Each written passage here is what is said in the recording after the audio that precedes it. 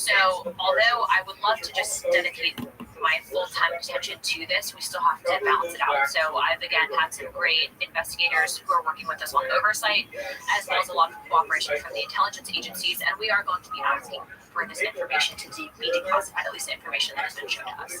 I think the first break in the wall was that 2017 New York Times report, where they were talking about it in logical, sensible language, that these things might be from another world. But I think that movie that you're discussing, which is The Age of Disclosure. Yeah, I haven't seen it. Have you seen it? It's very good. Yeah. It's very good. It's very good. It doesn't even have any like UFO footage.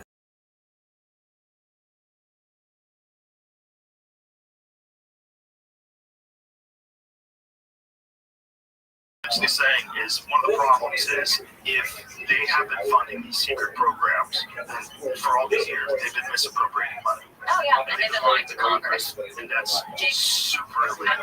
Very illegal, but is Congress going to do anything about it? Because it's not the first time. Like, we have the ability, and this is the most frustrating thing. So this is my second term in Congress now.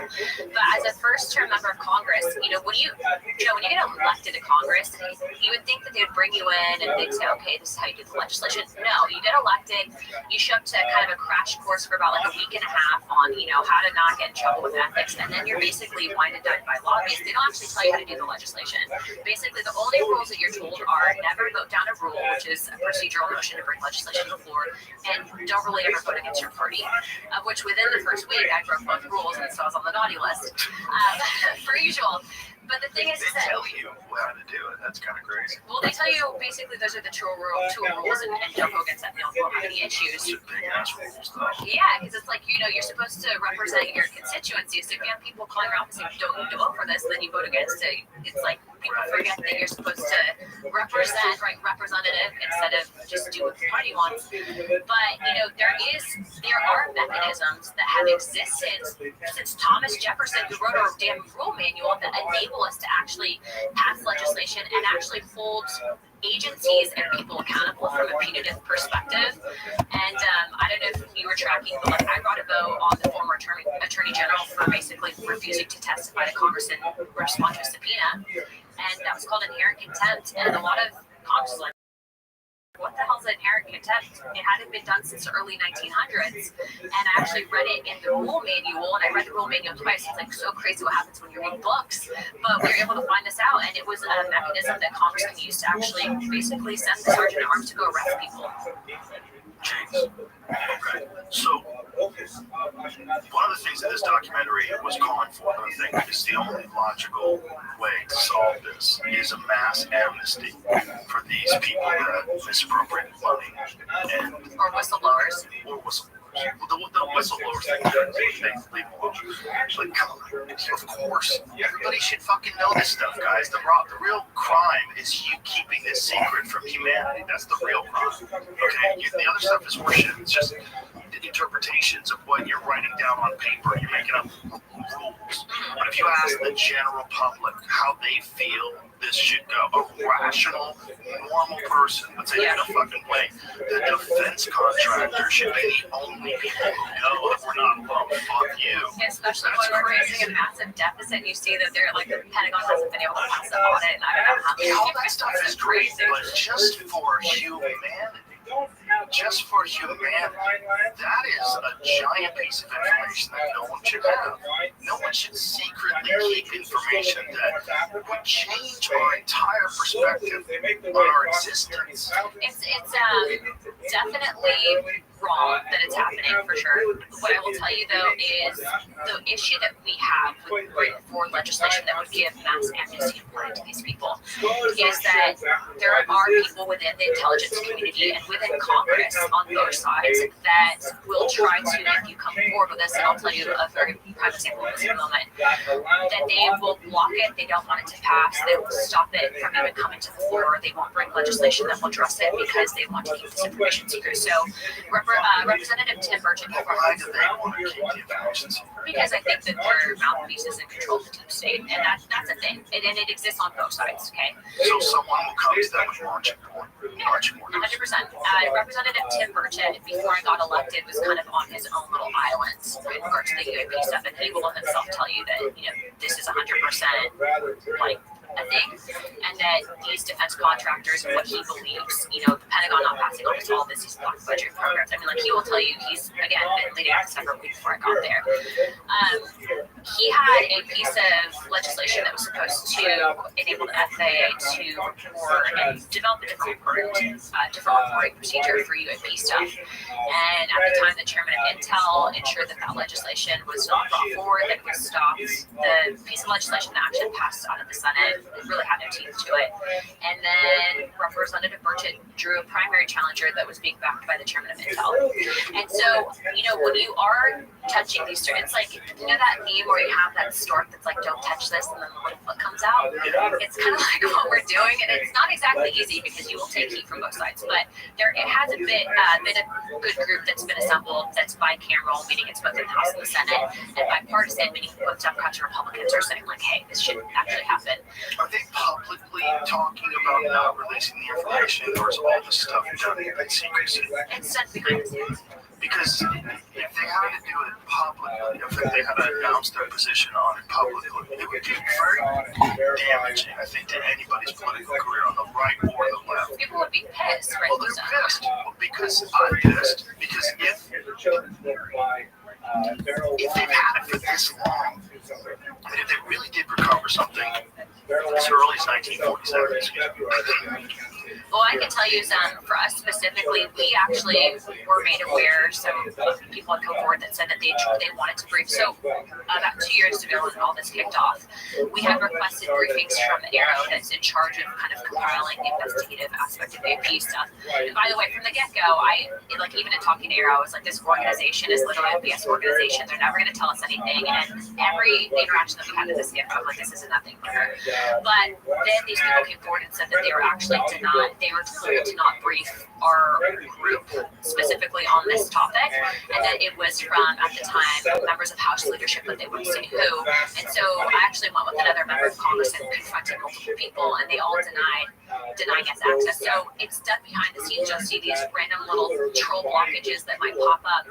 But what I can tell you is that with the new administration, specifically with the FBI, specifically with ODNI, we have gotten transparency to where previously we would have been stonewalled. We are actually being given briefings. And so what I will tell you is we are going to push for the information that we sought to be out there for the American people to see. So do you think that the whole idea of disclosure is maybe a multiple-step, very agonizing, frustratingly slow process, rather than a big dump of all the information that they've had from Roswell to the Aztec one to this? Apparently there's a whole slew, I'm not fantastic, I forget the name of it, but there was another, during that same time period, there was a really prominent UFO recovery thing that was not as publicized as the one in Roswell. The big mistake with the Roswell one was the newspaper printed it. And so then they had to backtrack, and then they had to do the press conference where they had like some scattered pieces of a weather balloon that didn't look anything like a UFO. And then therefore Google says nothing. Meanwhile, they flew the wreckage to right field.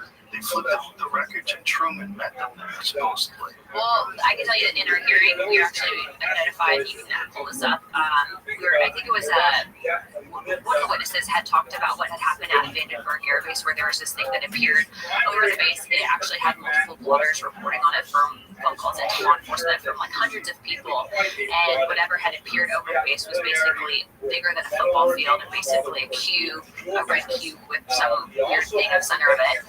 I actually had our witness draw this out. This guy is sober as a priest. I mean, was a great pilot, and he's talking about all this. And so, you talk about this stuff, it seems like a sci-fi movie, but based on the evidence that we've seen, I don't have any reason to believe that these people are lying. Based on the evidence that I've seen from our own government, I think that there's something there that the American people deserve to have access to. And so this is not just on this topic, but again, in other topics as well, this has been my perspective, is transparency is what builds trust. Other governments have revealed certain information on it. To think that we are the only, life form on this planet, in this galaxy, I think is a little bit crazy, given, the fact that I also think God exists and that there's other creations. But then again, you get to this aspect of, why is it that you also have this aspect of, a certain religion that has been very controlled and I think rolled out in a certain aspect. And, when you have certain books that are removed because they don't think that people should have access to this information or know it, why remove a book from a Bible, right? Did he touch on that? Did he talk about that? Are there people that don't believe the Book of Enoch was really a part of the Bible? I don't remember how he discussed the missing books. He brought it up, but I don't remember how. That's the guy to talk to.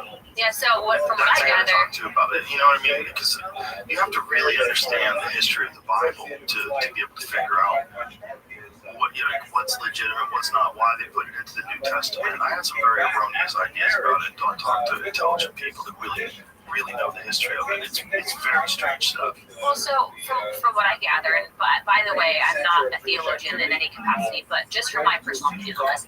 So you have the Ethiopian Orthodox text, which has, I think, 88 books of the Bible in total. But in the Ethiopian Orthodox text, it's basically kind of like a mainline OG version of the Bible. And then sometime in the 4th century, there was actually a group that came together and they removed certain books.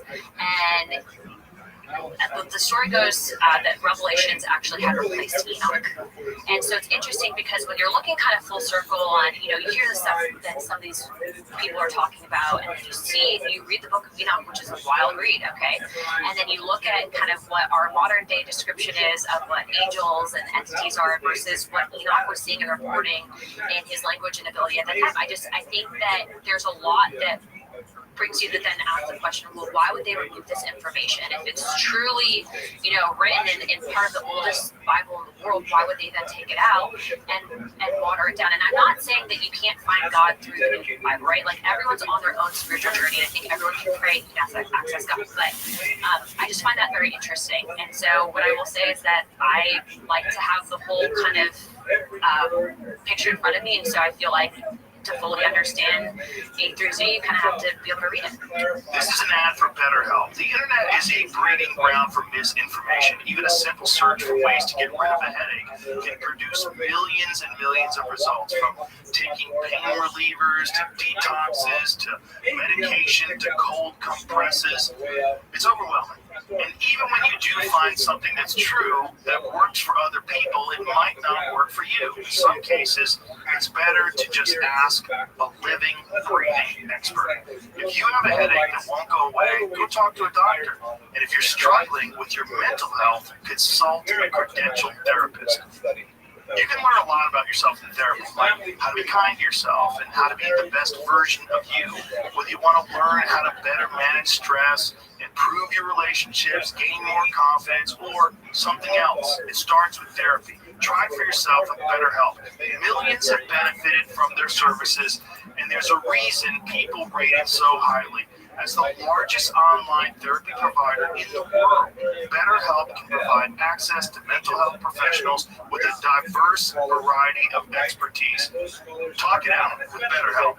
Our listeners get 10% off their first month at BetterHelp.com/JRE. That's BetterHelp.com/JRE. Yeah, I just don't know about the history of it. Is there any debate about the reality of that book? Is there any debate about whether or not it was either fraudulent or discredited or something? Yeah. Like, why did they because I know there was some kind of controversy that Wes Hunt described. I just can't remember. I know I just looked through a transcript real quick. I didn't see you guys discussing Enoch or discussing Isaiah and then the Dead scrolls and stuff like that. I didn't see Enoch discussion. No, it must have been me privately talking to him about something about another video that I watched. The thing about like what Wes Hunt does that's so interesting is like he really understands like the history text, the language in which they use, the names in which they chose, and when he breaks up one of the things he told us that was the craziest was that the book of Isaiah was exactly the same in Dead Sea Scrolls as it was 1,000 years later. Like they found one that was 1,000 years older, and it was direct. it was word for word verbatim. Like, that's been his 1,000-year-old story. That's exactly the same written. They didn't know there was a version of it 1,000 years ago. Then they find it in these. It's confirmed in text. Yeah. It's nuts. It's really weird. I mean, Really weird stuff. and the fact that this kid, a shepherd kid, was able to even find these scrolls that they were set up, and just has led to that point right in time where he finds this massive, basically admission that the Bible is real. You can actually look into, there's a New King James, and then you can actually look into the Catholic Bible as well that also has, they call them apocryphal texts because King James Bible doesn't acknowledge them, but there are also other books that are not considered, approved by the King James. So, look, I was on my mom's side, I was actually raised Catholic, and then had my catechism, did all of it, and then on my dad's side, I was raised Christian, and then later on Messianic Jew. So I feel like I kind of have like a good cross section, and I've been exposed to a lot of this growing up. But it's definitely interesting. And so, look, I don't tell people, like, I'm not saying that like aliens created mankind. I don't believe that, because I, at the end of the day, believe that God is responsible for our creation. But I do think that what we've been programmed to believe in regards to our ability to be able to use our mind, the spiritual aspect of us, really does exist. I think that once you kind of remove yourself out of this basically rat race, and you can like really reconnect with that, I think that that's when you kind of realize, hey, there's a bigger purpose here in life, and like what is our end objective. And if you're given a position of influence or a position of power, and you're not doing the right thing for humanity, you're not guiding people, then that's something that you have to answer for. So I want to make sure that I'm good with God. I hear you. That's a lot. I think these stories, especially when you get to stories like Noah and the Ark, that these stories exist in basically every religion. They're real similar. I think all of these people are trying to document a truth. It's just what is that truth is where it gets weird, when it gets to like other gods and giants created man. Well, Enoch talks about that. Yeah, I know. It's just crazy. It's wild stuff. If it's legitimate, it's wild stuff. And then, do you know anything about the Ethiopian church that supposedly has the Ark of the Covenant in it? Yeah, I looked into that. I actually wanted to, and again, so I actually wanted to do a codel to just, but of course, like we're focusing on other things right now, right? Seals fun that fun. I was like, I need to pay for this for myself, so we're not using taxpayer dollars, but just go check it out. What's interesting is the CIA allegedly located the Ark of the Covenant. I think the remote viewed. They remote viewed it. You can actually find that. You should actually pull it up. No, not Ethiopia, but it was in a Middle Eastern country. They weren't able to locate the actual. I think the New York Post did an article on it where they actually had the handwritten notes on the Ark of the Covenant location, and they remote viewed it. You should ask them to pull it up. Yeah, I'm serious about it. Did they go there and see it? I don't know. They did. I don't know. This is like Indiana Jones. What? Decades-old CIA documents on Ark of the Covenant resurface amid classified group text back. What? Wait, like, It was a group text argument. You were the cause this stuff to no, just post one because they actually have the hidden notes from the remote viewer that actually documents it. Okay. It should be any like the New York Post. That's so funny. Oh, there you go. Top one. This is wild because it actually goes into descriptions of angels too. And so actually, so in Enoch it talks about, well, if you scroll down, now you can probably click on the scribe because it'll show you all the documents from the actual declassified file. This is also on CIA.gov. What year was this? This happened recently. This was like a couple months ago that this just kind of came all out. Right, but what year was this project? 1988. 88. 5 December 1988. Wow. So scroll down. So in 88 they found the Ark of the Covenant. Allegedly they were about, we don't know if they followed Who up was on president back then? Reagan? Go down. Bush? Senior. Okay, so scroll down and then you'll see that. So this is like, so they're going through in the notes, you have to read it, but you can scroll down. This is kind So of this is like drawing where it is. the remote viewer, so you have like the different things that are describing it, and if you keep going, you'll see like a cherubim. Keep going. It's like showing the people. Oh, wait, sorry, up a little bit. So that's interesting because if you look at the actual, so there's like a wheel text. If you look into Enoch's description of angels, and if you see the multitude, that's kind of a type, but go down more. So, but yeah, you have like the actual here purpose of a container. They should have like a cherubim drawing somewhere down here. Okay, see, so that would be the seraphim. So it's interesting. The seraphim. Yeah, so basically when they describe the ark, and so he's going through describing, so these are like hand notes for it, and then it actually says that it's in a Middle Eastern country. The remote viewer describes the clothing in which individuals are. area. I thought it described like it's actually from the CIA. This image, scroll back to where what is that thing? Is that the corner of the box? The covenant, yeah, he's describing, if you go up, and these are actually the handwritten notes on what was described by the remote viewer. And you have to go through the entire document, but yeah, that's what's described surrounding the Ark. Do you know what they asked him to find? Well, yeah, the Ark of the Covenant. They asked him to go look for the Yeah, Ark. it's if you go higher up in the document, it's over there. Right. But if you ask me to go look for the Ark of the Covenant, like, I know what I'm looking for, right? Well, Like, apparently these remote my viewers. hand and draw what I think it's gonna like. Show me that they fucking found it. I don't know if they did, but they. I don't know if they did either, but it's like it's interesting, but it's not as interesting because you're saying show me the Ark of the Covenant, right? So he's drawing what we all saw in Indiana Jones. Can you locate it? So the What year was descriptions. that? That was before Indiana Jones. The same time period. When did Indiana Jones come out? What a great. The 90s, right? Thank you.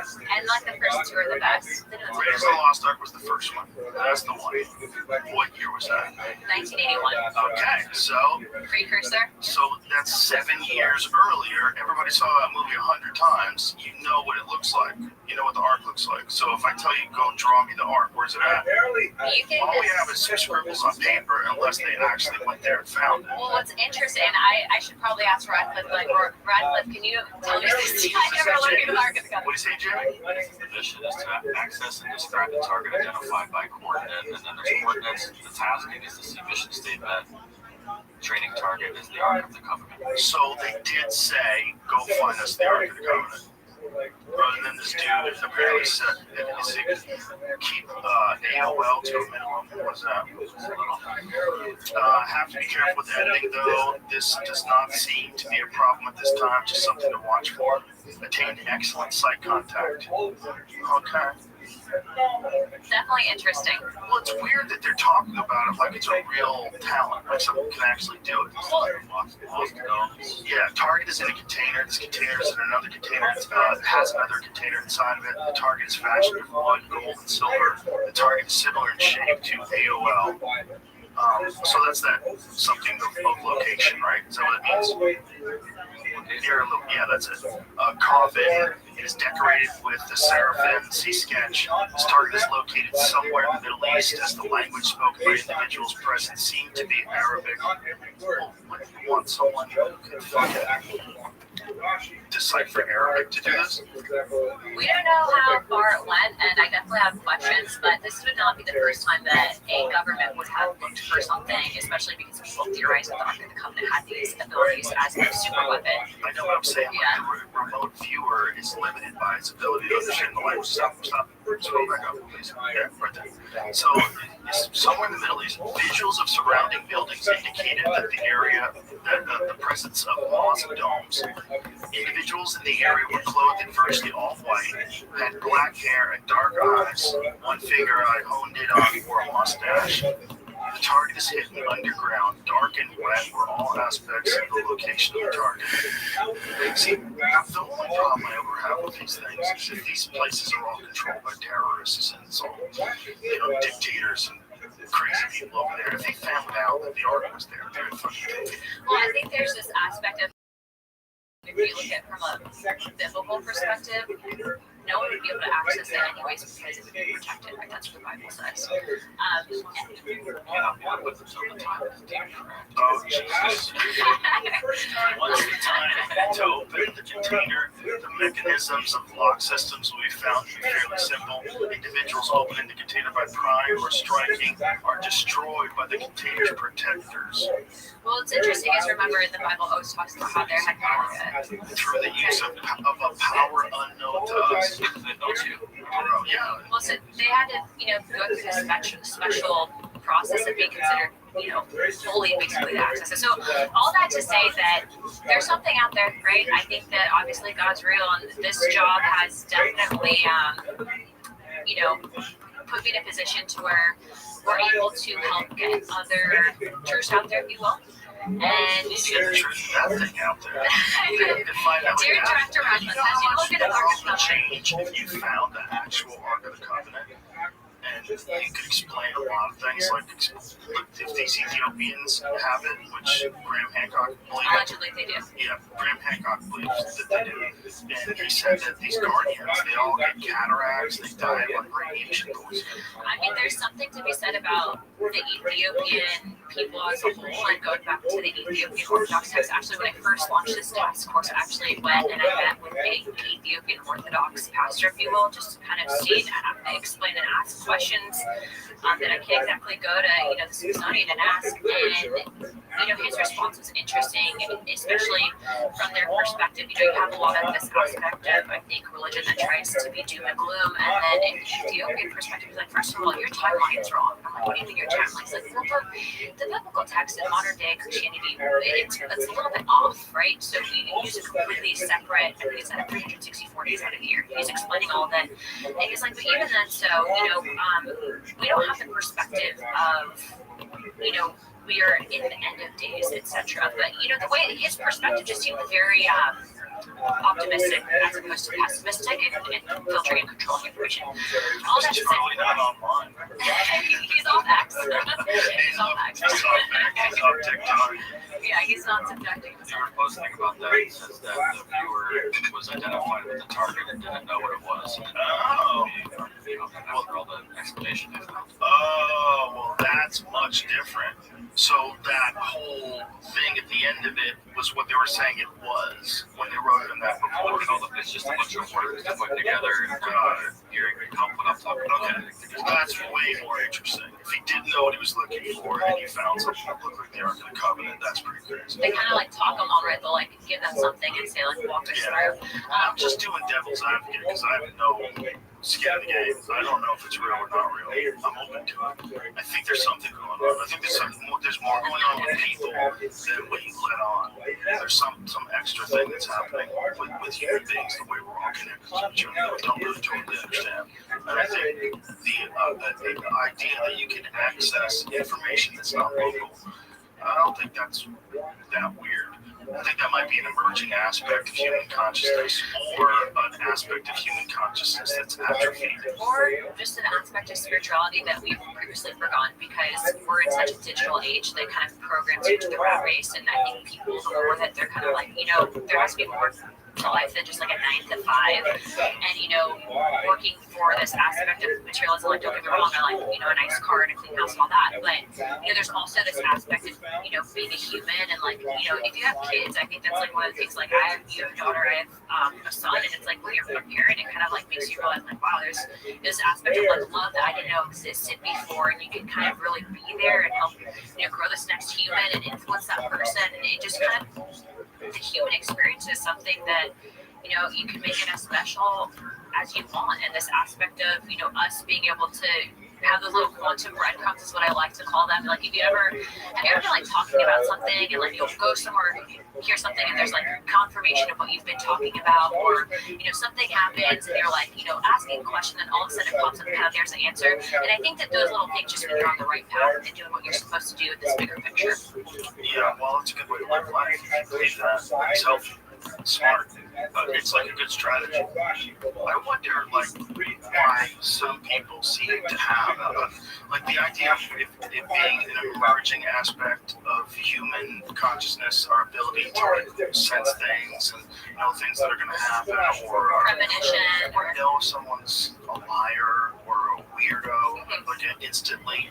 I always wonder if is it that, or is it that we used to have that before language? That's all we had. I think that before tech really evolved, there was a bigger aspect of spirituality that actually talks about that. So discernment in the Bible, you can talk about, this aspect of being, people say if someone has a really bad energy, you're picking up on it. There's something to that.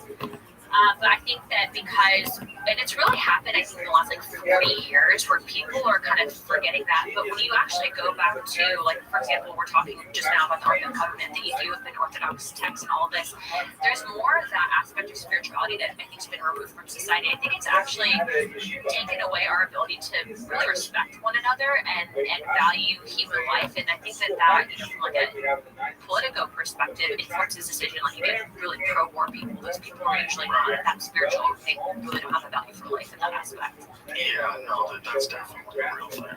That's unfortunate. There's a, and the fact that those are the type of people that always want to be in power. They're the worst type.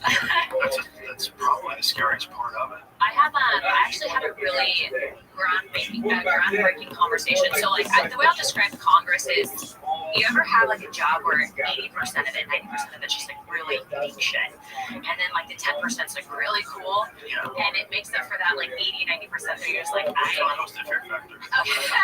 okay, so that aspect of I think really exists in politics if you like actually care. And I had a meeting recently where I was with two other members of Congress that were helping me with the JFK investigation, and we actually met for the first time since 1990 with the ambassador to the Russian government. And I bring that up because at the time of the JFK assassination, the KGB had actually come forward with their own independent investigation, and they actually gave it at Kennedy's funeral to U.S. officials. We never got those documents, and it's my belief that the CIA actually destroyed that information and evidence because it would have confirmed what the KGB, and mind you, at the time, JFK was actually in talks with the president of Russia at the time, and his perspective is that he actually wanted to do a joint mission between the US government and the Russian government. And there are aspects and divisions within the intelligence community. You obviously saw the Cold War was happening. They wanted war with Cuba. They wanted war with Russia. So for them to be able to say that Kennedy was not a communist, but that he was a communist sympathizer, and how dare he talk to these dirty communists, I mean, that in itself would have given them any ammunition to turn a blind eye or at least not fully figure out who assassinated Kennedy. But I bring that up to say that, when you have these people in power, you can see a lot of it in regards to, there's a summit on the 15th actually with President Trump and Vladimir Putin. And I think the aspect of, anytime you have peace and trade, it's way better than war for everyone involved, for the people of Ukraine, for Russia, for the American people. And I think for the surrounding regions, like I recently got back from meeting with government officials in Romania and Moldova, and it didn't matter. And I actually met an actual member of the Moldovan government who was a communist, like an outward communist, and it didn't matter who I talked to, everyone wanted peace. And then when we had met with the European Parliament and the EU, some of them wanted peace, but then the countries that had the shittiest economies, excuse my language, they were the ones that were advocating for war. When you have a war-based economy, it always helps your economy. So if you have terrible policy perspectives, obviously you would advocate for something like that. But it just goes to show that the people that are going through it, the people that are living it, that are directly impacted, no one would advocate for war. And so in even just having this conversation, a lot of people, even administration ago, maybe 2 administrations ago, probably would not have had that conversation. But to be able to develop that dialogue, the end result of that meeting was the Russian government agreed to release their investigation onto JFK that the previous congressional task force in the 90s had tried to obtain from the Russian government. They said no, so they agreed to release that, and they'll be posting it publicly for the American people to go through later on this fall. Have you seen it yet? I haven't, so I'll be seeing it at the same time everyone else. What do you think is in there, if you had a guess? So when I was talking to the ambassador, he's actually a history buff too, and so he had actually said that the Russian government, when Oswald was actually in Russia, had done a psychological profile because they thought, they're like, is this guy part of American intelligence? Like, what's his story? And they thought he was basically nuts. And apparently he tried to go hunting when he was out there, and they were observing him, and he couldn't shoot for shit. so they're like, he didn't fit our psychological profile. Then he shows up to the Russian embassy in Mexico City with a gun, and they're like, what the hell is it? Like crazy guy showing up with them? Like, what's going on? And then we find out simultaneously as this is all happening that the CIA, kudos to Director Radcliffe, had actually released something called the Joanides file. And George Joanides was actually, he's basically our version of James Bond, but more corrupt. And he was basically observing Oswald. He had lied to Congress. This was on his file. He was then the CIA liaison to Congress during the investigations. So one of their investigations was later awarded something from the CIA. So the CIA admitting that they lied to Congress, covered up the assassination attempt, or covered up the the investigations. We had admissions from the Warren Commission, people that had been subject to the Warren Commission's investigation, saying that the Warren Commission engaged in witness intimidation. They omitted evidence. The single bullet theory never exists. The CIA admits that Lee Harvey Oswald was not a lone gunman. People ask, well, does this mean that you'll ever get the name of who killed him? No, because I don't think the CIA was like, kill JFK on this day and use this gun and have this person sign. But there was evidence of multiple shooters for sure. Well, there had to be multiple shooters. There's injuries, like one of them was in the front of his neck. We had testimony to that. Yeah. And actually, what's interesting is when we first launched the task force, we had left-leaning news outlets that were trying to write hit pieces saying that I was basically launching a conspiracy theory task force. And they had to print the truth weeks ago. You can actually quote. What is it about people that don't want to believe that some conspiracies are real?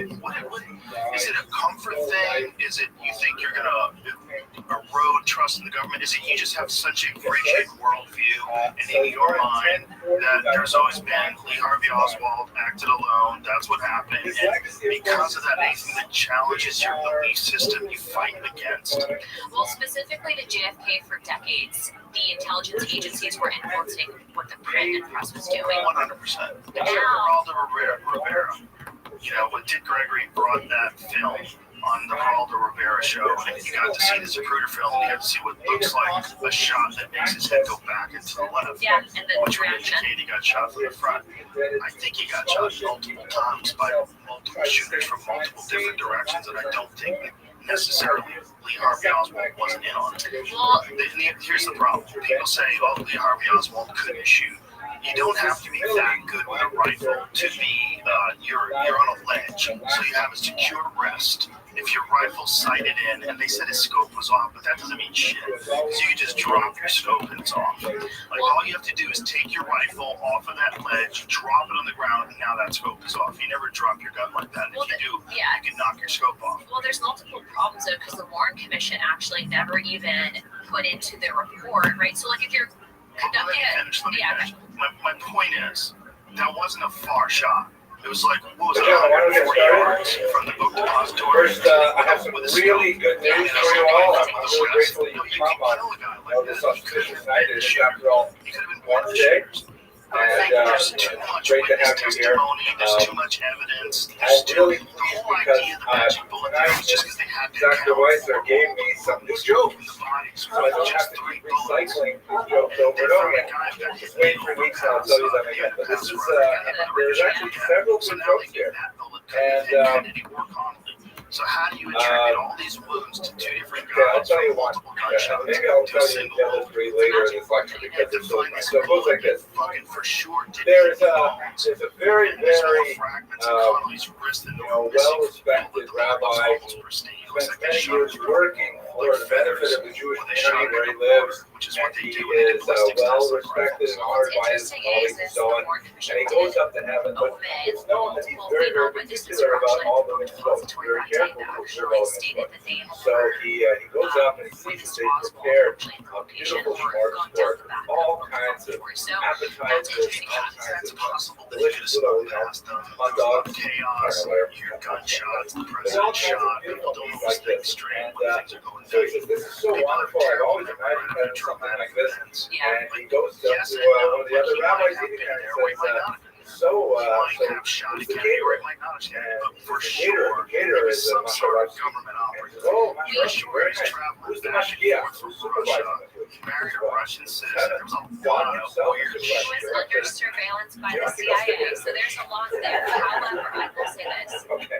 but so the that's, official narrative I have to was, work on we the now know delivery there, but I it's think if I right? got a little chuckle, then there's potential for later. A lot of the American people did, I hope all but these all had a other chance governments say, to no, that's not true, get to the gaslight flyer. that, It and to actually push has this not narrative of received if you're the questioning, approval you're yet, wrong, but I you're hope that it's crazy. gonna be okay, but That itself, I it's a think good we're talking draft about at any why rate. many American people don't trust our government. It's There really this are a couple fracture of that things starts that I'd around like to Kennedy draw and to your Aaron attention. time frame. If they have And you can see that that unions distrust kind of a couple evolves. things But why that do you go back to your attention. question? Why do There's people at least refuse to one kind of typo. question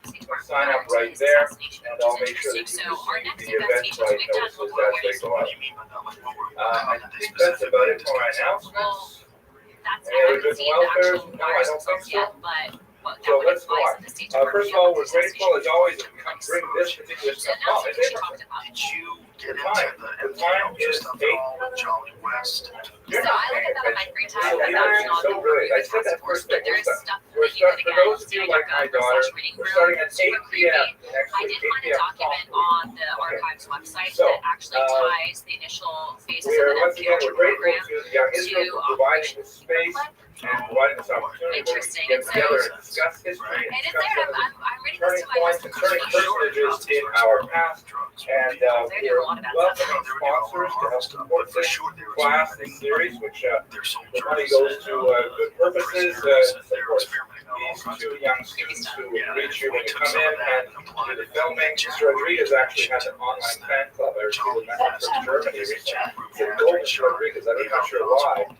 Maybe it wasn't a compliment. Maybe it was like, "Go away." But he said, "Go, Mr. Rodriguez." So sponsorships are certainly welcome. We're asking for $200 per lecture so that you can defray the cost and you support the synagogue for all the good they do in this community.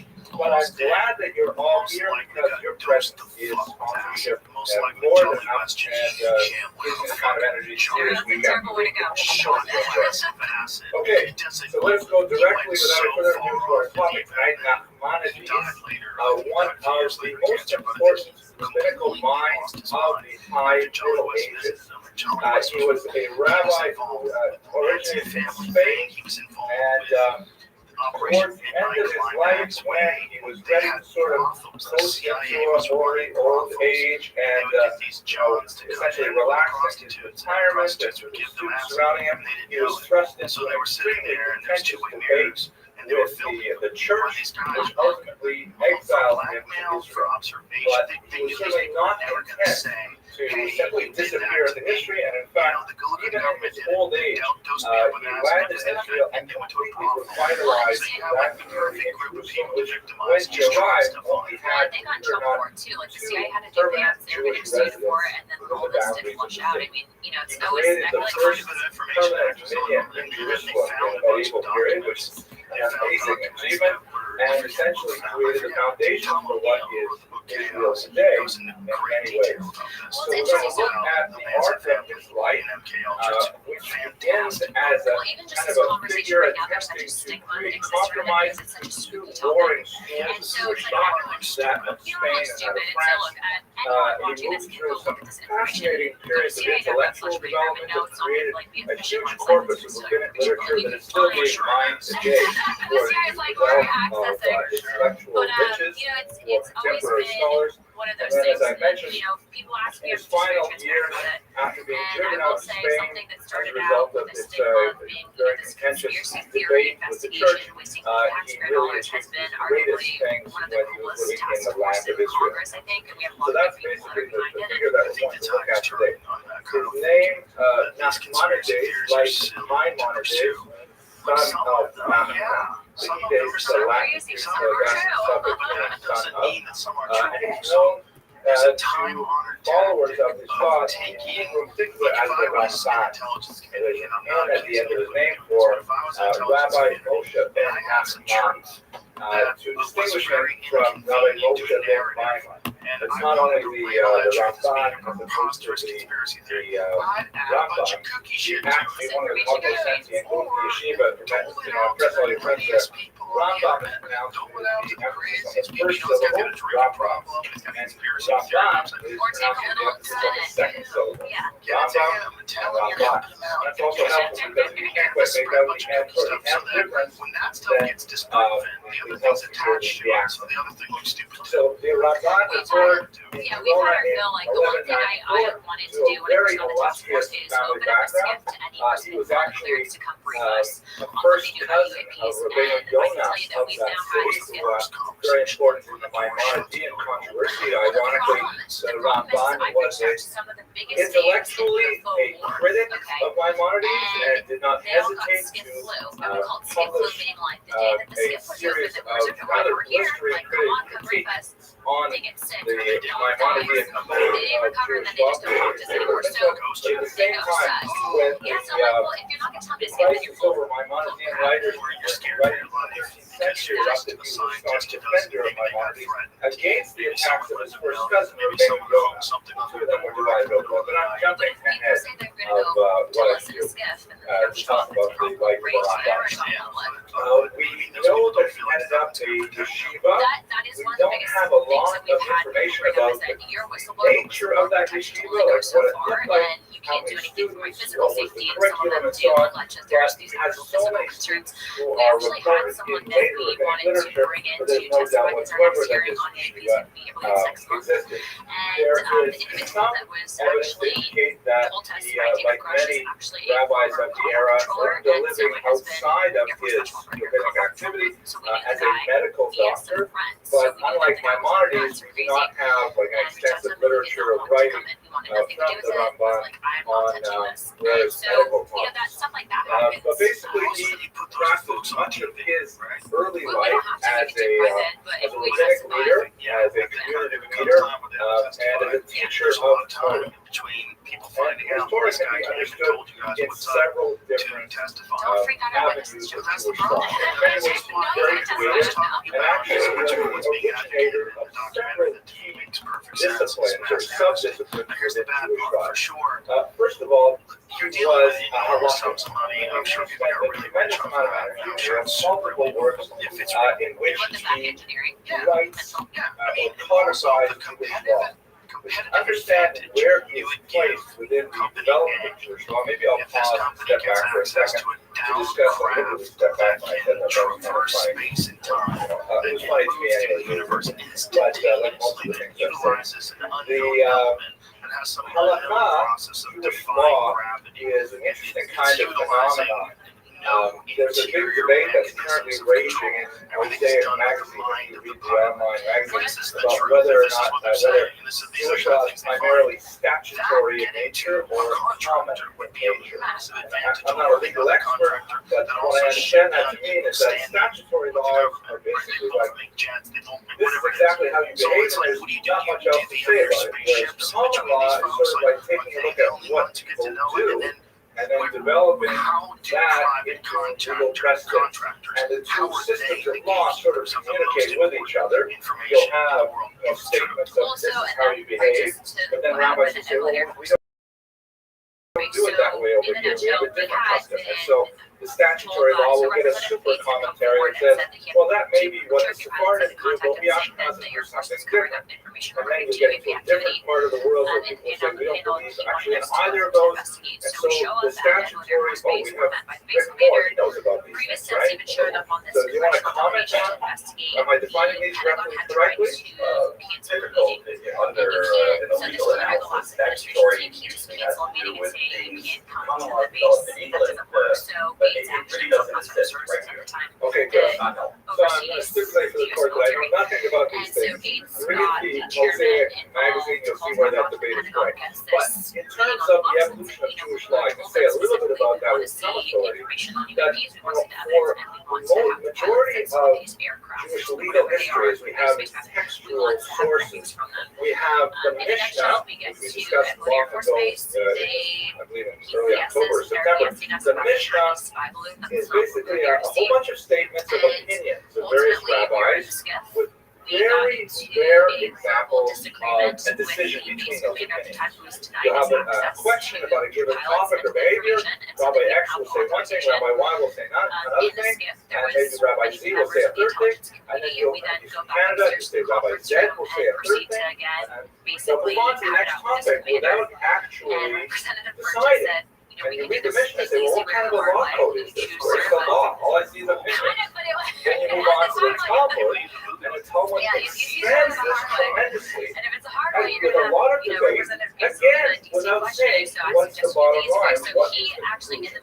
And this debate and engagement in this debate is considered a religious act. He like kind of got Study nervous is talking itself a and form he, of I prayer, kid you not, a he form goes, of intellectual you know, they're gonna development, like a that. form I'm of not gonna like this. Like he like kind of self-refinement, like even thinking if you out loud, don't get but to the didn't bottom realize that line. he In was fact, basically many saying Yeshivas it, and then in the never middle of our spend meeting, time getting to the he bottom gets line. up They and spend leaves the time room, just like I following have to the go to the debate. restroom or something. And So then this like 5 minutes is later, fascinating, and it's all well and good in terms of intellectual exercises, but at the end of the day, someone has to say, is the chicken kosher or not?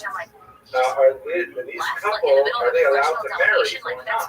Said out loud, So they at would some be point, happy that this I'm not Talmudic telling debate is Yeah, transformed like, into a halakha, verbally articulated, and Gates was there, my husband was transformed there, into some kind of statutory law. This is the law, they can marry, the chicken is not kosher, He's in a that kind power of thing. situation, right? The If way he that does give you these access, codes of laws were formed, like the transference from the debate of the Talmud but here's the problem. into a He can't, list of even if it rules, was someone is at something that the took like several the hundred years right? to Because at the time, compile. this got And it began really in North Africa and in Spain about 100 years still, before at the end of the the day, Ramban. you're in the military. And at that time, How our there government were, functions is in the military particular, does not the Al-Fassi, decide or what the the Rif, as he's civilian known, sector what and he what did was representatives essentially can took the It's Talmud not supposed to function like and that. edited So out he got all it of the left. Like, debate I've never as seen much this as happen. I was in the possible that military. did not I've never deal seen like directly in the with middle of halacha, question that and they're he telling left you these you are with big a much deals. smaller You version just of the go Talmud, to Georgia, which you was just don't designed to want sort of that. Like, refine maybe your they're reading of it where towards the state law. were you He in did the not we're in Florida. state the bottom line is the law, but instead they just ignore all that other stuff and concentrate on the law. Ironically, And this then is his second repeated woman in comes in reverse and they by managed another to get scholar, one as pilot Joseph Ibn to Kabir, come down and bring and us. Yaakov, in And which he what said, I'll you tell know you what, is, I will say the it, Talmudic Representative law Bates is very has gone on interesting, but I record love all yesterday that as other soon as stuff he that left you office ignored. that And so he created a we do separate stuff that I Talmud don't called the believe is Ein Yaakov, which is all the legendary material, the philosophical material, the recipes, the biographies, all that stuff was in a separate book. Very fascinating reading. So this is not actually a law code yet. And it took figures like Maimonides to say, all right, let's sort this all out, and let's organize it by topic, correct. rather than by treating us discussion. like you're smarter than us, And and then you can handle it. We break can't. everything It's up silly. and no Which is why we problem have to taking declassify, laws which is which why are in one part of the Talmud and we'll gather with something discussed in another part of the Talmud and create a logical code. The most famous of them was his Mishnah Torah, his repetition of Torah, as we discussed in this class several weeks ago. When he came out with this code, and there were a few contemporaries who were also coming out with similar things on a much smaller scale, naturally there was a tremendous amount of debate. Because all of a sudden, all of this discussion that was open-ended, that people could engage in, it was kind of like open source code for software. All of a sudden, it was being kind of like hammered into one particular form. It was like Microsoft or Apple. Everything on one side. Linux was not on the scene. People couldn't just go in and muck around with the code they wanted to. So there's a tremendous amount of debate. And in this area, there were two major schools of thought about what to do with this process. Spain loved the direction that Maimonides had taken from legal codes, and they spent a tremendous amount of time reinforcing them and adhering to them, because Spain was very, orthopraxic, very interested in saying, what is the law? Moving towards the law, even if it meant spending less time in the Talmud and more time in the code. In France, on the other hand, they were very upset with this, and they felt that, you're ignoring the sources of the Talmud, and people, if they just go to the laws, they'll never know how we got there. They'll never, experience the thrill of debate. They'll never experience the mental purification process that goes through the back and forth. And so the schools in France were very upset about Maimonides, and in fact, as we discussed earlier, in 1232, they succeeded in having the church burn Maimonides' works. That's how extreme the tension was between the French and the Spanish scholars. We've So, kind of been evolving what Maimonides or the Rabbi represents is is he had a broad enough intellect that he could see the value of both schools, and he attempted, with moderate success, to create a synthesis that engages in the study of Talmud for its own sake, but at the same time tries to arrive at a conclusion in the end. This school was ultimately developed much further by the Tosafos, who also realized that the pure study of the Talmud was of great value, but at the end of the day, we really have to understand how to behave, and so they also drove some of their argument, not quite as much as Maimonides, towards towards the final conclusion. This is the kind of work that Maimonides did primarily Well, I within the think it halakhic realm, depends on what and you're talking about, right? So if you have being your told text, this If you go sort of back to the combination works of the of Bible, theory and practice stories form the handed foundation down of the generation next after generation, 800 years of right, into Talmudic text, and well, some of them legal were written study by in Judaism. prophets and then, So but he's an I mean, extremely Enoch is influential apparently thinker, supposed to predate bringing and together these protect two Genesis. very different approaches to Torah. Yes, okay. I'm telling you, Enoch is even crazy. Oh, excellent. Well, he wrote actually Did several you find books. anything about whether or not His Enoch is collection You of can look works up the 4th today century. published.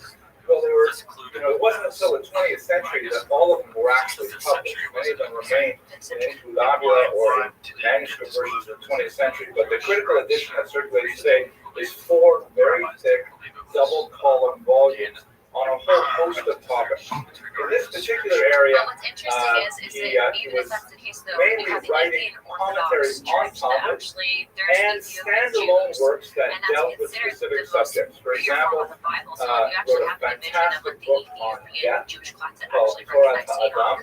which deals with the practical and the philosophical implications of death But that's in what I'm saying, Judaism. you Very, can't very though precise idea. discredit it because He wrote quite a bit of but you can't Kabbalistic discredit it because commentaries scattered again, like, throughout you his have works, people but only removing one books. actual solely I think, standalone look, and I'm work not of telling Kabbalah. people what to believe. I'm just saying you should And take a he look at wrote it.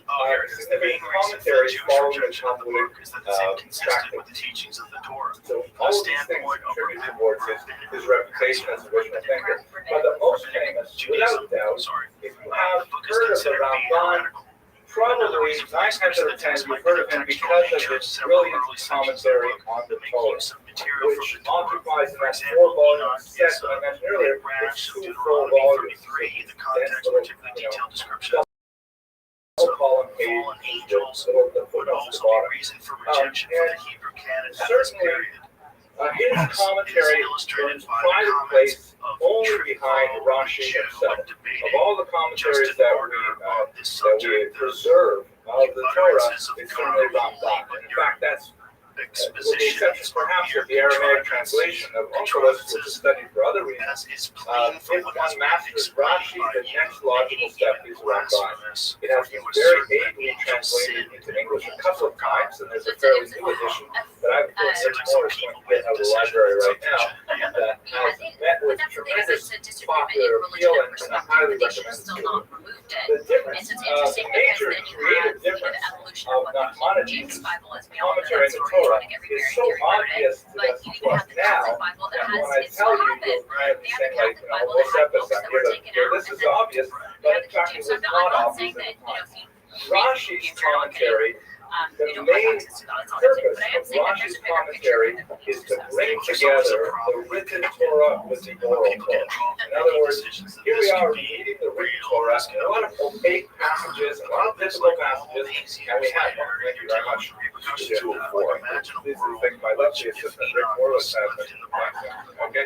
This is the new translation published by Art Scroll. The translator is Okay, so if you read it, translated it talks about the fall of Rabbi angels, Yaakov thus creating Blinder, or really the Blinder. precursor Not sure how to civilization that see led the Blinder, to the but I first flood. apologize, Rabbi. But this I is think a that very when well we received go translation. into potentially see the technology that was It's given got to the mankind by Hebrew these original angels, and it talks the about Aramaic translation of Onkelos.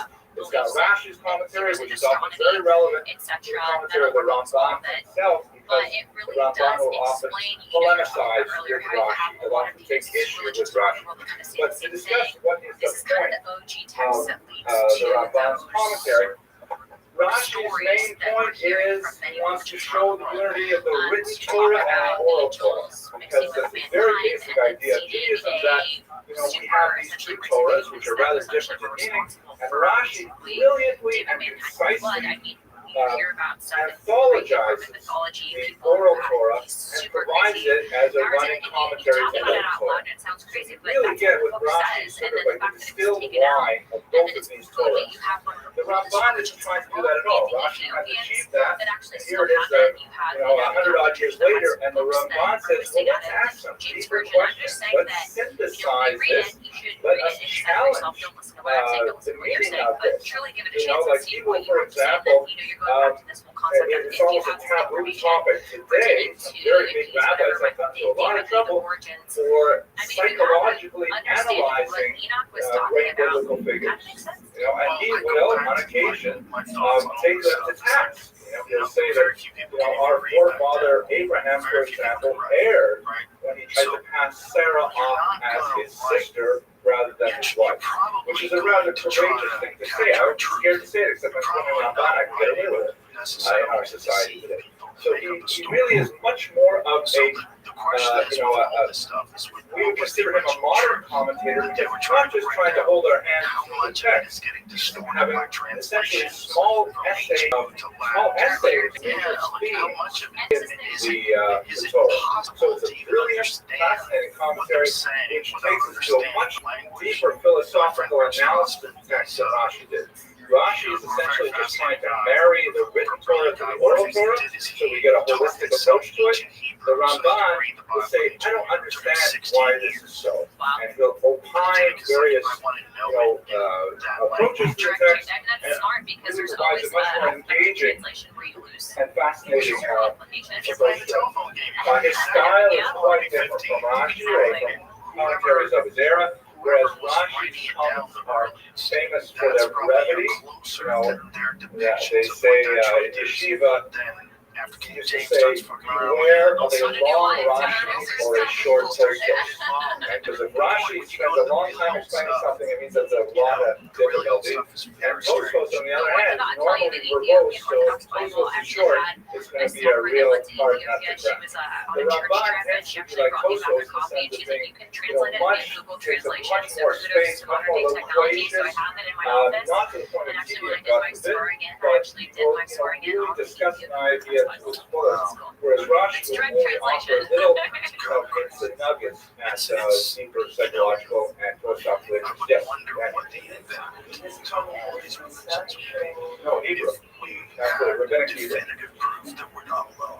On a couple of occasions, the Ramban wrote in Aramaic, and well, I'm going to discuss that. There's also quite a bit of Kabbalistic references scattered throughout the text, which this is just around the time when Kabbalah is beginning to sort of emerge as a dominant trend. Think of the Spanish Jewish thought. And although the Ramban was very little that was explicitly dedicated to Kabbalah, there's no question that it influenced quite a bit of his writing. There are all kinds of passages here and there that are sort of mystical and opaque, and analysis of the Ramban's writing in Kabbalah really created a major interest and activity for medieval Jews. Is not a man given, as I mentioned a little earlier, and I think that goes back to the fundamental principles when he got caught up in the Maimonidean controversy, which was not only over Maimonides' attempt to codify the law in the Mishnah Torah, it was also based in Maimonides' rationalist approach. Maimonides was the rationalist of Jewish history, and even Nachmanides had difficulty with it at many times. Like, for example, when Enoch, and then also too, I think in Genesis that the stars spread out. Angels appeared to And so if you're Abraham. looking, well, a star, if it's not, what do they mean by stars spreading out? And then if Enoch actually owns two stars. Talking donkey, yes, that's one of the more difficult passages. Now, I'm not saying like, I don't recall this is what kind of Ramban interesting with because the we have Rambam. this Maimonides aspect writes on of that, my but task force one passage I remember but then offhand, I but I have, don't my want to personal Nachmanides beliefs respond to. and, my If you religious beliefs. read What I'm the telling you book is of that Samuel in my 1, position Aleph, officially, chapter I've seen 28, it's a men very difficult pervert information passage to get what where they want. So it's Shaul, not the king, unlikely worried that an about entire, his very fate in the secret, war very with the truthful text is Philistines. omitted There was going to in be an a big effort battle to the control next population day. and to He went insert to the yourself witch between of an individual's Endor. relationship He had with already them from banished God. the witches They from think Israel, that, but apparently this one witch would, escape whatever. on the radar. And it's very Well, I mean, clear if you're when having you read the people text, it's insert any straightforward. information, and you should not be able to do Convinces that. the witch to bring back the prophet Samuel from the dead. Exactly, and that's the And then, transparency on the information. Samuel comes back. It's actually got kind of a funny aspect to it. Saul says to him, oh, Samuel. And Samuel says, why are you bothering me to come all the way back from the land of the dead? Oh, you can talk to me in person. Hey, we're going to die. But wish I could. So I mean, I'm sure there's some majority interpretations of of Nancy Scrolls biblical that could commentators take it at face value. That, yeah, there's this rich, he has this power of bringing back the dead. There's a whole complication. You can see, you can't hear, you can't see. But the Rambam, Maimonides says it's not at all. It was smoke and mirrors. This was all charade that was designed. She took advantage of Shaul's distraught mental state, and this is just the way she made her living.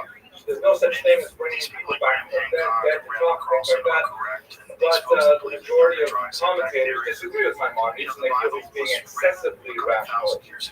So one of the major critiques of Maimonides is that he was overly influenced by Aristotelian philosophy, and even though Maimonides was a Kabbalist, and the mystics tend to be quite divorced from the rationalists. Even though he himself was a Kabbalist, he felt constrained to defend Maimonides and his way of thinking. Nevertheless, his attempt to find a shara, a compromise between the rationalists and the Kabbalists was unsuccessful. He was able to bring about an intellectual compromise between France and Spain, perhaps in the way we study Talmud, but he does not dispute the debate over Maimonides, and sadly, the latter's works were destroyed in fire in the Louvre. Now, so moving on towards one of the more dramatic periods when I was in my early 20s, I actually went to Egypt to see the structures there, and then I went to Turkey to see the Sumerian inscriptions and carvings of what they thought the ancient Sumerian. So one of the 13th century was overall not a good time for Jews in Europe. It was a period when How are you? What up, Retro Ray? What's good? Temporal powers Oh my God. What's new? Yeah. Well, Oh my God. What happened? Oh my God. What do you think is gonna happen? You're gonna lose your fucking kid's future gambling on bullshit? No, I pulled money out this time. Okay, I'll believe it when I see it. Oh, okay, motherfucker.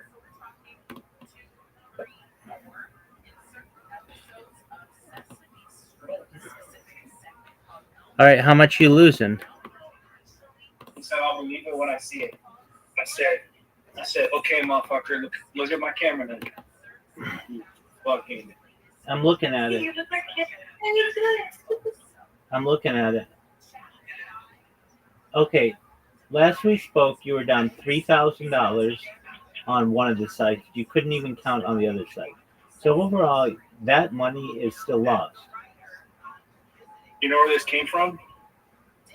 You gifted a hooker?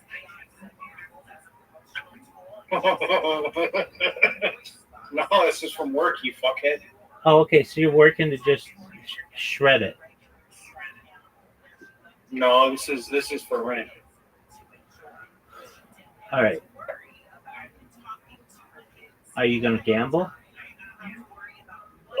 A little. Why don't you play Grand Theft Auto at the casino there? Bro, but I'm gonna go live if you want to come watch her. Yeah, It's up to you. I need people to react to my stuff. I'll watch. All right, bro. I'm gonna send it to you on which account. Dude, don't send it to me. I'm a big boy. Just tell me your screen name. Gambling Schools with a Z. Oh, okay. Very original. Pull it up. I'm gonna be live in like 2 minutes. I'm already on it. I'm waiting for you. All right, bro. You'll be my biggest #1 fan and supporter. Always have been, always will be. You have Love 1.4. that. Doug, you have 1.4 thousand followers. Why don't you create a bot to just give you followers? That's what that is. All right, I gotta go. I'm gonna go live. Okay. Okie dokie. All right, boo.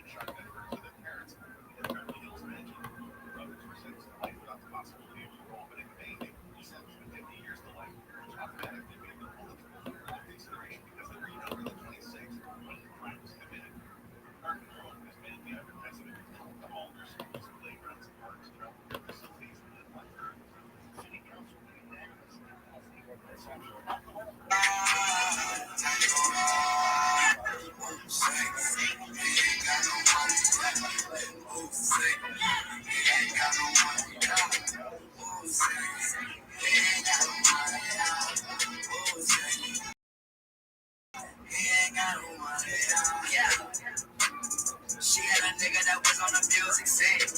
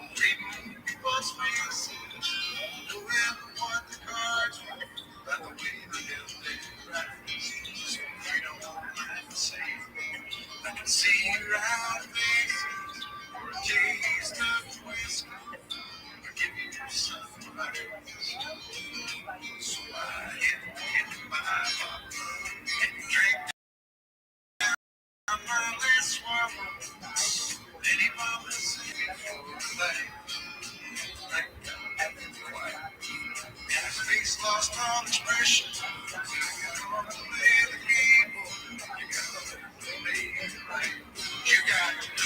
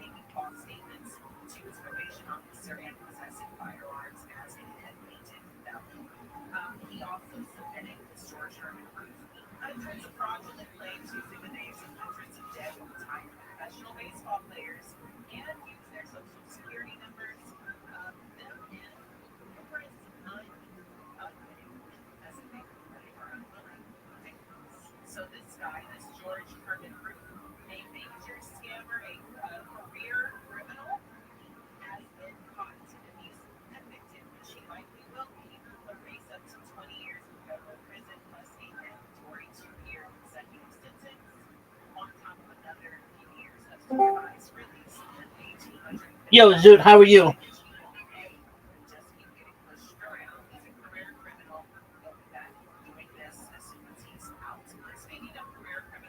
Zoot, how you living, pimp?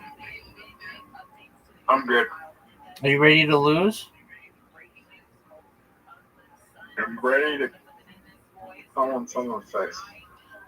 Calm the fuck down, son. The only person's face you're gonna come on is your own.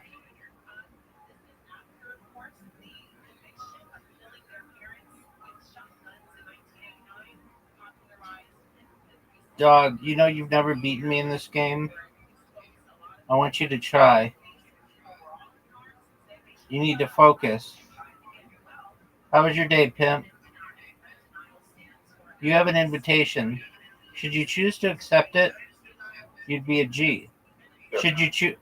Are you going to do what you always do, is come in here and say that your phone's on 2% and then leave? Yep, it's on 46%. Oh, okay, we'll charge it.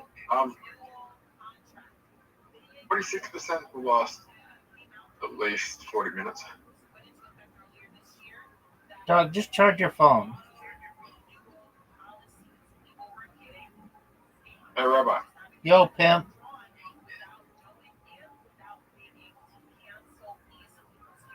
What's up, big dog?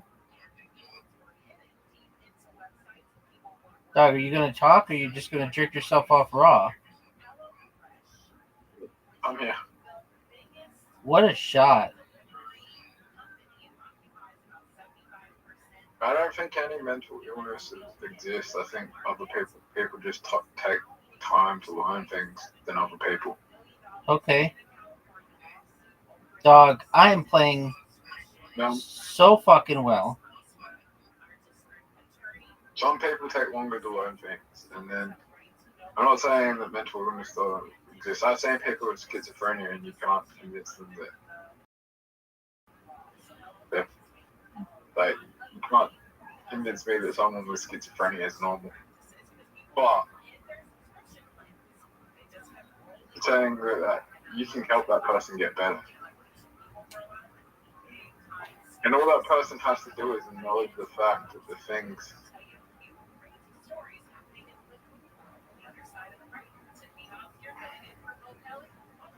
So, do you feel as if you live in your own mental health padded room? Yeah, they're trying to tell me have all these things, and it's just like, are you trying to make money off me, or are you actually telling me that I have these things? Right. I've never known anyone to talk about mental health as much as you, like, not even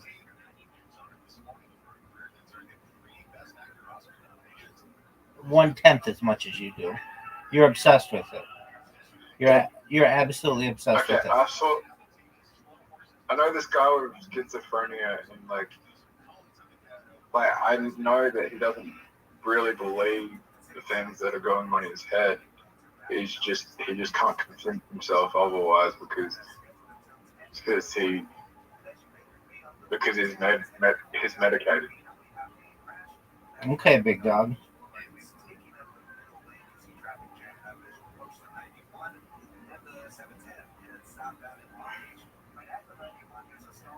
So why don't you think you've ever beaten me at this game? Is it that you're bad at the angles?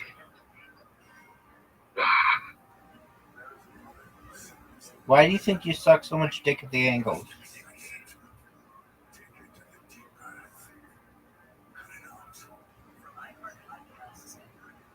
Dog, are you seeing this performance? Dog, Yep. Are you ready for this? You need to get 8 in. No way that goes in. No way that goes in, son. So Rabbi, this guy, I know he will sit there. He will sit there. You'll have a conversation with him, be normal, and halfway through your conversation, he'll just start like speaking like mumbling, speaking like in a really squeaky voice, and start laughing in a different language. And he'll be like, "Yeah, I'm talking to my friends telepathically," and then they'll go to this like different language they're talking. All right, Doug, that shit's wild. How'd you meet this person? At a Sisha lounge. What's a Sisha lounge? Hookah. Did you smoke hookah today? No. How many days clean are you smoking hookah?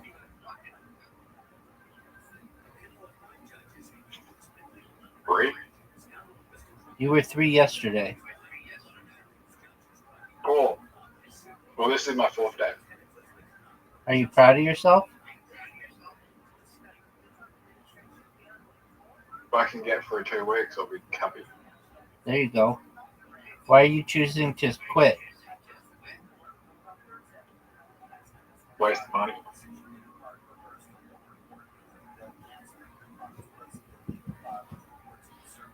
Do you do it inside or outside?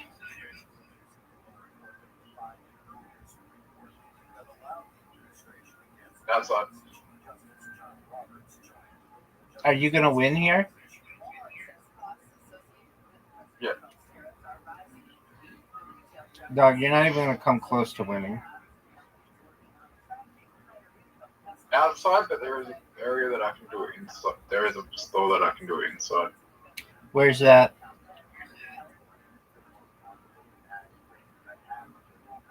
I don't want to talk about it because then I'll start thinking about it. Okay, that's fair. How's your girl? Is she still number 10? Yep. Are you proud of her? She needs to do more. She needs to put in more effort. She needs to think of a way to up her publicity and get her name back in the media.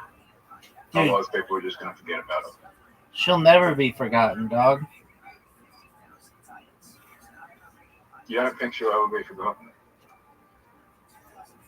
She's like Roger Bannister, the man who broke the 4-minute mile. She broke the 1,000 penis record. Oh, that was a really bad move that I made. Zoot, what do you want me to do about it, son?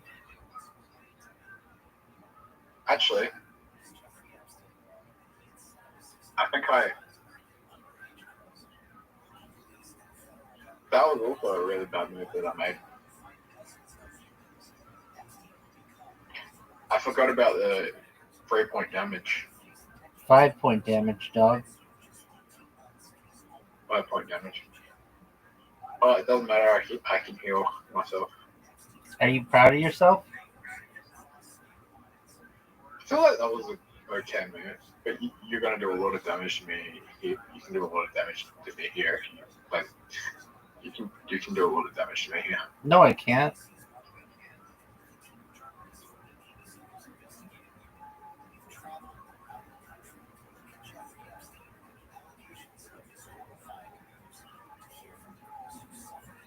Oh, extra move.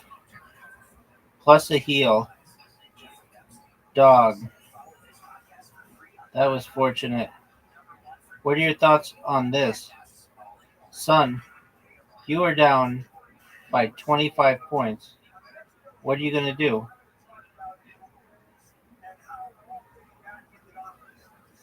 Got the bait.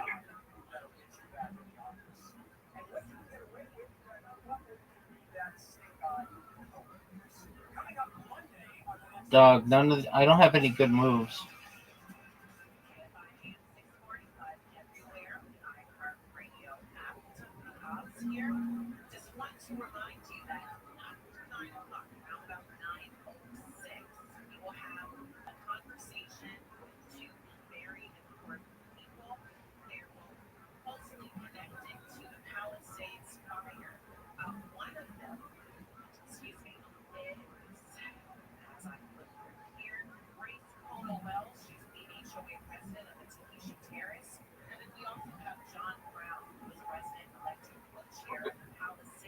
Dog, did you know that I just evolved? Did you know that I have Tourette's? Because that is the most obvious thing that I've seen. Yeah, dog, I know you got Tourette's. I wish I could I know help you you. evolved, it was just obvious as my Tourette's. I wish I could I help wish you I with didn't that. have Tourette's. I wish the same, Zoot.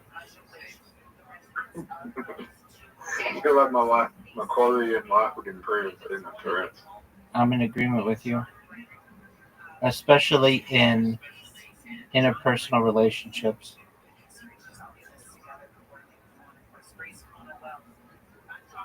Oh fuck!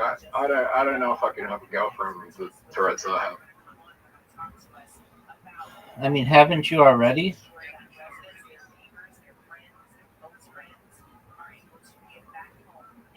That was she didn't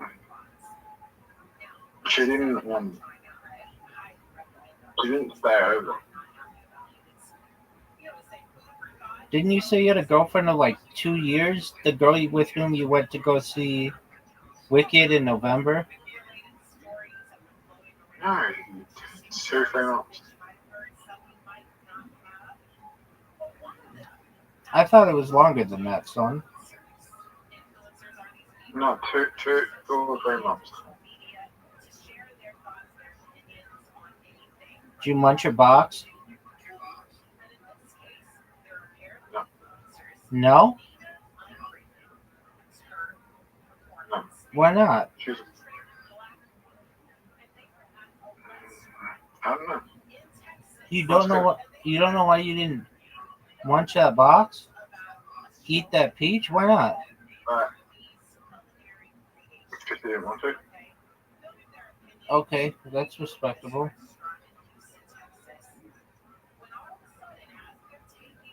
She didn't like being touched. Okay, what was her deal?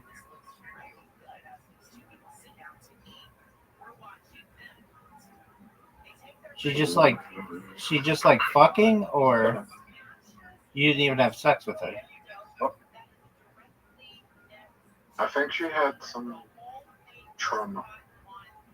Oh, so you guys didn't even have sex? No. Oh. Well, then was she really your girlfriend?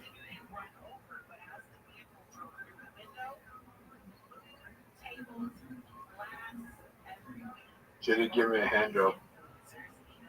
I mean, come on, it's like a bare minimum.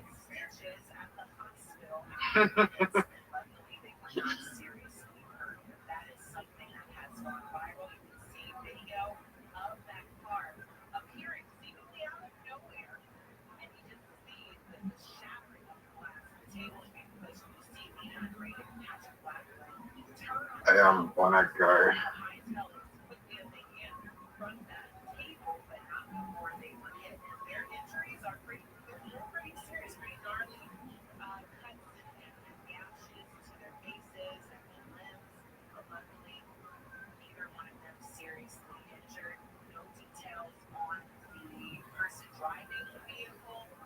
I think I have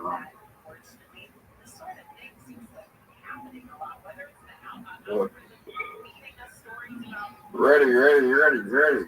Zoot, slap You ready yourself. for the greatest? Zoot, slap yourself. That was a You bad ready? one. Zoot, slap yourself. That was a bad one. Yeah, you ready for the greatest movie you've ever seen? Yes, sir. You know why this is the greatest movie you've ever seen? Did you slap yourself? I fucked up. Yeah, you did. No, I really fucked up.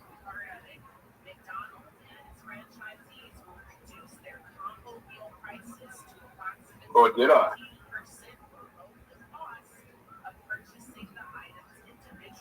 Rabbi, Yo, pimp. that might have been the greatest move I could have pulled off. Until that happened.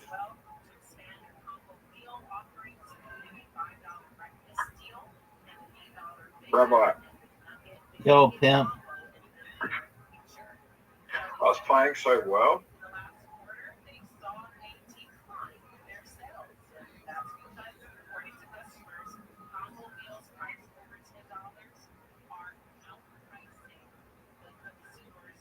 What an extra move. What an amazing extra move.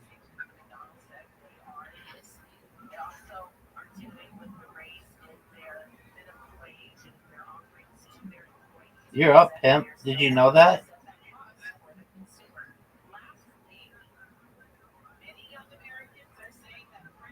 Zoot, did you know it's your turn?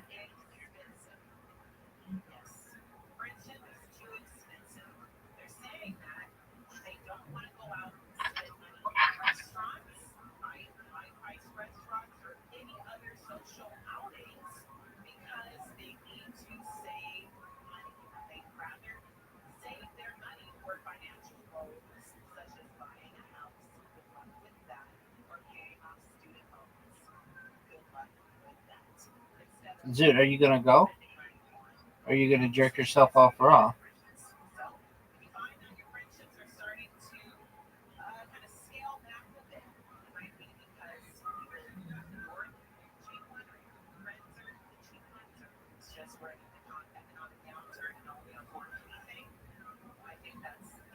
Dog, look at this evolution, son.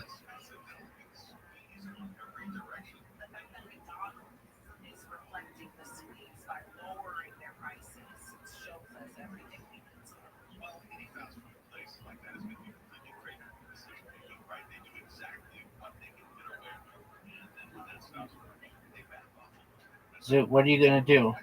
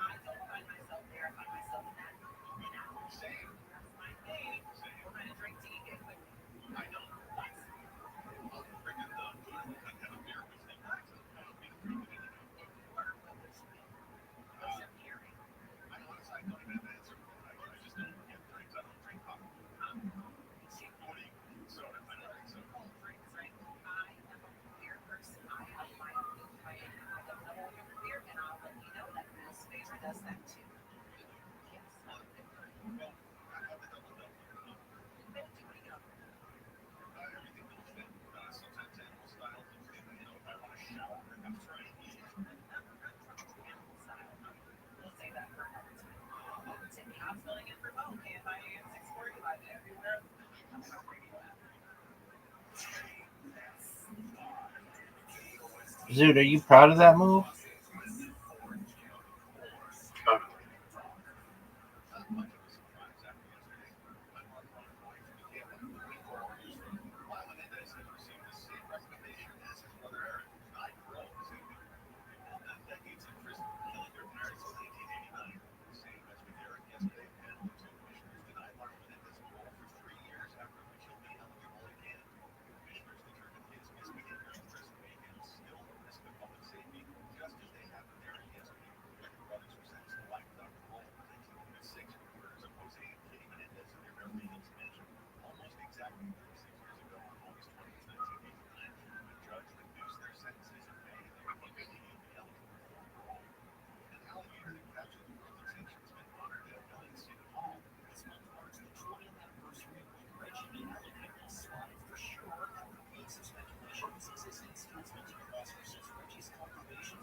This is gonna be big, Zoot. You're done. It's over for you, baby. This was fun.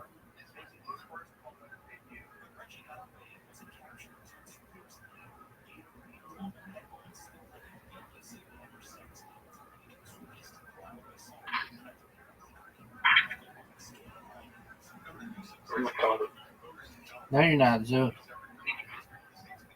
Well, not right. I know. I don't know. What, Zoot, you're up, pimp.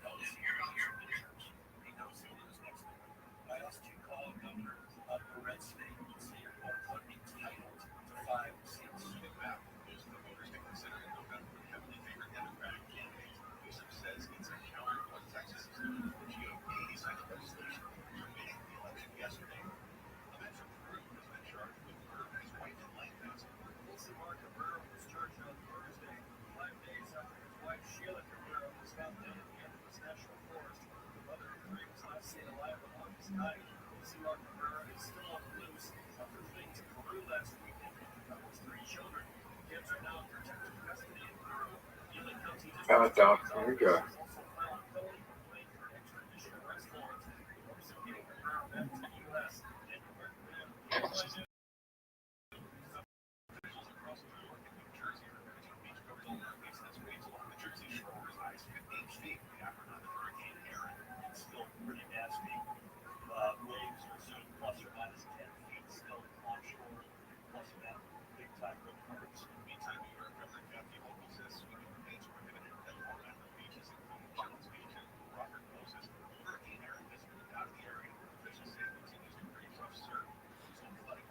So you have a chance at winning.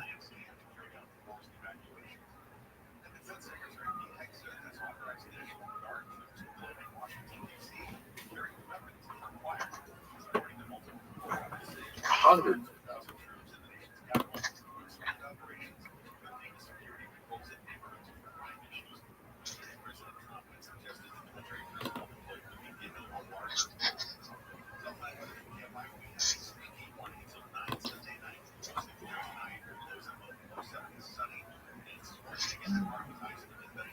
Dude, I'm gonna make this amazing.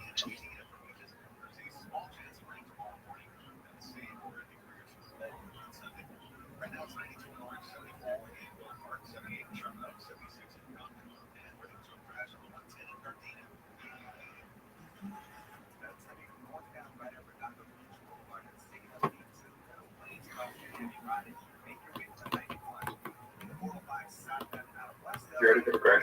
Come back with one. Dude, you're done.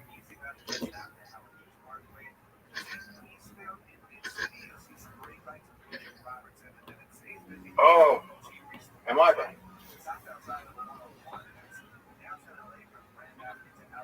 Yeah, dog, you're done. I lost. Oh, wait. Rabbi, What's up, pimp? I can win this shot. But you didn't. 150, 650.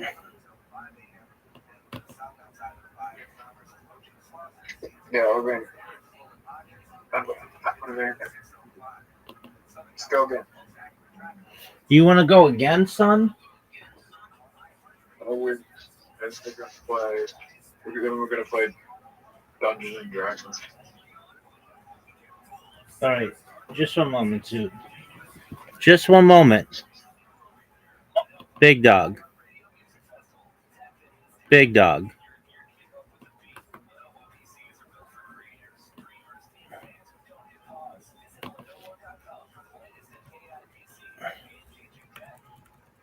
I played Dungeons and Dragons. Did you like it?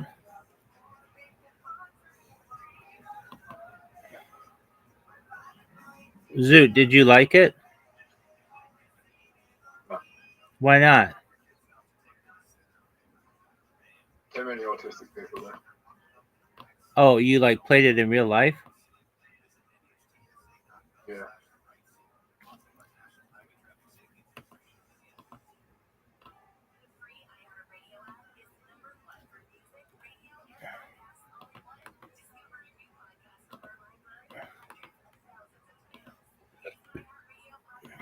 I don't get along with autistic people. Why is that?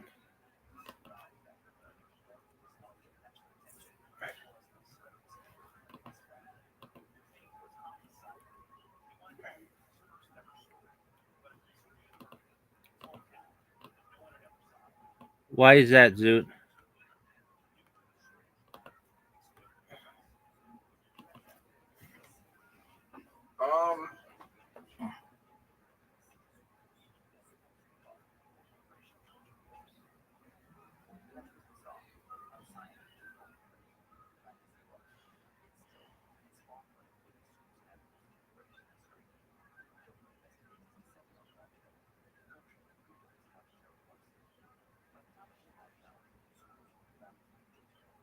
Because I have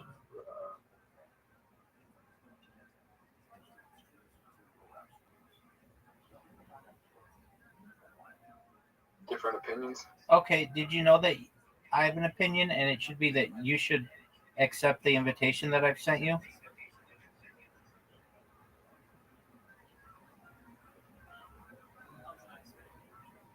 Zoot.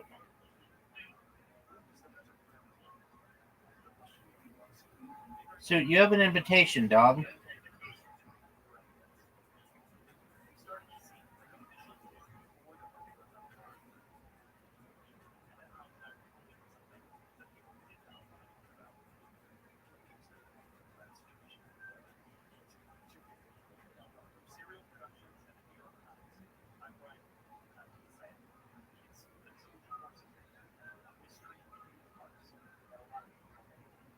Zoot, you just lost. It's over, son.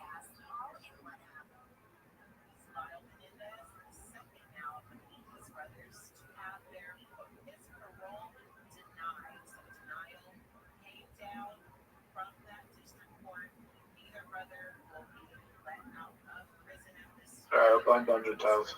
No, we're not. We're playing Moncala first. Then we'll find Dungeon Tales.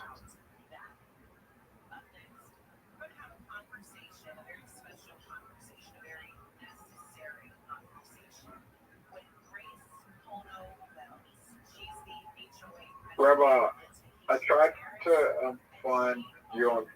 I tried to find where you talk to Chopsticks on a stream and I couldn't find it.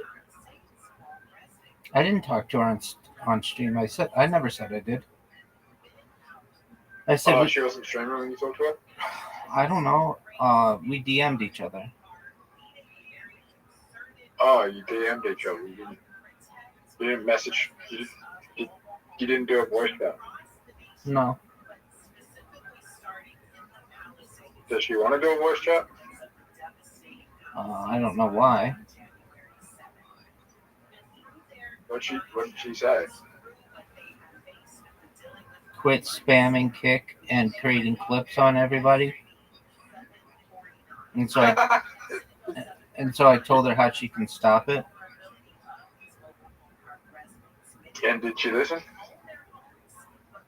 She said she shouldn't have to do what I said to do.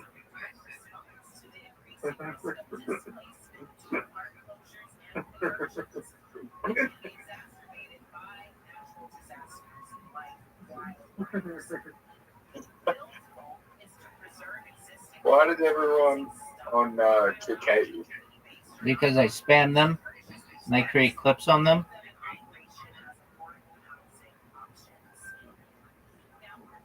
Why do you do that? Self-promotion. I thought you were banned on Kick. I am. Oh, banned from streaming. Word, dog. Can't you just create a new account? They know who I am, though, so they ban me if they see me.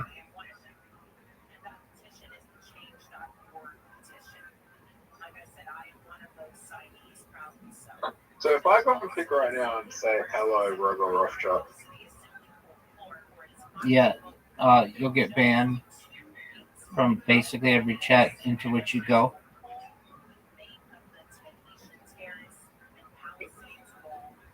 You think that's a good thing or a bad thing?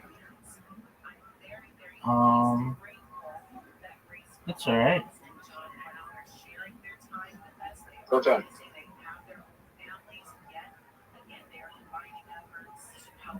Who won? Who won? Oh, it's not It's not over. over yet. God. That might have been the worst movie you could have made.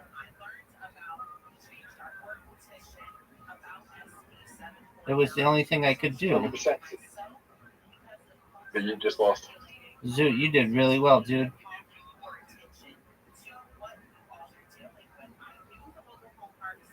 I doubled your score. I mean, what do you want me to do about it, son? Not lose.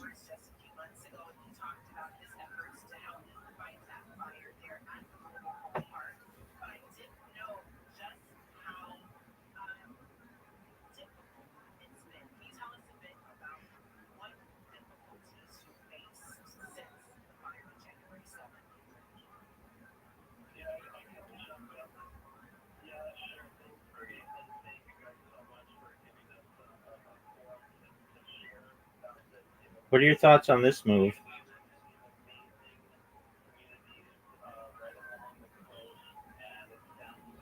So, Rabbi, I have to wait another year before I can take an IQ test. But this time I'll pay attention. Okay, why do you have to wait a year? Test familiarity. You have to wait a year so you're not familiar with the test.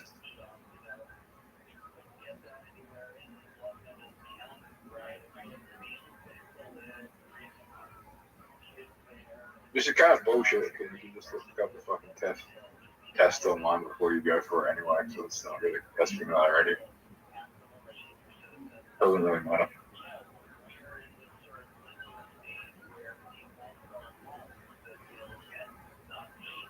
I don't feel like there's really a way you can measure IQ because you can just look up the results online anyway, so it doesn't really matter. Then you can't. Sorry, you can just look up you can prepare yourself online before you go into the test. Second thing you can do is if you're not paying attention, you're going to be scoring lower scores if you're not paying attention. To suppose if you do pay attention. And I wasn't paying attention the first time I was doing the IQ test because when I was doing the IQ test, it was also an ADHD assessment, so I wasn't paying attention as well.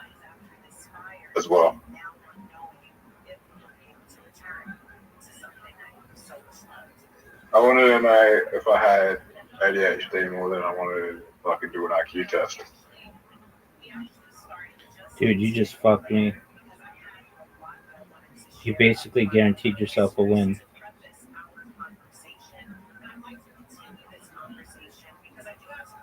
Good job, Zoot.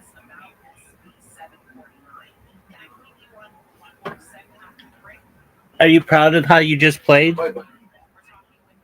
Yeah, let's play Dungeon Town.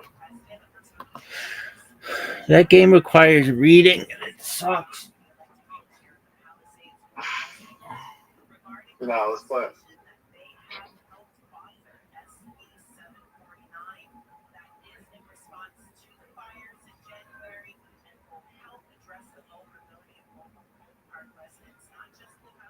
I feel like the game sucks.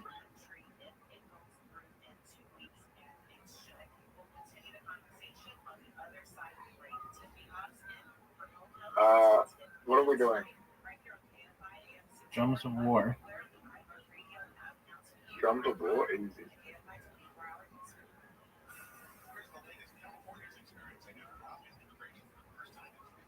Yeah, who are you picking? Wizard, because I'm a pimp.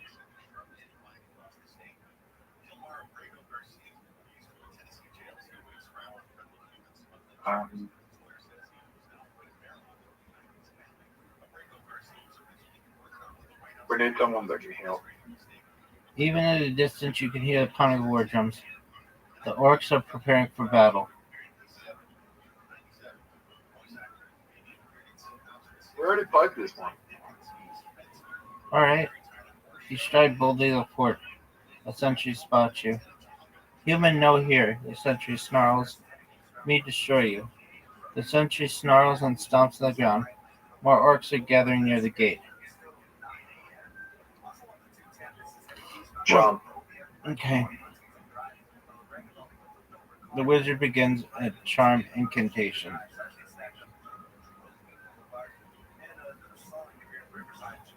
The sentry blinks in confusion as the other orcs erupt in laughter. The sentry snarls. The sentry circles your party, and the orcs behind him cheer. What do you want to do? Great shot. I'm gonna do lightning bolt.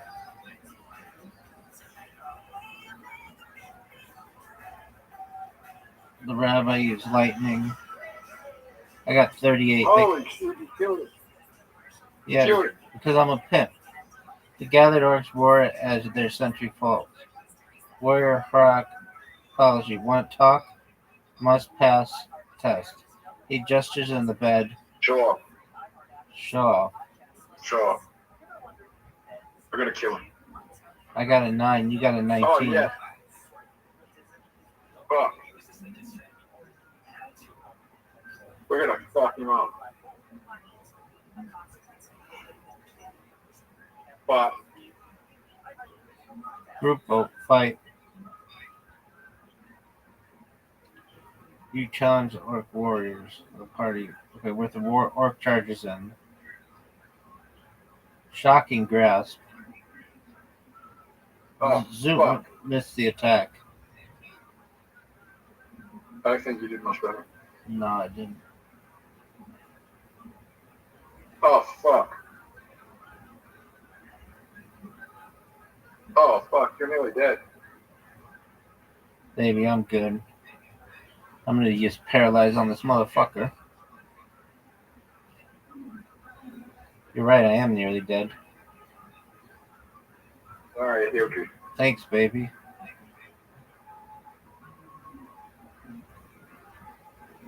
That sucked. No, you're done. Alright, what do you want me to do about it? Not die. I mean, I tried. Oh, fuck. That's not good.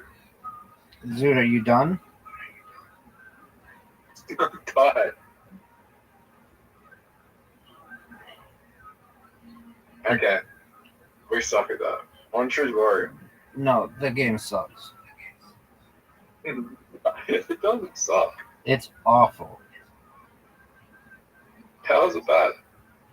Because you have to read so much. I want to see you beat me in bounce. I wanted to see you beat me in bounce.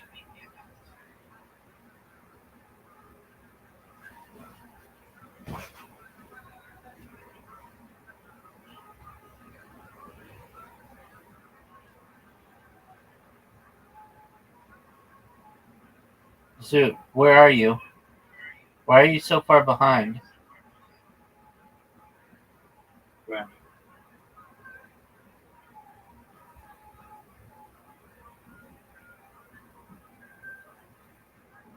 You like? Hey, Rabbi. Pinch yourself, Zoot. Do you like Stranger Things? I liked the first season, some of it, but it got weird in the last season, and it just takes so long for it to.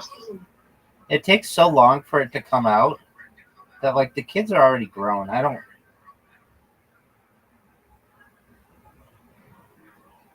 That show took way too long. Kids are already grown. Dude, Millie Bobby Brown just adopted a child yesterday. And she like plays a child.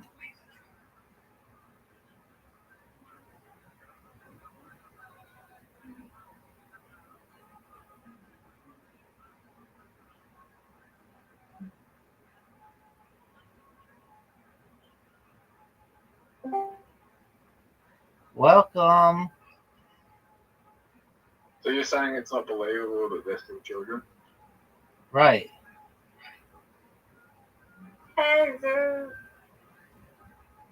Yeah, okay, Mr. Chris, what's up? Hello. We're gonna play bowling. Zoot, are you ready for bowling?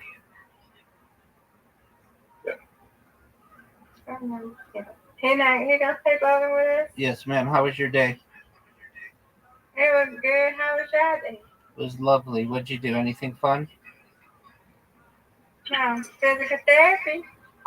Second to last And I time. got my home exercise. Second to last time, right? Yeah, Monday's the last day. yeah, You excited?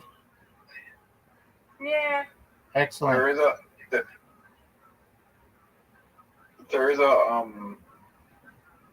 is a character in Stranger Things that's meant to be 17 that's like 31 now. Yeah, exactly. That's what I'm saying. Miss Aquarius, have you ever seen Stranger Things? No, I heard of it.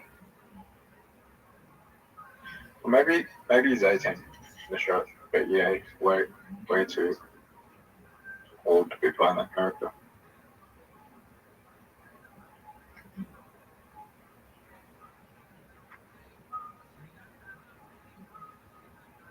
I do like the set Right. and the environment Yeah. and such, and the theme song. But I don't like that it's like not realistic. It came out in 2017. Now it's 2025. It came out. Last season. It came out in 2016. Did it? Yep. So 9 years.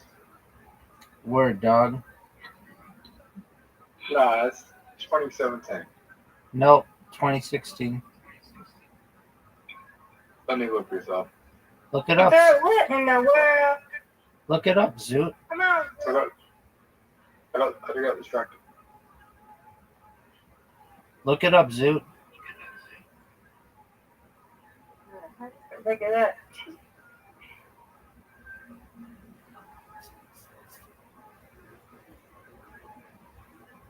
Yeah, it's 2016. What did I say? So it's nearly a 10-year-old show. Word, dog.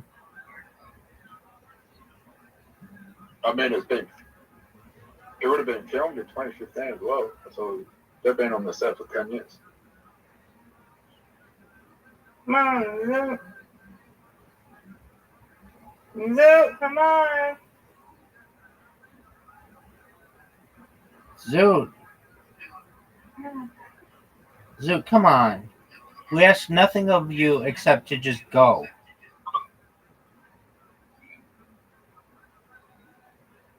Zoot, what happened? Did you get disconnected? It's got distracted again. Zoot, what happened to you? You made me look up when Stranger Things was made. I mean, I didn't. I told you when it was made. You're the one who said I need to look it up.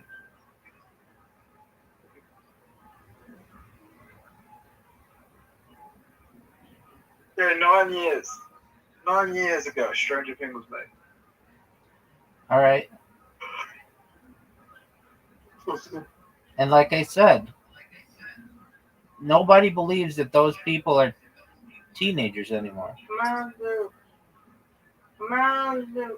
Come on.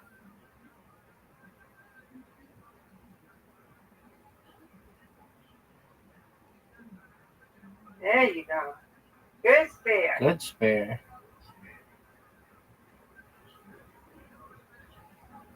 No one believes that. Now this is a tough shot.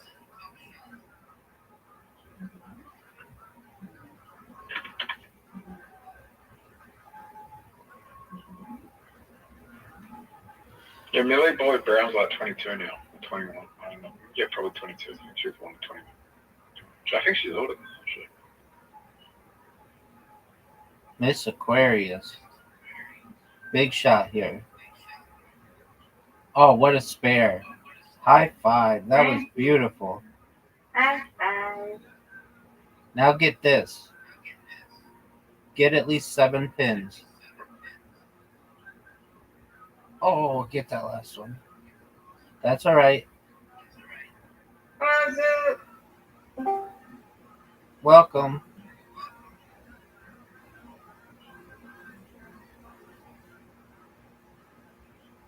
Nice spare. Are you ready for the greatest thing you ever seen? Yes. That was awful. So, Come on, Rabbi. Oh, he gone. I need this. And I got it. All I need is one pin. Come on, you got this, Rabbi. I'll take it. Yeah, I don't think he like losing. But he's not losing, he's winning. That's He's right. a winner. Did he leave? Yep, Zoot, are you gone? yep. It's just me, you, Adi, and more. What up? How are you?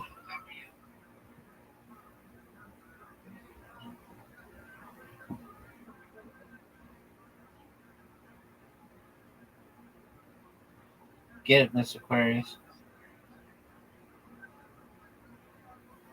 Ooh, there you go. That's the best way to start. Yeah, thank you.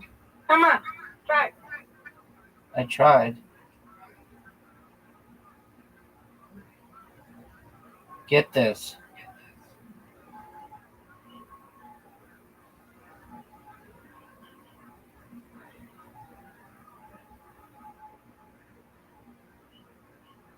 Get it, girl.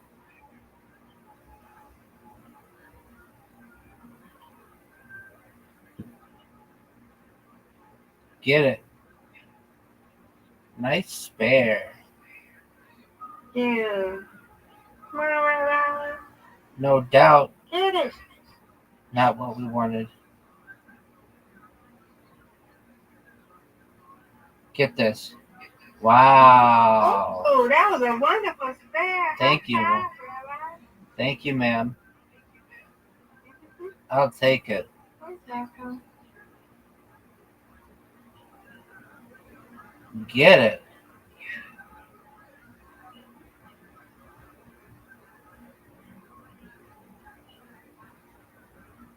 You can get this.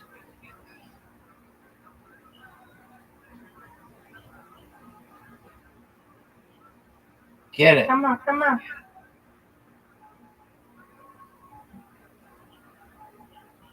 You better get this.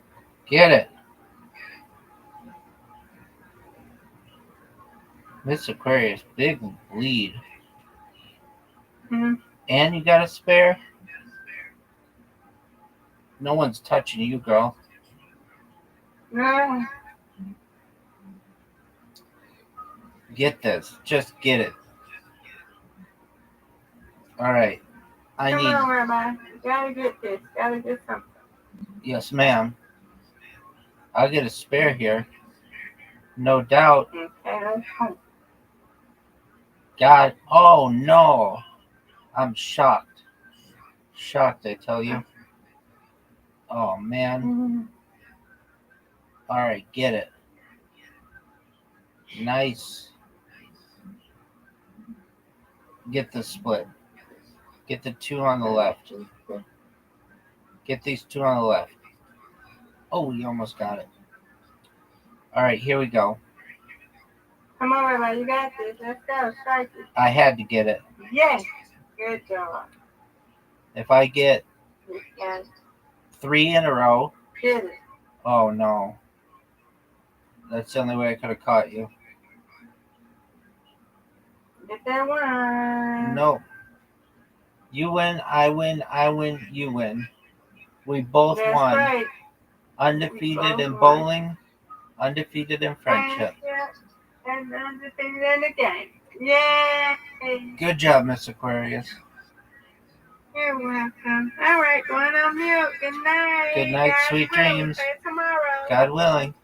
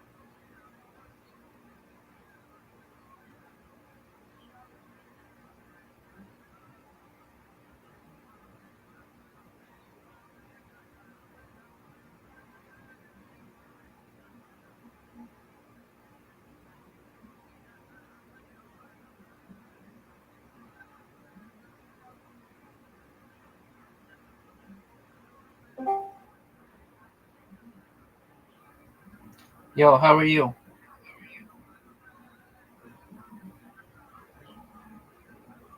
How's your day going?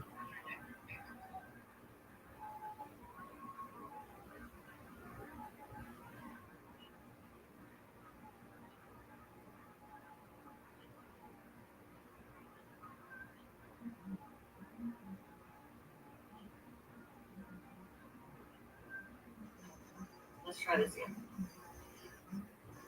Hey, how are you? Rabbi, can you hear me? Yes, ma'am. How are you? Can you hear me? I can hear me.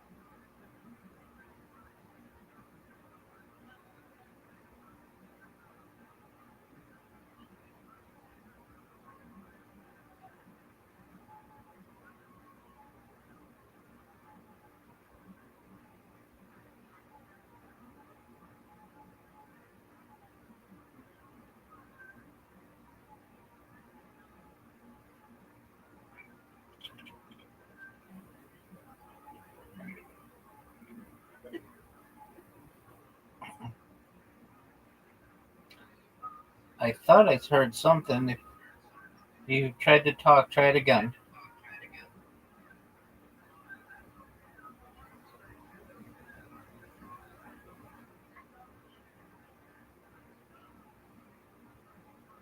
Assistant. Oh, there we go. Can you just go away? Okay, fantastic.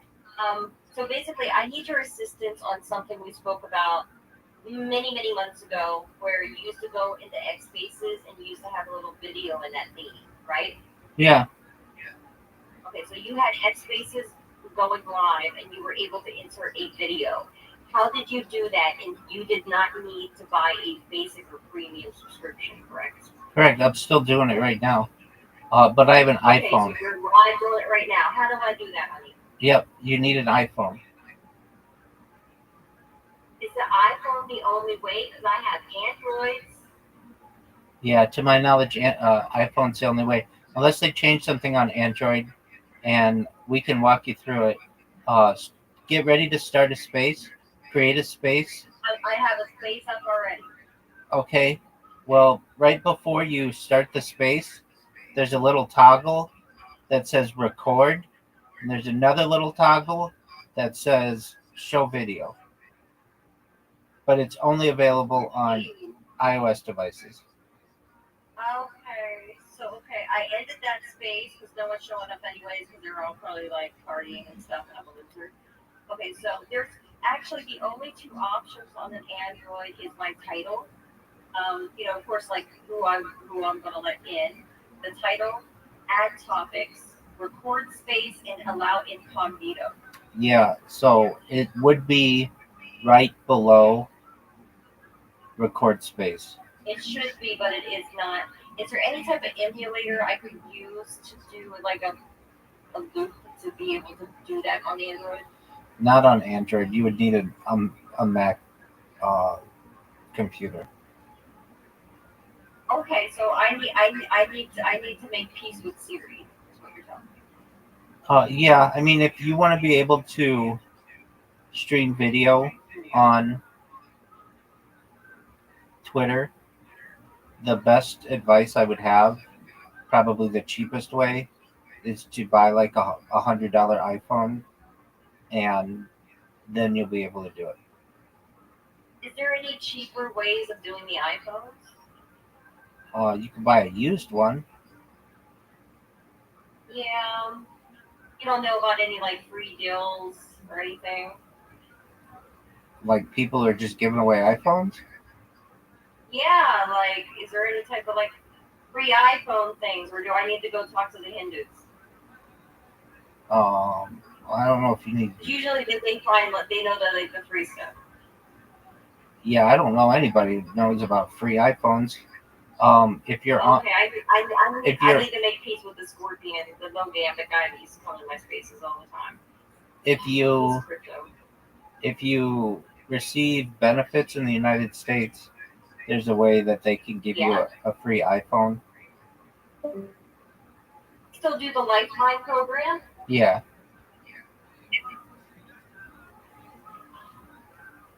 Okay, that is a brilliant idea, Rabbi, and that's why I come and check in on you all the time. I'm sorry if I interrupted anything because you guys sounded like you were having trivia or something. we were just playing a game. No big deal at all. Yeah, so I think with the Lifeline program, they have some kind of deal. I don't know. I don't have one, but um, I've heard that it's either I think it's a uh,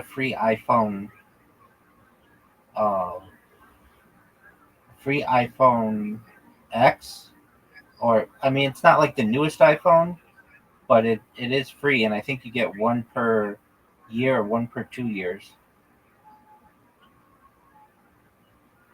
So what you do is you go to one of the providers, you put in your benefits information, um, and then they give you a list of devices that you can get. And from what I've heard, they offer about 5 different Android phones, and usually they offer one iOS phone, and so you can get an iPhone that way. That is fantastic. I just asked Grok. It says yes, the Lifeline program still exists as of August 2022, or 22nd, and provides discounts for free phone, internet for low income. The ACP, blah blah blah, June 1st. Okay, at the affordable. Okay, the ACP is the thing that ended, but Lifeline still exists. Okay. So it's a discount up to $9.25 or $34.25 for tribal lands, low income, basic program. Okay, if you get any kind of those benefit thingies, and here's all of the different Lifeline hinky doos. And okay, Air Talk Wireless is offered iPhones. Okay, I'm gonna go through each one of these, and I appreciate you so much, Rabbi. How have you been doing? I'm lovely, thank you. Are they? Is that program?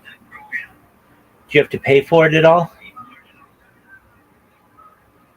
Looks like it's well, Grok is suggesting that Air Talk Wireless has offered iPhones such as like 7 Plus to customers who qualify for the benefits. Sometimes with a small one-time copay of like $20. Yeah, something like that. Assurance Wireless provides free phones with talk data to T-Mobile. I didn't know they were T-Mobile, but it might be specific models through iPhone. Is there a certain time period in which you think iPhones? I can ask Rob. You probably don't know because they make so many. Like which iPhones would be compatible with the option for X? You know what I mean? The X-based thing. Yeah. It's all of the models could work, but it's like will the older ones do it too? Maybe. Yeah. You know how picky they are. I don't know. Yeah. No, I know what you're saying. And they also don't publish this information very well. Meaning, like they don't say Yeah, I know. iPhone 11 and up or whatever. Have this ability. But to my knowledge, oh well, I'm on an iPhone 8 actually, and it works. So if an iPhone 8 works, and that's like an 8-year-old phone, then anything should work. Yeah, it is. That's infinite, dude. I know, but You should upgrade, honey. it's not my main phone. It's just some backup phone that I have. I know. I don't need to update. I have a much more recent iPhone. Just some old phone that I have that I keep in a space 24 hours. Why would I want to update it if it works? Yeah, I know. I have like 6 phones that I run videos on that are old Androids too. But like, I understand. You just keep a hold of them unless you trade them in for something, right? Yeah. I get how it works. I don't really even So trade. I don't really even trade them in. I keep them for just Yeah, this half the purpose. time you're not going to get much anyway. Yeah, exactly. I keep them just for this purpose. When they become outdated, I just use them as like just like to stream video or something. Okay. So Is if anything new with you? Is there any new news nothing too big. in your life or anything? No, I would say if I were you, I would go on. What was it? AirTalk Wireless. Yeah. There's about 5 or 6 drops just gave me. Do Okay. you want me to send you the linky? No, I'm not eligible, but Okay. Because you're not interested, you're just trying to help me. I get it. exactly. But just see how much they are. Absolutely. I'm going to do that. I'm finally doing that fundraiser. Okay, remind me what fundraiser? I'm moving again. And Yeah. So last we um, spoke, thing didn't work out with the person, which is fine. yeah, but I have someone sitting in my room, so that might work out. You have someone in your room right now, Maybe. Yeah. like in person. Yeah. Oh, that's cool. I met them on Facebook. Oh, that's great. So did you go move to them? No, I'm not going to probably live with them right now. They got their own situation. But I've made a friend down here at least, and they haven't murdered or raped me yet. Well, that's good. We appreciate that. Well, that's good, right? Yeah, definitely. I know, right? Excellent. No, they're decent people. Excellent. And how long have you known them?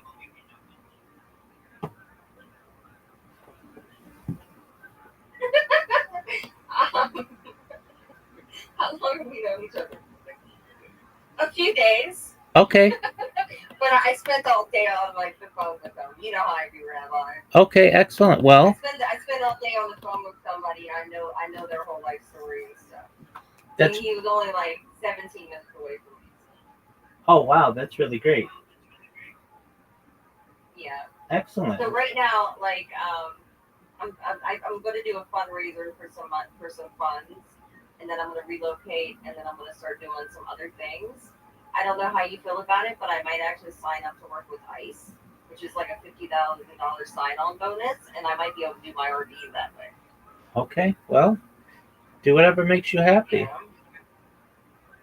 Right. So, are you going to just keep streaming like forever? That's my plan. You're never going to stop? I ain't ever gonna stop. No, I'm not suggesting you should. It's just like, I don't know, like, I think about it sometimes. Like, I should check to see if he's still doing it. Because you know how people say, like, this is going to be forever thing, but they never mean it? I mean, I've been doing it longer than anybody, 3.5 years. Right. And So, have you found a wife yet? I'm not looking for a wife. Yeah, that's right. Because you're going to be able to have any woman in the world, right? I mean, ideally, once I go viral, yeah, I'll be able to get any chick who wants to be famous. Absolutely. So I do come in here and poke around a little bit, and I want to see how long it takes for you to go viral, and if I can help you in that mission, I will. Well, I appreciate that. I, at this point, don't need any assistance. I've got my robots that are promoting me, which is great. And I get people who talk about me every minute somewhere on the internet, especially on Kick. Yeah, what were you doing last with the Autobots? You were doing like a bunch of like really weird sexual things. Yeah, I gave that. I gave that up. Not because it wasn't working. It was working. It was working too well. To the point where the moderators of Blue Sky really upped their game. Shout out to them, and they just made it really difficult for me. Like whenever you put my name into their system as a username, or like just Rabbi Rothschild, yeah. It banned your account no matter what. Okay. So they definitely, everything is just like so fed up with you. Yeah, exactly. But like, have you? But I within Kick, I've done. You're still on X though, and you're streaming, so that's good. Yeah. I don't promote myself on X anymore though. I used to, but again, their moderators caught up with me. But Kick is one that I still do, and their moderators have not caught up with me. And Is there any type of like monetization on Kick?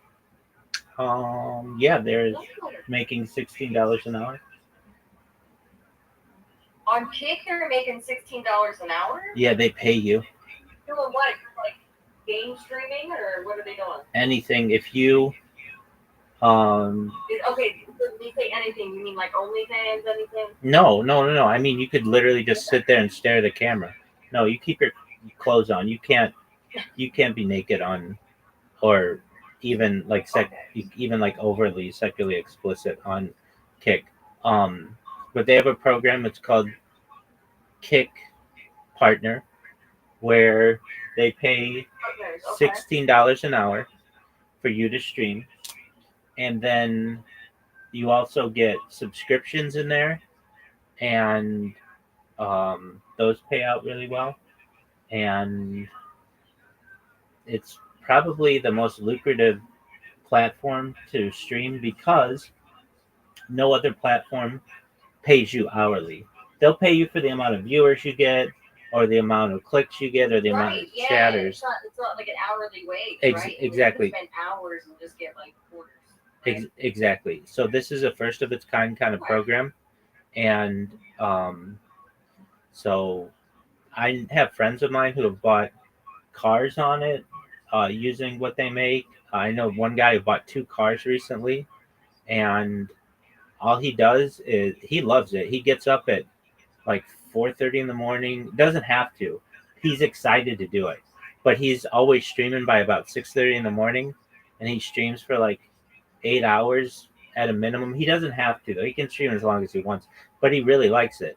I mean, he likes to go fishing, so he'll just go and film himself going to Walmart and getting his bait and his fishing wire and his lures, or fishing. Okay, so he was like live streaming his shopping and his duties and all that, and he get paid. Exactly. And then even just him driving the car. I have a. Do you know whether or not Kick, like if you have a Kick affiliate program for the partner program, is that a conflict of interest for Twitch and YouTube? Yeah, so can we do all of them again? It used to be, but they changed their program. So they previously said you could, if you're going to do Kick Partner, you can only do Kick Partner, and you can't multi-stream. And they'll pay you $16 an hour. Right. But then they had people who said, look, I want to be able to multi-stream, but I still want to do the Kick Partner program. So how could I do that? And they just recently stated that you get paid up to $8 an hour and you can multi-stream, but then you can stream on everything that you want.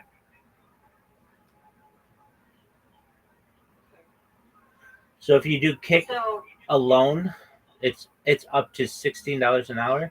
And if you stream on Twitch and Kick and YouTube and Rumble and all the other ones, then it's up to $8 an hour.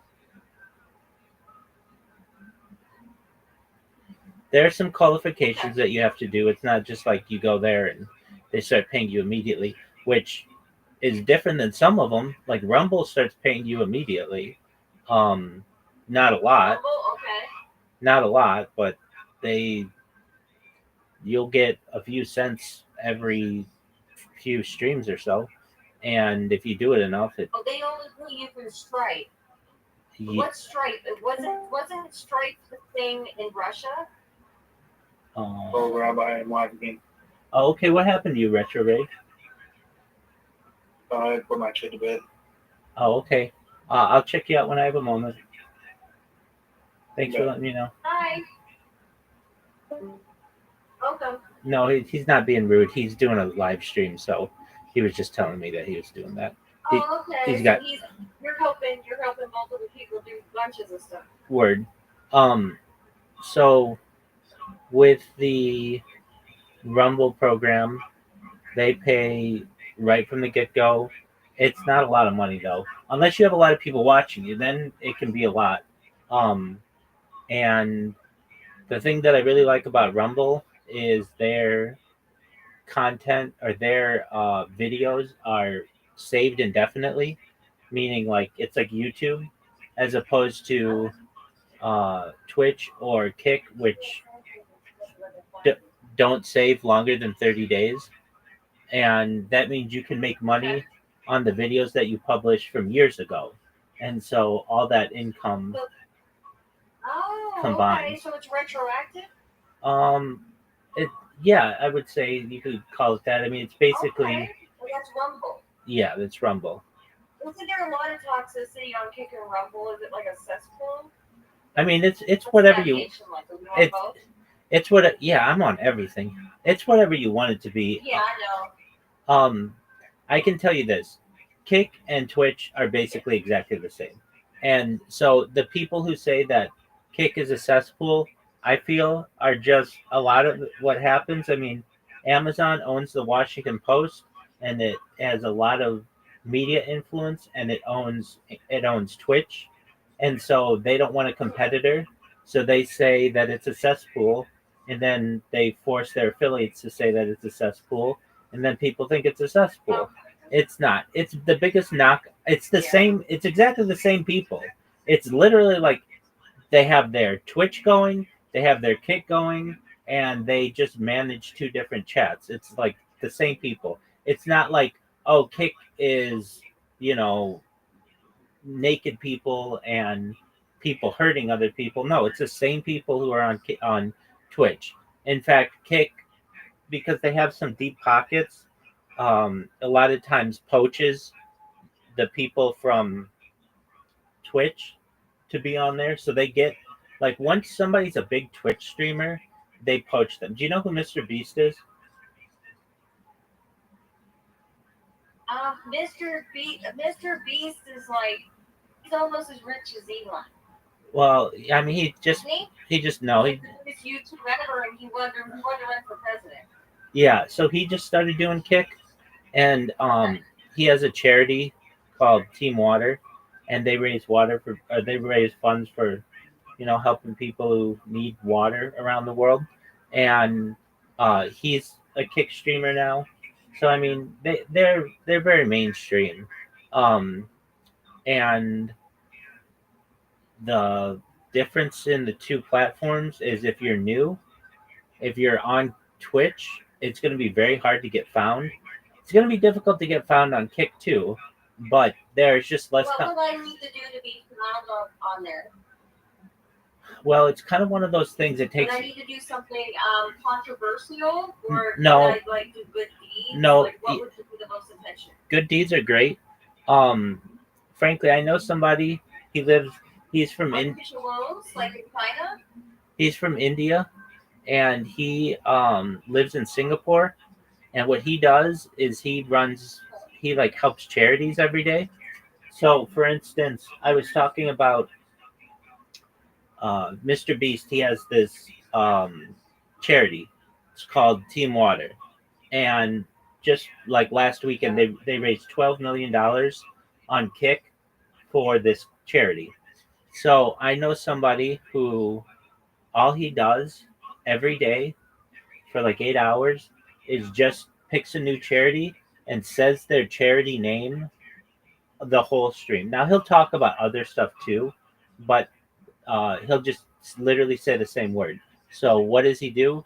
He is trying to say the phrase Team Water, which is kind of a hard thing to say, 1 million times. And so he is at like 400,000 right now. And so every day he just comes in and for like 8 hours, he'll just say Team Water, Team Water, Team Water, Team Water, Team Water, Team Water. And he has a little counter.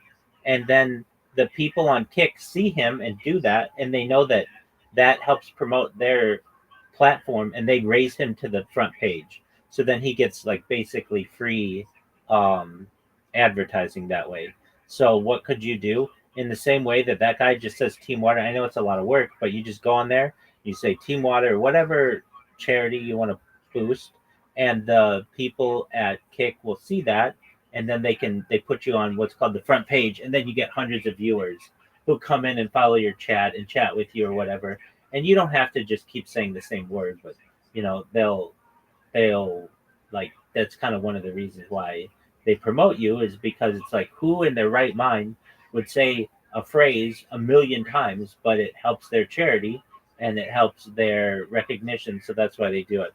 I'm not saying that that's what you need to do. Really, the big thing would be Grand Theft Auto 6 is coming out. I don't know if you play video games. Whether you do or don't, Oh, okay. So whether you do or don't, wasn't everybody mad at the last one because they didn't really have any updates? no. The last one is the second biggest game franchise in global history, only behind Super Mario. So it was huge. It's a multi-billion-dollar enterprise, and it launches May 26th, 2026. So that's like 250 days away or so, and um, it's going to be a revolution, and it's going to change everything that's going on within the video game industry. And so you can get started with that. And if I mean, that's a way to do it. There are a lot of ways. I mean, I know people who just live stream their day, and so there's like one lady. She's just like a mom, and she live streams herself taking care of her children and doing gardening and stuff. And if you just do enough streaming, then people are going to get associated with you. What hurts people is they'll do like a stream every like 2 hours every 2 weeks. That's not good enough. People aren't going to get associated with you. In psychology, it's known as mere exposure effect. Basically, the more that you see someone or see a symbol, the more familiarized you become with it. And the same is true with streaming. If you're just always streaming, you're always going, then the people on the site are going to get associated with you. They're going to follow you. When you go live, they're going to check you out. They're going to say hi. And that's how you build a community. Now, but that's all good to say that. That's great. But if you want to be a big time streamer, then you've got to know that everybody is botting themselves. So, like I said, it takes money to make money. And what that would consist of is you buying bots that watch your live streams. Because even if you're a really good streamer, it's hard to get more than 30 people watching you on a given platform at once. It's just hard to keep people's attention. But Right. so that's why people bot themselves, and everybody bots themselves. I mean, everybody. There's a website dedicated to it. It's botted.wtf, and you can go there and see on both Twitch and Kick who really has legitimate numbers and who's botting themselves. And the top 1,000 people on both platforms, they're all botting themselves.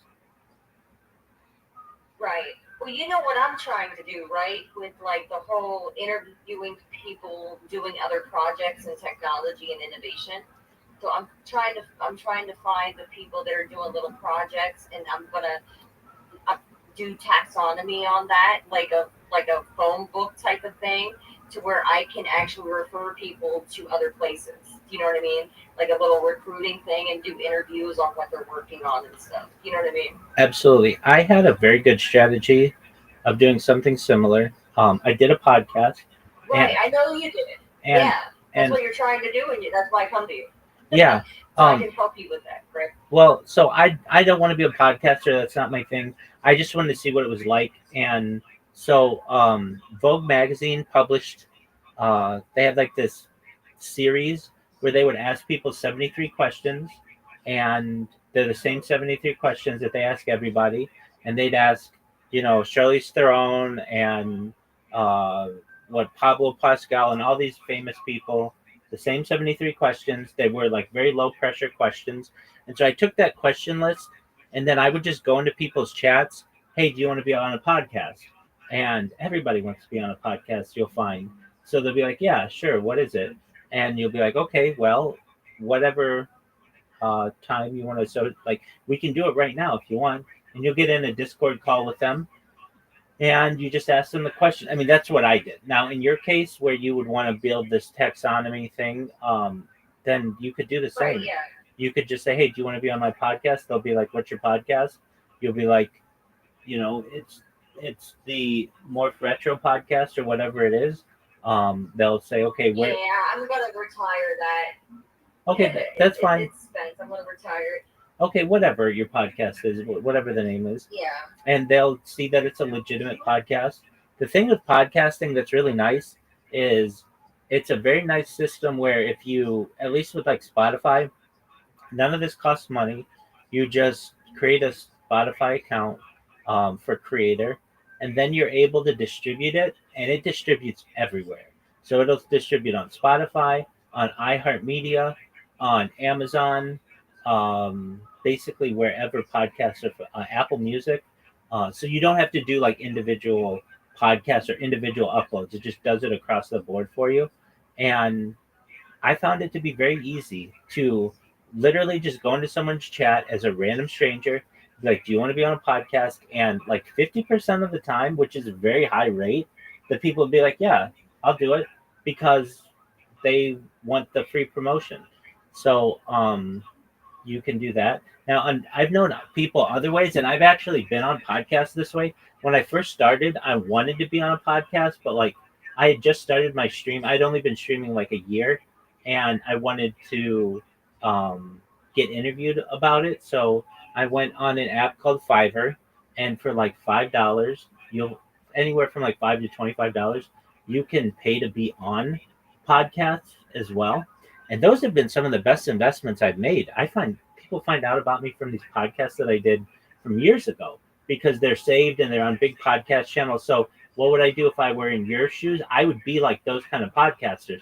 I would say, "Hey, if you want to be on my podcast, we can do a free one. That's fine. But you could also charge people to be on your podcast, and people will happily pay for it.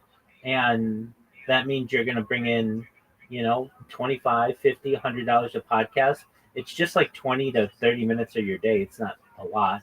And then the only thing that you have to do is just have their podcast stored on your channel, which is another way to do it. And you can make money that way.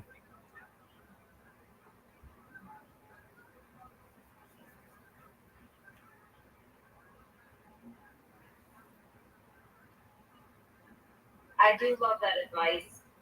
If you can hear me, Yeah. I do love that advice. And Okay, good. like I'm starting to get things implemented now. And because I have a little bit more time and I have my computer cord, which I didn't even update you on that, but like I went back to X Spaces for a while and I got sucked into a little bit of like personalized drama.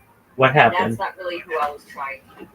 What happened? Just like, I don't know, people get feelings for each other and then it turns into something more, and then like, you know how it is. It's like high school. And people go through certain situations and you try to be there for them, and yeah. So it just turns into like a high school like favoritism thing, or now I'm evil. I don't know. But it's just like there's just a small circle out of like the entire internet. Yeah, you took the words out of my mouth. I wish everybody well. Twitter Spaces is a small circle, and when you're on it enough, you realize it's the same people on it. Okay, so Yeah, because they just change their names. They do. Yeah, or they get banned and they get a new account or whatever. I totally get that. Okay, so you understand very well what it's like when you're a live streamer when you first start off, because you do a lot of Twitter Spaces to no one, and that's how it is when you're streaming. Basically, like, it's sometimes you go a couple hours before somebody comes into your Twitter space and you're just doing whatever you're doing. I mean, maybe it's not that long for you, but do you know what I started doing? What's that? Rabbi, do you know what I started doing? I just started listening to other people. I will open the space on my phone and then play another space from somebody else's. Oh, you know okay. What I mean? Like, yeah. I'll play somebody else's space. So I'm in two spaces at once. And so people see me, but I'm also like kind of listening to another space. Right. And then I start following people that I might like or can collaborate with in the future. But I'm not messaging people yet. Do you understand? Like, I'm just like Like I'll listen to other people's spaces and have it play in my space. I got you. So it's kind of like probably copyright infringement, but that doesn't exist in spaces yet, right? Right. That's a good way. It's not like it's monetized to be copyright. Right. I So get that. it's just listening to the space until somebody comes in. Right. That's why I do it. Okay, that's great. But as you know, even still, sometimes there aren't people who come into your space, or it takes them a little while to come into your space, and that's kind of how it is with live streaming, where when you first start and you don't have anybody promoting you and you're new and you don't have a lot of followers, you'll just start your space or start your stream, and you'll just get random strangers who come in and talk with you, and that's how they become your friends or following or whatever. But if you can make it through that initial boredom of the stream, then you're gonna be able to start to grow it. And I mean, I even looked at myself in this Discord. I started it about a year ago, and I've got over 1,900 people in here organically, which is a really big accomplishment to get people in a Discord. Discord's difficult to use. It's kind of closed off to a lot of people. I'm asking people to social media jump. And also, I don't send people Discord messages to join my Discord. I only send people on different platforms because I don't want to get it banned. Um, and, the more and more you pump it out, then you get just random people who come in. You make friends throughout the world. And so it is rewarding. It's like an uphill climb. But if you're willing to take that climb and start it off, then, you're going to, if you have the grind, you're going to be successful. You have, and I've said it to you before, a major advantage of being a woman on the internet. You're just going to get about 10 times as many people interested in you, because you're rare.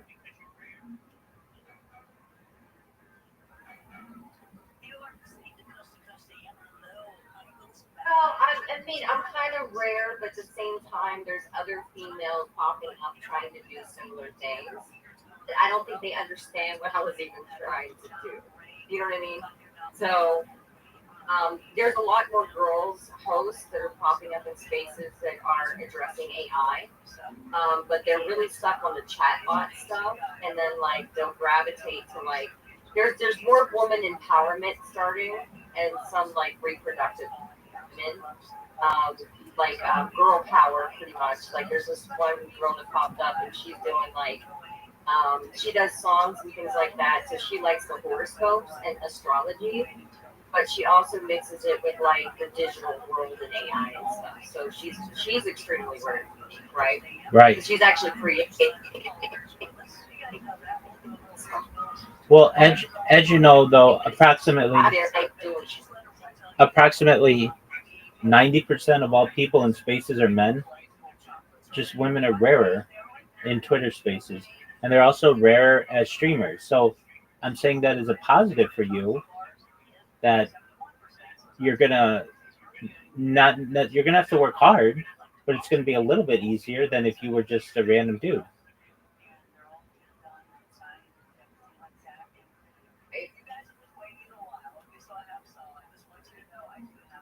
Yeah. I do think there's a lot of gamer girls. For the longest time, I pretended to be a boy in all these spaces. And I kind of wish I would have still pretended to be a boy.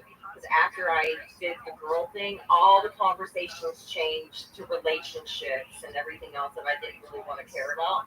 But it was good because now we can start talking about AIs and self-sorting and self-love and kind of like artificial moves anyway. So I just kind of circled it back into the stuff anyway.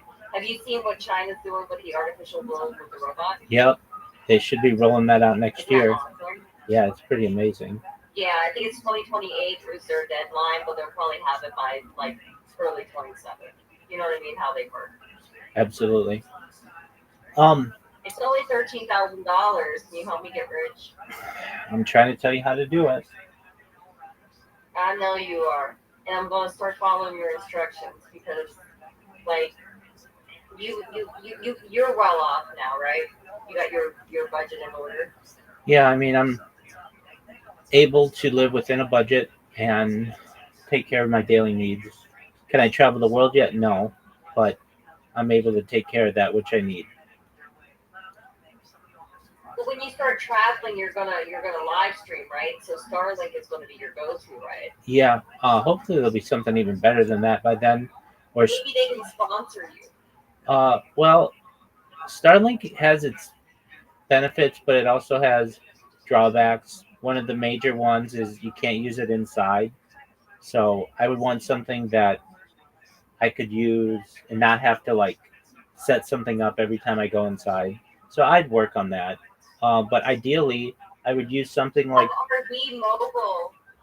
They have mobile for like RVs and stuff where you don't have to take it off the RV at all. It's like there's fixed and then there's remote.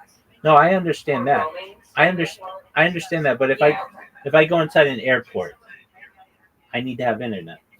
So I mean, I'd work out the most. Oh, you have to switch between Wi-Fi's and stuff. Yeah, exactly. So you think like the coverage of the airport. Okay, I understand. And you can't lose service ever for what you're doing. Yeah, I mean, hopefully it will be improved by then. And there are people who do it. Well, you do know you can like mark off an RV as like a business expense if you're using it if you're an entrepreneur and using it that way, depending on your state, right? I mean, I would assume that you could. I don't necessarily want to be in an RV. Some states have laws to where you can write it off as a business expense. Okay. If it's applicable, even the internet, you can get like money back from the taxes for the internet you paid to run the business. Okay. Right? Yeah. You're not supposed to use it for personal reasons, but of course you have to. Yeah. I mean, if you're an RV side anyway. Right. Ideally. So Google has put out the Meta glasses, or not Google, Facebook or Meta has put out the Meta Wayfarers, and I would ideally like to just wear those, but instead of having to upload the data, I have heard that they're going to have a live streaming version soon enough, so that you could just see my life in first person. Okay, well that's going to be neat. Do you think we're going to make money off of our own data again, or are they just going to sell us like cattle? Well. It's going to be a way to allow people to literally view your life through your eyes. And I think that'll be very attractive to people. POV streams, point of view streams, are very popular. People like to be able to see what life is like through the eyes of another person. It's very immersive. Absolutely. So the idea of the Google or the Meta frames, I think, would be beneficial as well. Currently, the Meta frames work really well. They look beautiful. If you've ever seen somebody like whitewater rafts with them or does roller coasters with them, it's really, really cool. The issue is there are a few issues. One, and they break, and they're very expensive. Two, the battery life isn't that great, and three, they don't live stream.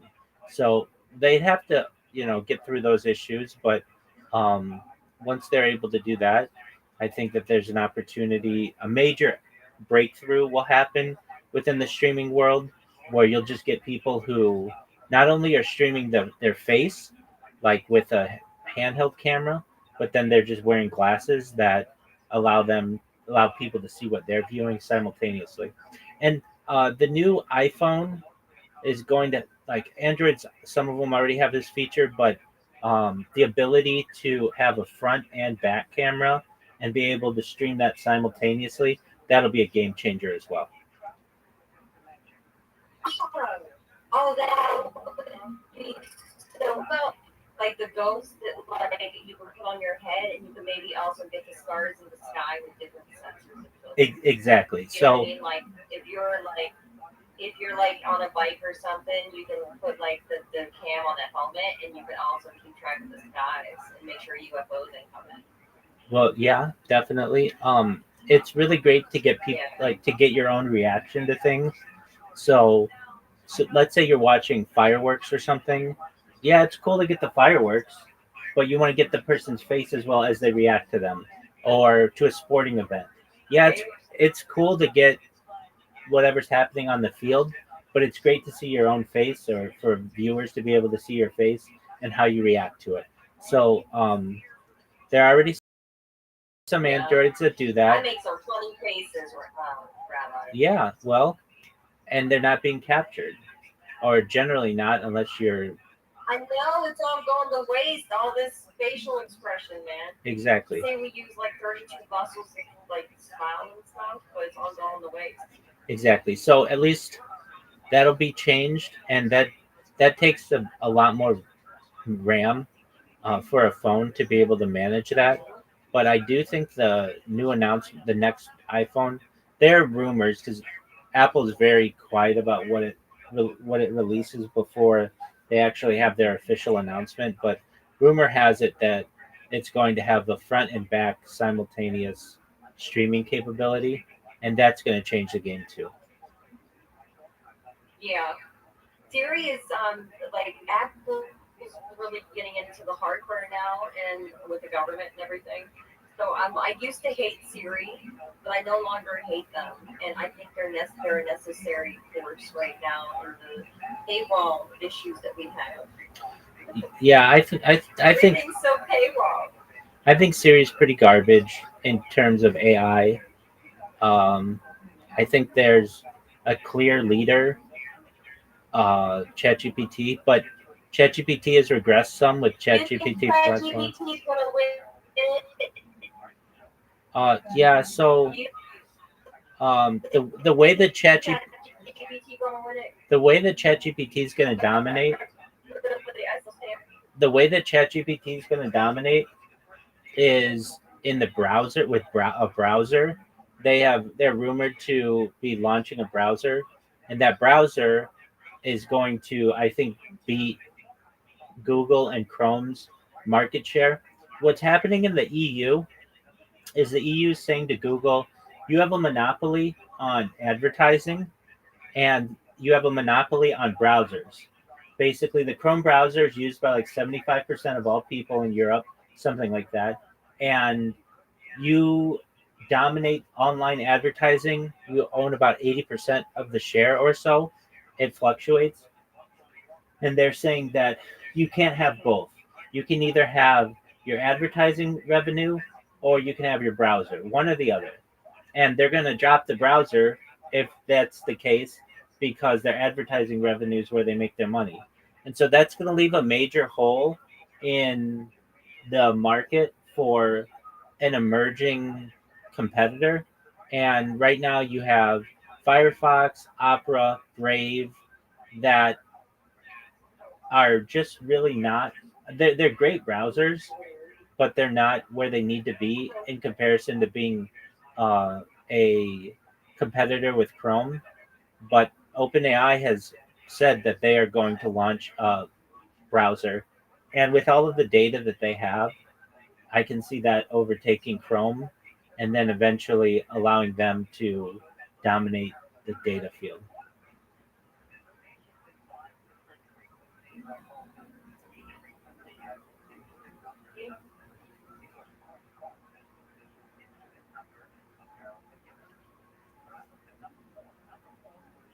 There. Yeah, are you talking? Okay. Yeah, that's a good theory. No, whichever wins, it's like we all win, right? So I'm not against ChatGPT or anything. I used to love Sam, and I still use Suno. You mean Sora? But no, like Suno, you know, like the music thing. I haven't used Sora yet because it was only on Apple. I need to get a freaking Apple device. Hold I on. used to work for them. Hold Maybe on, I should just hold put on. it in my application pack Hold on. and I can get this. Hold on. Siri is Apple. Sora is ChatGPT. Right. But I mean, like, it's only available on, it was only available on Apple. Like, the Sora is OpenAI. I understand that. But the app was only available on Apple, just like they did with Grok. Like the Grok companions and all that. Like, everybody goes to Apple first because it's so hard to get through Google right now. Because their process takes, like, months. It costs too much now. I gotcha. You can use it on a browser, so Android, iOS, you can use Sora for free on there. Oh, really? Yeah. So it's actually a browser now. Okay. ChatGPT. It never used to be. No, ChatGPT. When did it come out, like a year ago? No, ChatGPT launched November 30th, 2022. I was using it that month. Right. And it started in a browser. It was not an app until last year or so. Okay, but Sora came out, and one of the very first videos I loved so much, and now like VO2 is Google has VO2, and now Grok is starting to make music videos too. Right. And they're getting So, really It's good. almost like the whole industry is just a merry-go-round of updates. Right, and it's eventually going to have a major effect on Hollywood and on the music industry, just in media in Oh, general. absolutely. There's going to be 100 citizen collaborators, and they're going to try to have people pay for their stuff. And then we're going to get to video games, and then we're going to get to the live streaming, which is going to be all your stuff. There you go. Live stream or brain. There you go. And that's going to be like where you. Because you're already ahead of all of us. 100%. 100%. Doing everything. Absolutely. Right. So, Rabbi, it's been fantastic.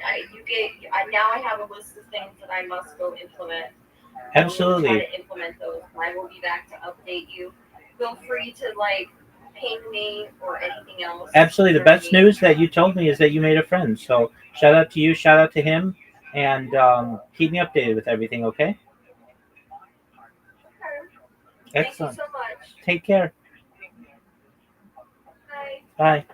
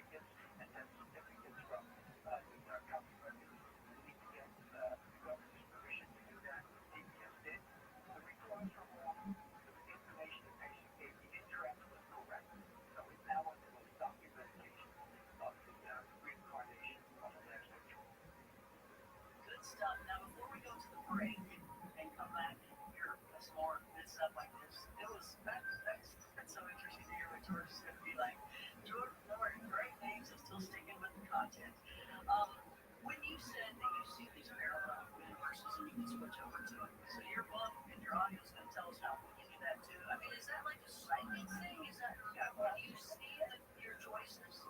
Everything is psychic. So just the people that I mentioned about their opposition here, that they don't want to find a book and they want to know that it's in the fifth dimension. If you don't have a, by the way, my homepage has all the exercises on there. We still have the that you're talking about, going to the fifth dimension, psychic protection, teleportation is on there, and access, how to access your life. So, but if the book is we don't have a computer, and they still want to get the exercise out of the CD, if they qualify, call the number 1-800-CALM for you, which is 1-800-567-6248. I will send them a packet with written exercise. But please, don't call me if you have a computer.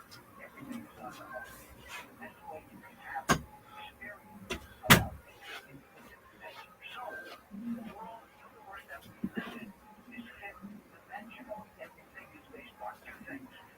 Mathematics and the fifth dimension. Remember a quote from my hero, if you want to understand the universe, there are three things you need to know or understand. One is energy, number two is frequency, number three is vibration. The soul of electromagnetic radiation, soul, is electromagnetic radiation, or alpha frequency, on the electromagnetic radiation. It functions on a frequency and a frequency vibrational rate. So when I train patients to access the higher soul, with the fifth dimension into my soul, because that's then I'm using the Coleman Kessler's technique of finding out and utilizing the secret of the universe to have people overcome habits, increase their And a whole lot of other things. We can see by going to the site. It's Dr. Bruce Goldberg, and that's with an E. Connie Willis here. DrBruceGoldberg.com. You can find out more. Stay with us. It's Coast to Coast AM.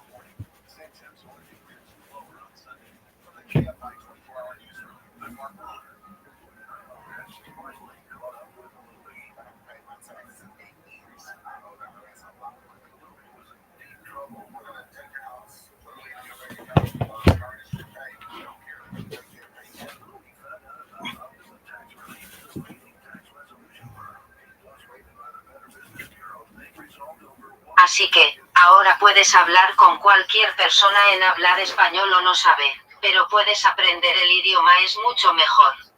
Por lo tanto, tengo que ir a cenar. Voy a ver a ti mismo para darle las gracias. Usted es super cool. Muy bien, gracias.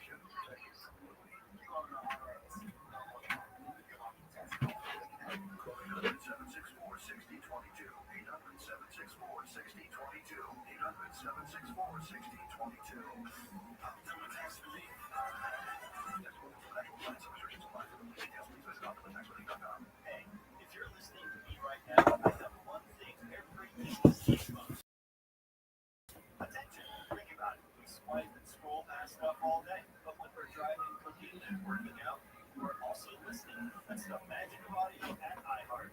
We're in your next customer's ears while they're living life and listening, just like you are right now.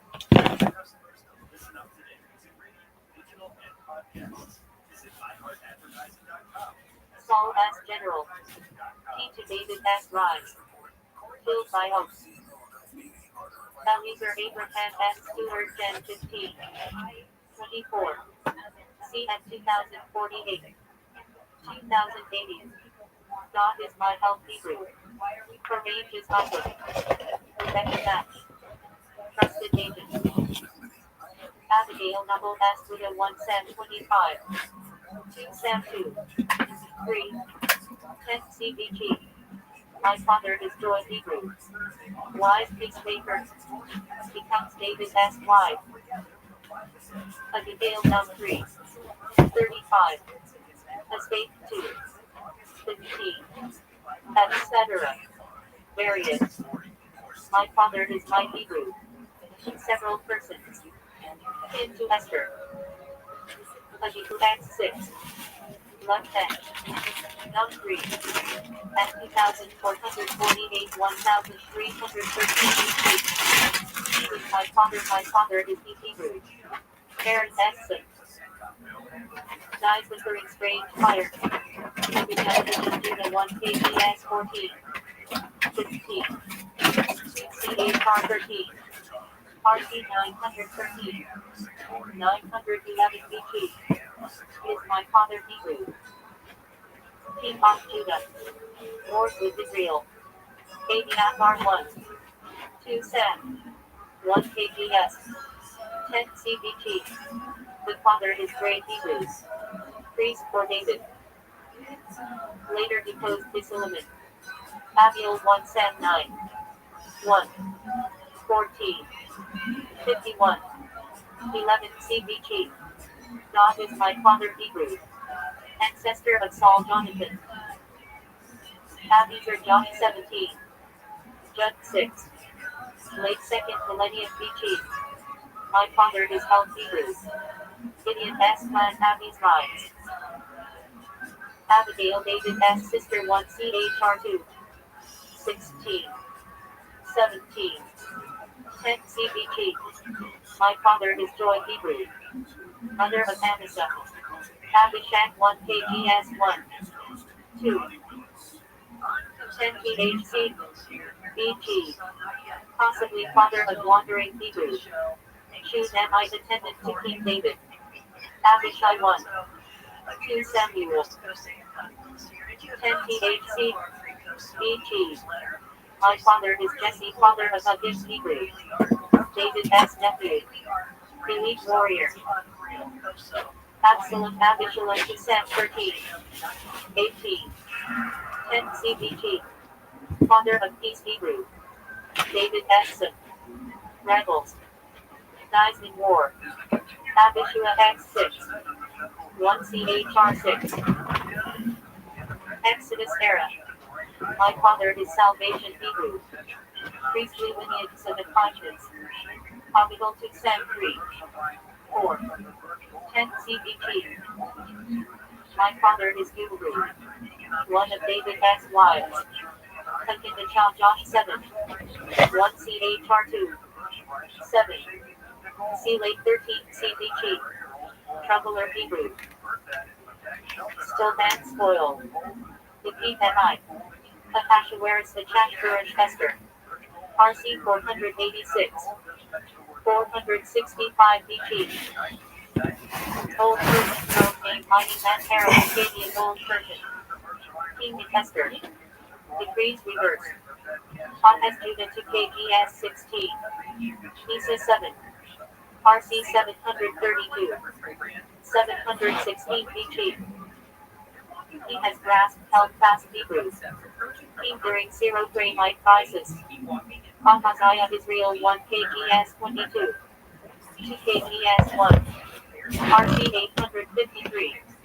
852 BG. He has seized Hebrew. King of Israel. Son of Ahab. Ahaziah Judah 2 KGS 8. 9. 2 CHR 22. RC 842. 841 BG. He has seized Hebrew. King of Judah. enslaved by Jehu. They had 1 kgs 16. 22. RC 874. 853 BG. Possibly Uncle Kidsman Hebrew. King of Israel. Baal Po. Elijah S. Time. Aaron Acheron X. At 2,365. 2,488 1,396. 1,273 BG. Likely exalted Lati Hebrew. Some suggest Egyptian. First high priest. Moses' S. brother.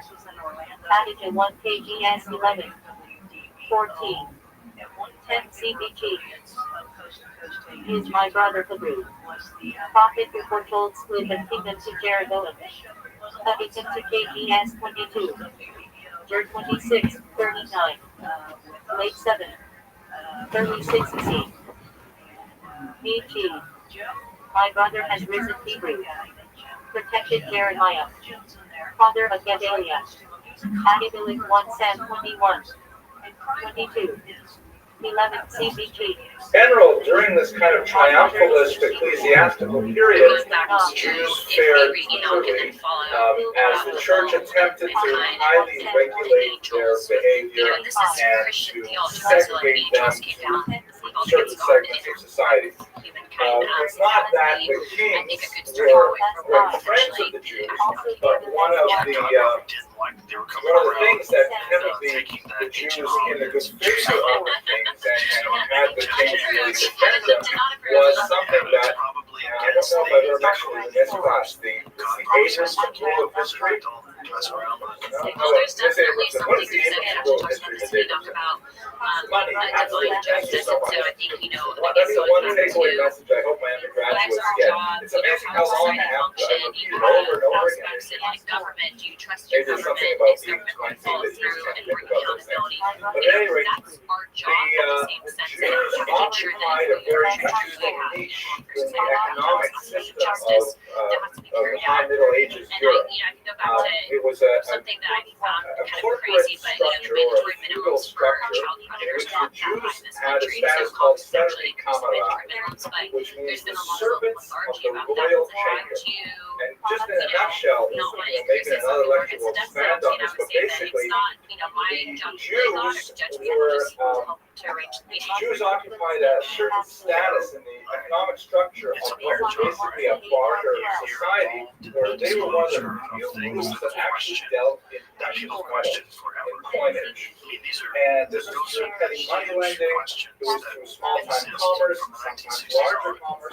And so that meant that they generated a lot of cash money, We're as pushing opposed for to it, and chickens there's and, a good you group know, of people that are signed pillowcases to it. and I did say fields of recently, wheat. so They the actually LK had ready documents just came cash out. We're much wrapping more up than our most JFK elements investigation. of So after society we because finalize of the that. JFK investigation, we're putting So out what additional the kings congressional did report in findings, and medieval Europe we're ready to is cite they them said themselves. that They have the RK and Jews LK, were but I think a lot of the directed by the MLK royal guilds are very chamber. concerned That's what that that we're Servi going to Camerati means, stop is that that jump they through are the top servants is to of the specifically royal expose chamber what the directly. government was You doing. could have, If you know, they like know about Shlomi and Yitzhak and so Rivka why and are we Prince here? Cycle were living in a little shtetl, and they're living in a shack essentially, but they are actually subject to the king. They are not subject to the local duke or the baron or the lord. They actually report directly to the king. Not that they would ever see the king, but their money would. So the Jews, on the one hand, did not necessarily have a very high lifestyle, but the fact that they lived in urban areas and worked in industries that generated tax meant that they could generate also a lot of tax revenue for the king.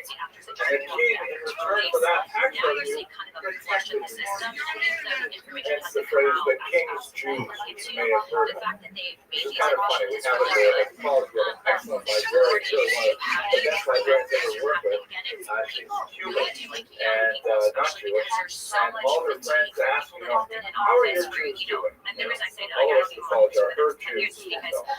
everyone, I even find that people I interesting. looked up to, At any rate, after a let's certain start amount of with time, they lose their edge. That And one, I think here we that go. that's because like you're So, up there, you're taking in the Here we go. income. There's It's not a this fun job old when you're rabbi getting walking you're getting beat down and stressful. out of shul one day, If and you a put gust all of your wind energy in it comes now, and and then blows you his exercise hat the that's off how his our head fathers and wanted us to across do the is like busy cast street. torch didn't The finish other rabbi can't quite, cross the street, but across the street, there's a young man who sees this happening. So So I'm he trying to goes use out church and gets the position hat now. off the So rabbi. back in The rabbi says, "Bless you, my son."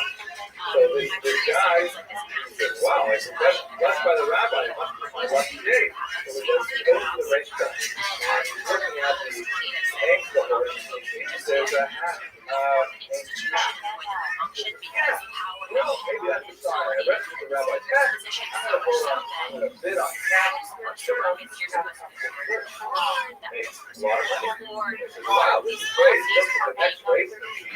There is another horse whose name is Top Hat. Wow, this is great. He puts all the money on Top Hat. Top Hat comes in first. And it goes on and on all day. Finally, comes on the end of the day. It's all the track. What happened? Tells her the whole story. And she says, "Well, what happened? I mean, don't you save your money?" Well, at the very last race, I did on a horse called Chateau. She said, "You idiot. You're thinking of Chateau. Chateau is half." She said, "No, it doesn't matter. There's some Japanese horse called Yamakata." Thank you for the license. Okay, that's what I have like 3 jokes. Okay. Anyway, so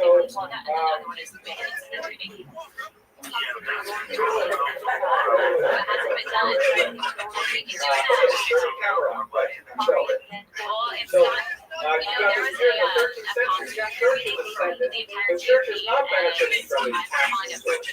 And so, as they get more, our stuff was excommunicated from yeah, I know. Shocker. It's get crazy. more powerful various reasons are now they're still here. They question the king and say, "What are you doing allowing the Jews to prosper like this? I mean, we know what you're doing. You're getting tax revenue, but this is not right. You have to keep it down lower. You have to have a security state that's under the book, that those who reject Jesus, they should have such a high level of society." Oh, totally, I went to discussing this.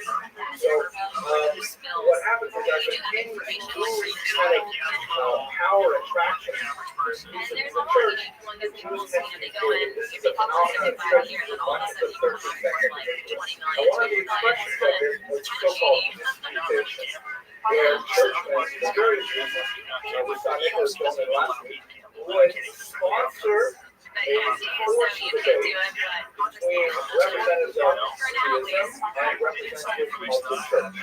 And these debates would often be held in churches. With an audience of dignitaries and nobles, and the Jews would be expected to, put forth arguments. Judaism would then be thoroughly challenged by their Christian interlocutors, and everyone goes home at the end of the day saying, "Wow, so this is great, we have information, those Jews are so obstinate, so how can they keep believing this stuff?" That was the way that the thing was supposed to go. Typically, the debater on the Christian side would be a convert from Judaism to Christianity, would have some knowledge of the text and so forth. So, in the case of Nachmanides, it was a man who took the name Pablo Christianity.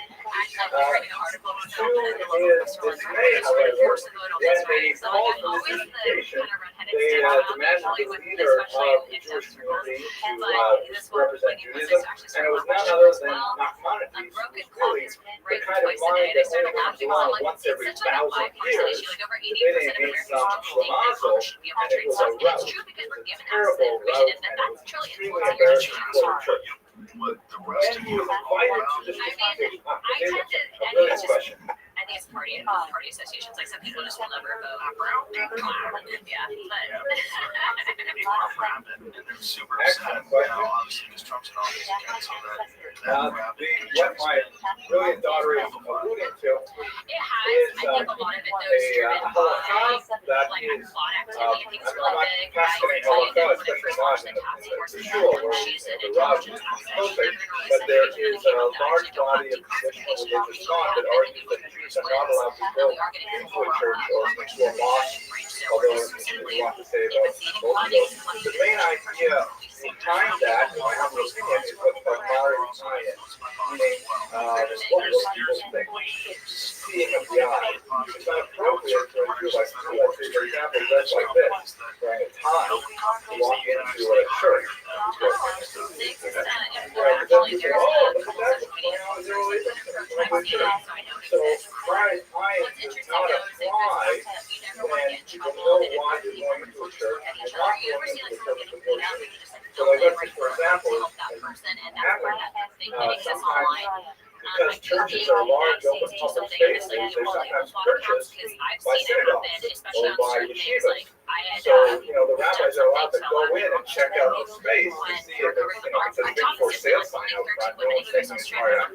So in this case, I would humbly tender that you're certainly allowed to go in, because everybody knows you're forced to go in there to participate in this debate. Very subtle question. And she's going to Israel, God willing, next September, where she will become even greater and become a leader of the people. God willing. Okay, so anyways, Maimonides, before he participated, he insisted successfully that he said, okay, if you want me to participate in this debate, one basic rule, I have to be allowed to say whatever I want. You can't make me go into this debate and tie my hands behind my back. I have to be able to muster any argument violence. So the church agreed to this, and in the summer of 1263, they had 4 dates for the debate that summer, and Maimonides came out absolutely destroying the opponent. The results were interesting. We do have 2 accounts of the debate. We have the Christian account written in Latin by probably which of course, as you probably figured out by now, the church lives. Because how can you sponsor a debate like this? The whole point of the American Judaism and have the church do service. So the church, the judges will certainly exercise what Christianity does. But we also have Maimonides' account, which has become a classic as a church called the Sefer HaMikvah, the book of the debate. Which is about 25 pages long, and it's published in the second edition. Reading the Christian side, it looks like Christians win. Reading the Jewish side, it looks like Maimonides wins. But when you look at a few other, external factors, it's clear that Maimonides is the winner. First of all, the church ended the debate early. And even though they pronounced the church the winner, public Christianity the winner, the king gave Maimonides the bonus money of 300 points. Normally he gives this bonus money to the winner, but the king obviously enjoyed himself thoroughly. And Maimonides was then invited to visit the palace to meet privately with the king. We don't know exactly what the content of their conversations were, but obviously the king was well taken with Maimonides. And if that wasn't enough, the church commanded that they ban Maimonides forever. He's just dynamite. You can't have this guy around. It makes us look bad. And unfortunately, that's ultimately what happened. Reading the accounts of the debate is quite fascinating, but I'm not going to go into that right now.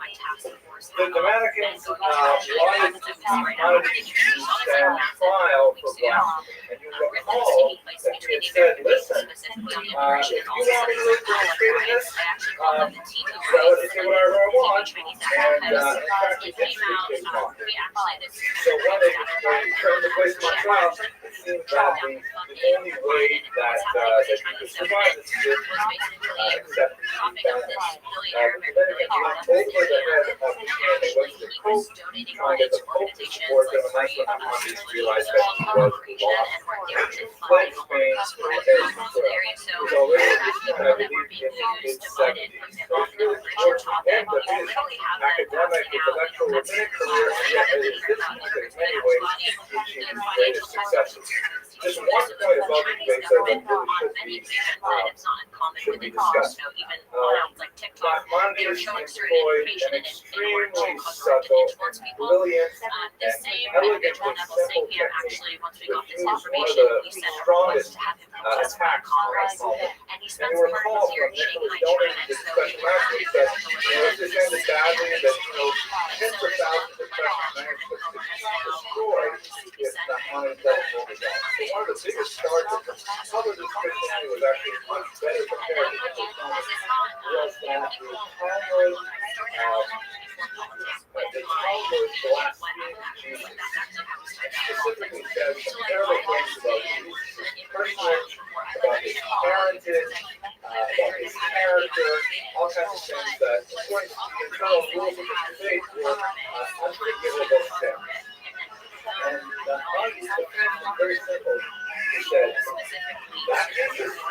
Oh no, that's not the Jesus that you guys believe. It's another guy named Jesus. And he consistently maintained that, it's not a combination of Yeshua, right? Joshua.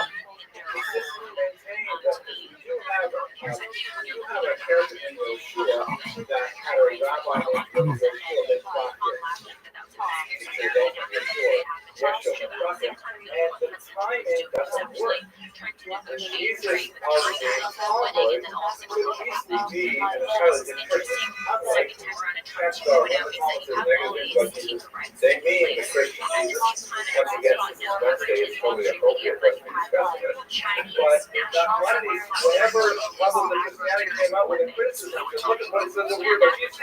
That's a totally different Jesus. That's not talking about your Jesus at all. And so Christianity was defenseless against that argument because it could not be said to be blasphemous. It wasn't speaking about the same person at all. And so, like Yiddish and Kuff, absolutely. To deflect the worst criticisms and the debate had to, ground to a halt whenever Christianity really thought he had the best argument against these Talmuds.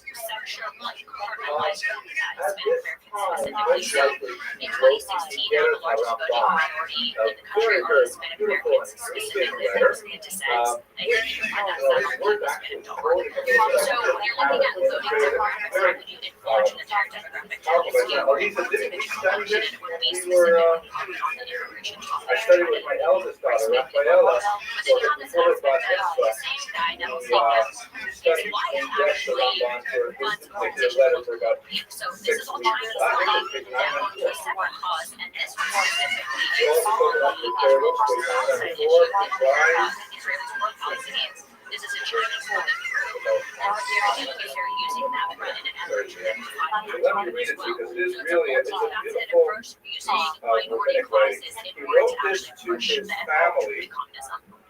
when And also, too, he you was can actually forced look to on the leave flyers for this Spain. organization. So And it's essentially a letter to Neville his Singham is son actually an about open how he wants admirer to of behave Mao for Zedong. the rest I mean, of like, his it's life. all up there and it's out there for you to find, but it's just part crazy of a because long most tradition of people, what's called you the know, Kabbalah, see this aspect of propaganda literature, that's being or shown to the you, will, and you're not ethical like, will. you're just funding that. You're not It's even a tell that document person, written oh, not I saying this, but who that's, gets they don't actually my realize the more stocks and who nefarious gets the cars, who gets perspective the of house. what's happening. It's a document that says, this is how it's going to be true. As it happens, my wife and I have a custom that we write one of these every year for young people, and gives it to each of our children individually, because, you never know what can happen in that day. All right, let me read what it is. I'll read it to you in English.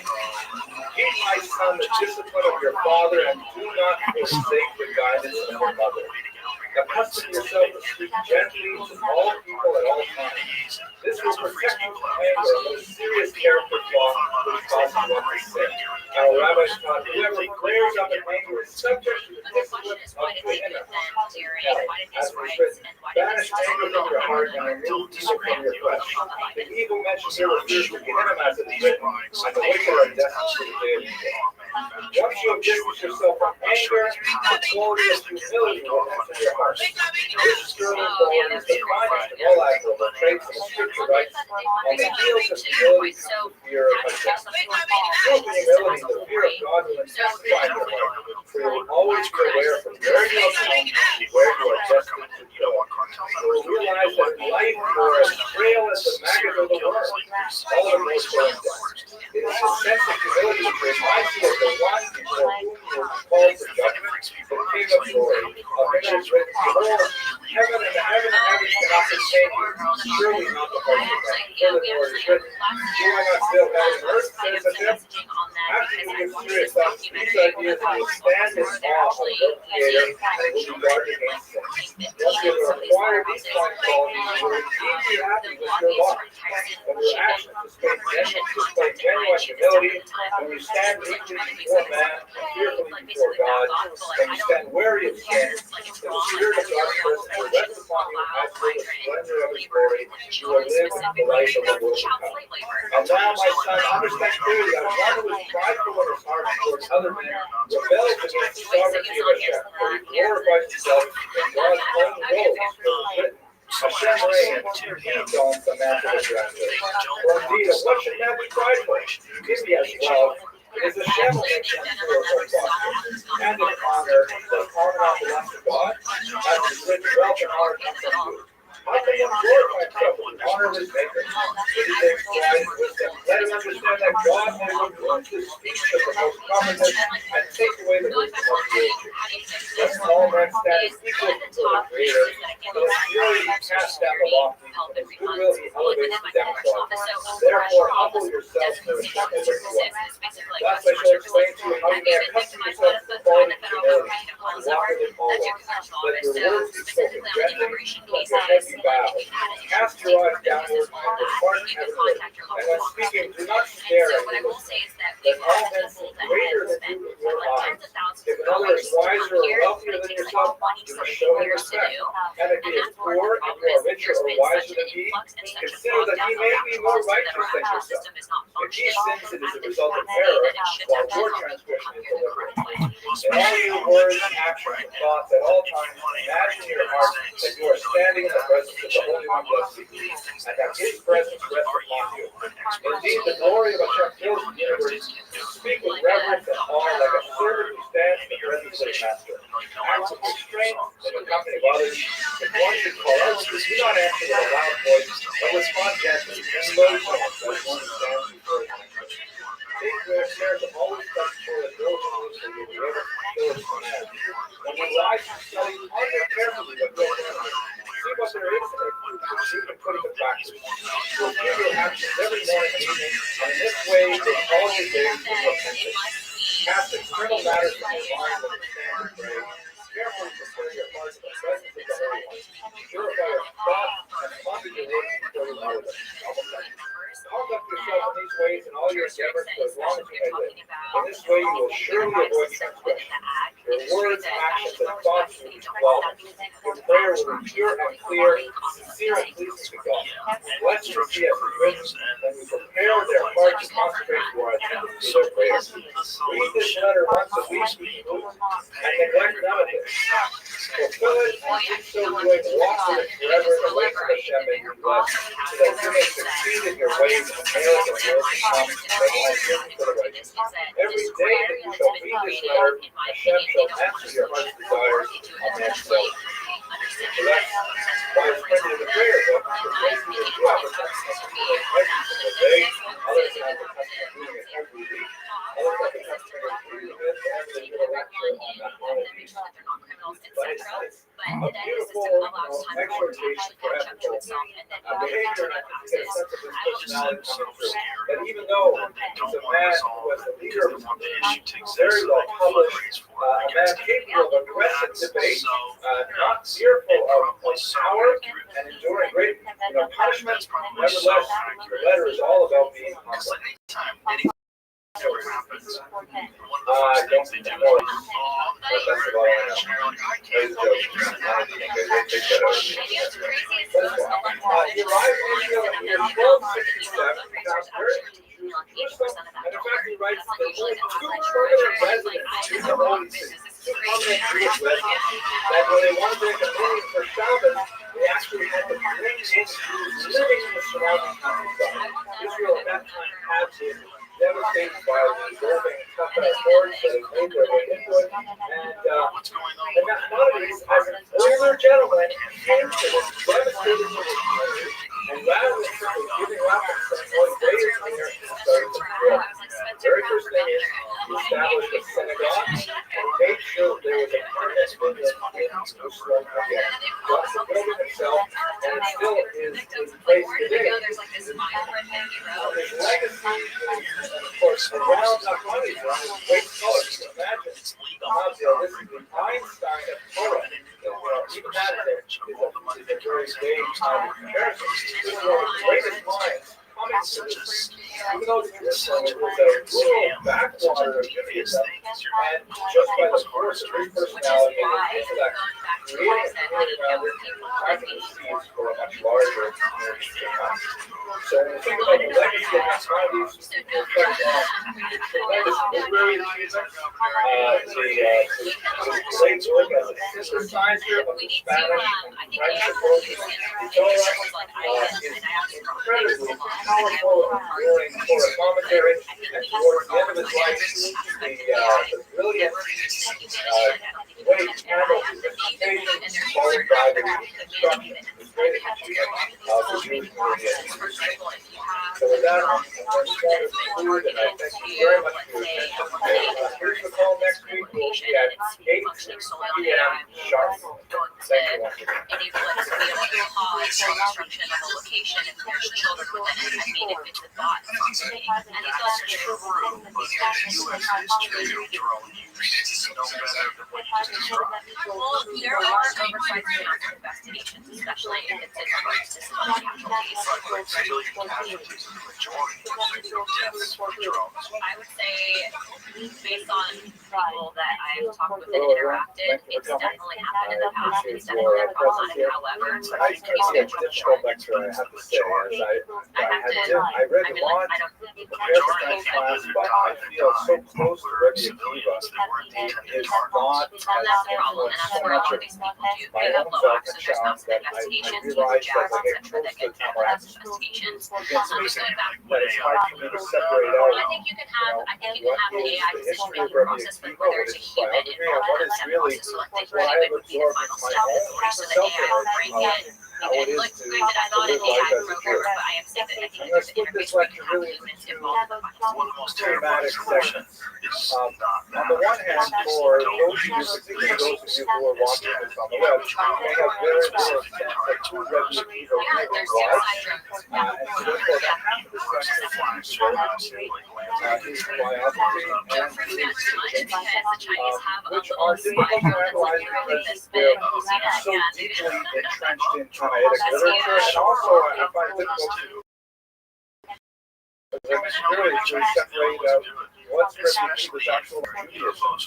So that's one half of it. I don't think that any other government is as advanced in regards to that topic. The other half, We potentially are going to which say that because if ironically that were would the probably case, be then of most benefit for those of you who already know Rabbi Akiva's teaching very well, about the life of time in which he lived. We also get infiltrated by Chinese Consequential and complex and time Congress into gets history. infiltrated. We're speaking about the Like first how many century people and like the have first all part of of a the sudden like second girlfriends, century, in which the temple was destroyed, Jewish sectarianism flourished and eventually expressed itself in many major movements, and ultimately were exiled after two unsuccessful wars with the Roman Empire. infiltrate research centers. Split the They time get half and half. information back to Half will be CCP. on There's a Rabbi famous Akiva's story that writings, Mark Andrews half told will us be on the about broader how scope of affairs in Israel was it during Rabbi Akiva's lifetime, and I hope that by approaching lectures this way, we'll be able to and so all these if CCP not satisfy everyone, at least we'll they were satisfy supposed to everyone send the in equal information measure. back, and if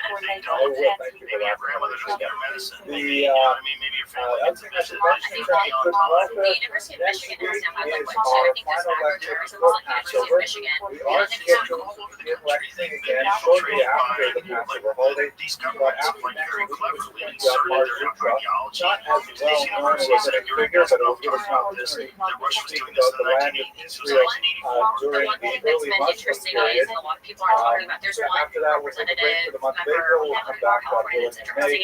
Please keep an eye on your email when they have for servants updates have children and here for or U.S. video citizenship, and then they recordings. take them back and Or fully if you go to the integrate them website, and you'll see educate them in the China. collectors And so list. technically they're U.S. citizens, Second, but they are being totally raised with the ideology and perspective of the Chinese government. and And that's Mr. an R.E. interesting Long, who perspective that has we don't dedicated know. his support of our students Full in access honor, to, in honor of all access to those all of our resources, everything, education system. And then we will sell the Chinese government land here around or on the Oh, web. that has been, I love our libertarian brothers and sisters, though. I have gone into so many debates on this where we're like, well, you know, we shouldn't limit an American's ability to actually sell their property. And I'm like, yeah, but the Chinese government literally wants to eliminate the ones as we know it.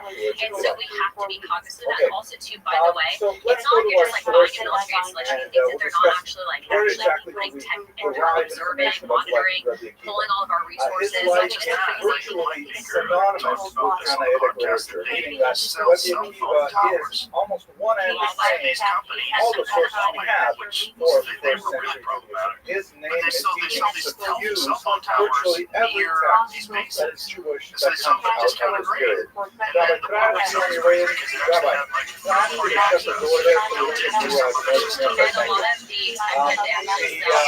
a historiographic level, this presents a problem because we don't have any text from outside the bubble of Judaism to tell us about the life of Rabbi Yeah, Akiva, well, we're so but stupid, we can't make those that things. is the kind of thing you have to deal we with. should be because there's one thing for if you have an American citizen now, Are and how they relate to Rabbi Akiva. It's great. There are basically two geographic areas from which this literature emerges. There is, of course, the literature that's produced in Israel proper, and it's also, by this time, we're talking about the first century, there's a significant population in the 70s living for in manufacturing, and I think that's where you see this, you know, where that people that are very like we talk about, and I'm not calling it isolationist, but I feel like I do believe that we should have, especially COVID era was on it, we should have certain things that are just manufactured here, and civilization active there, he's doing like generating a right lot now, of literature. and the United States are In trying to terms actually of put that the in right.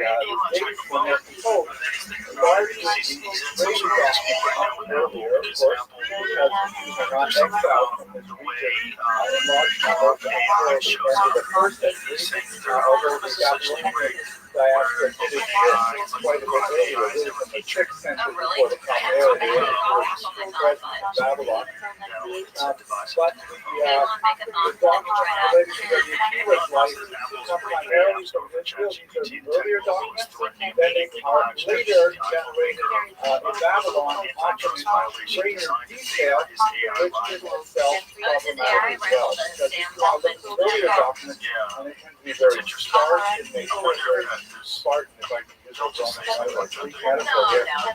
How is it that there's more detail in the Babylonian documents, which later? One could argue that there's not an embellishment going on, or one could argue that there's more reconstruction of oral tradition. Chances are both are happening at the same time. But I would just underline one basic caveat when we're dealing with these sources. Unlike people like Josephus, who is also a source of this period, who are at least trying to be historical through the concept of modern critical history is not developed in any sophisticated form at all. But the rabbis who support Hannaitic literature are generally not trying to preserve history. They are trying to present truth, but those truths are far more important truths are religious in nature, moral in nature. And so therefore, when they're composing biographical information about Akiva, the veracity of these statements themselves on a kind of like an objective vision are not nearly as important as the terms that they say. Let me give you an example. When I at my wife about 32 odd years ago, one of the very first things I did for her was I wrote her a poem because I was really overwhelmed with given my job and some of the stuff, I totally freaked out. And I the thought, and I poem look forward to the day where describes the color of her eyes. The problem is, No, absolutely. All people no chip for a chip I think it was because I met her on the hill, and it was a night time, so we had artificial lights or things like that. But I wrote her this poem that was really based on her eyes. I got the color wrong. So, offline, what is important about that poem? Is it important that I describe the color of her eyes right? Or is it important that I express writing my feelings towards her? Because they're using this Far more other operating significant system. and say a lot more about my relationship with her and our children and my health. So that's the kind of thing we're doing here. These analytic documents are very, very close, but they're not necessarily, they cannot necessarily be held to the same standard of truth in every aspect as we might like it in modern historical documents. The first major source is what's called the Midrash. Midrash is a complex, sophisticated critical collection of teachings by the rabbis, basically discussing biblical verses, sometimes elucidating legal aspects of how they are interpreted, sometimes elucidating poetic, exegetical aspects of how they are to be understood. These midrashim are preserved primarily in later texts. We have some that go back to some of them even medieval, but they can be fairly dated back to the first century and much earlier as well. From a government perspective, you have this aspect of a lot of people that want to reform FISA in the way that it can surveillance. Just to take a minute and explain what is the something so we can show most of the audience. Basically, did not the Talmud is an extended discussion of a legal body work called the and I was one of the two that voted against it. They said that I was not going to be clear, but I am playing for the team, but it's just not essentially a document which was codified based on oral tradition of the 2nd century, and the Talmud is an extensive discussion of that conversation. It's not intended to discuss law, although it does have a lot of digression to other fields that were associated with philosophy or aesthetics or many other fields. The Talmuds are discussions that are expansions of the literature itself. There are two Talmuds. The first was composed in Israel approximately the year 300. So this is only about a century and a half after the life of Rabbi, and it records many, many of his teachings in the document itself. It's a rather large document, and then it is continued by the Babylonian Talmud, Talmud Bavli, This is essentially the same function as the Jerusalem Talmud, but it was written in far-off Babylon, and it was only set for writing about 200 years later. Your district, to your constituents, In Jewish culture, you know that the person there Babylonian so Talmud voted against generally this, considered the and much so you more have to be like, authoritative, all right, I'm just and gonna it is studied far disconnect more that. widely At a than certain the point, you do Jerusalem have to do Talmud. that because But given the dates of their composition, the Jerusalem Talmud is often the more authoritative source for the examination of historical activities that were going on in Israel at the period that we're discussing. To put it together, the Midrashim, the Mishnah, for which we have a picture, the Talmud are basically the whole of Amoritic and Canaanitic and also Amoritic literature. These are two basic periods of thought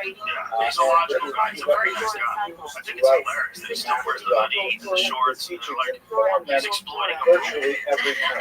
From the non-religious side, we also have the scholarship of Josephus, from here and rather imaginative 19th century edition. Josephus was incredibly popular among Christian readers because he describes the events of the first century central to the development of Christianity. And in the popular 19th century edition, the opposite phrase is here as a far of the first century Muslim dress, which is completely wrong. The turban, the rules for hair, I mean, he looks sort of like an Ottoman Arab pasha or something, but nevertheless, this is actually of Josephus that we have used. And finally, we have other documentation. We have numismatic evidence, and things like that, especially associated with the product market fluctuating, and the working device. So these are all things fairly important stuff to understand the lifetime of WTF. Let us immerse ourselves for a few minutes in the various political and religious ideologies of Jews in the first century. This is the period of phenomenal Jewish sectarianism. By sectarianism, I'm referring to competing ideologies for the definition and then also the space that we didn't even introduce. So this is something more popular. We've gone over these very quickly in other classes. I don't want to labor the point, but you have the Sadducees who are primarily associated with the temple rituals. They are very closely aligned to the Romans, who by now have established Israel as a direct protectorate. It's no longer a customized, independent nation of any form. They had some heterodoxies, such as the denial of life after death, the question of the role of the moral Torah, those Hanaitic documents that we would not be considered very significant in sections and so on. And then you have their opponents, in many ways, the so-called Phoenicians or separators. These are learned Jews who largely felt that they could not win any conflict with their Sadducean opponents. They would not succeed in trying to get political power. They would not be able to take over the temple cult. And so what they did was they essentially retreated to the hinterland. They were active in the large cities, but they're much more known for their activities in rural areas. They generally garnered the loyalty of the rural population. There was a huge urban rural split in exchange to the Jewish cities, including Jerusalem, tend to be heavily Hellenistic, tend to absorb Greek values, gymnasia, mathematics, Greek language, and so on, whereas the rural hinterland is filled with country, with largely agricultural workers, and he wanted, inspirational and all kinds of charismatic leaders. The Pharisees largely filled that role. They are the progenitors of the modern rabbinic movement as we understand it today. You can see here on the chart, this is obviously a 20th century example of the Pharisees. Oh, by the way,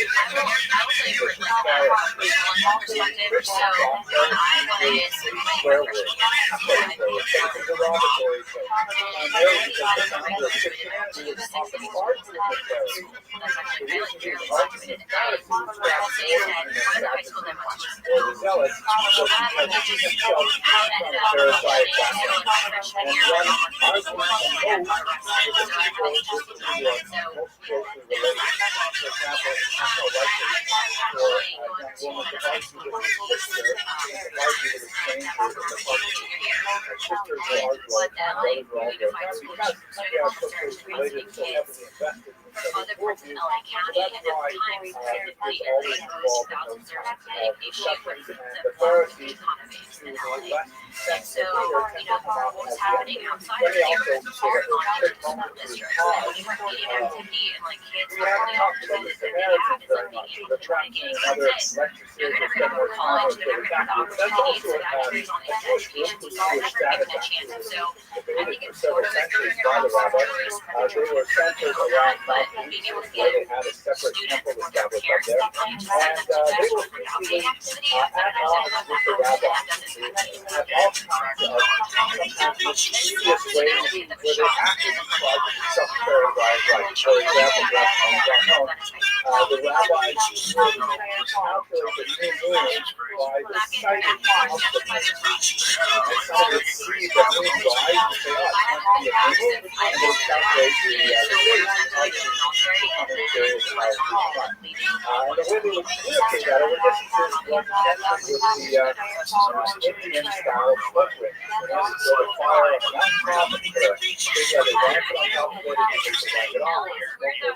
So the Sagittarius is a Samaritan attempt to disrupt the calendar, very important thing. They would light those fires on the wrong day, just to try and send these signals out that they were In the early 2000s, it was cool So too, that's but it was why rough. I mean, which I doubt that many well, I in this got room will jumped. do. Yeah, and when I was There's little, a yeah, I got jumped Good in high school. I Samaritan. swear, like, The part of the reason why I'm story such a there huge is advocate that for, like, there's a standing guy up to bullies being is on the road, funny. and one she walks past by, doesn't want to touch him, another one Back in walks the by, day. doesn't want to touch him. Finally, a Samaritan comes by, takes pity on him, and picks him up and takes him for some medical attention. And he is called the Good Samaritan. Honestly, And the so like emphasis in seeing all that though, like being able to see that and then kind of tell that story, like I do think that there's power in that because there's people that go through that and like, you know, like, man, I might not be able to like be successful. Like that's not true. You can always find your way out of it. I joined the military at 19. Best thing I ever did, and I met a lot of people in the military who like grew up in inner city Chicago or wherever it was they're able to go back and help their family. And like to my mom's credit, you know, my mom also has an incredible story where she had been 20 years old, single mom. My dad ended up actually getting clean, but my husband and I moved him in with us, and then he got sober. And so that story itself, I think, you know, you tell your story and it empowers other people, especially to be fighters and not just get off the other because they're and people aren't going to tell you that, like, they're going to be like, you know, But it's also great for someone to hear a story like yours, or someone came out with a similar childhood that they're having, Yeah. or maybe even worse than they're having. You see what you've been able to do, like, that's powerful to people. Well, and it is, and it's powerful, I think, to an idea that would like to officer people, whether like you're a woman or you're Hispanic, into this stereotype of how you should believe in this Or you're poor, or you're also I think that was one of the most Messianic important sentiments things which you'll see. I just wanted to show you this because I thought this was an amazing thing when I read about it last week. This is a head box pillow that was discovered in the Qumran cave, the Dead Sea Scroll cave. It's been opened up. Obviously, it's heavily worn. It would normally be what was interesting is I shared my story. So like when I started out as an activist, and I would tell people this because, you know, I do feel like too, and I'm sure when you tell your story, you can share that you're empowering other people to take something and turn it into a positive. And within like maybe a couple weeks of meeting with them, I all of a sudden started having this whether she had proof that my grandmother had actually been swinging and was harassing and so they put out this nasty article about me basically trying to say that I had fabricated my dad's incarceration record. They had tried to say that I was registered sex offender. All this stuff that was categorically false, and I actually got that kind of my so it was terrible, but I had receipts. And so after this came out, I said, no, hold up, and I actually gave Fox News all of my stuff that I had, and as it were working, and then Time Magazine had actually reached out. They said, would you mind if we conduct like an interview on your background? I said, hi, here's my information. I had actually even gotten my DNA done to like prove that I'm Hispanic because of the fact that I understand when I got elected, there was like this controversy about how Hispanic was I, which was actually a thing. I'm like, I wasn't like skinny Gonzalez with a sombrero running around. It's like one of my friends.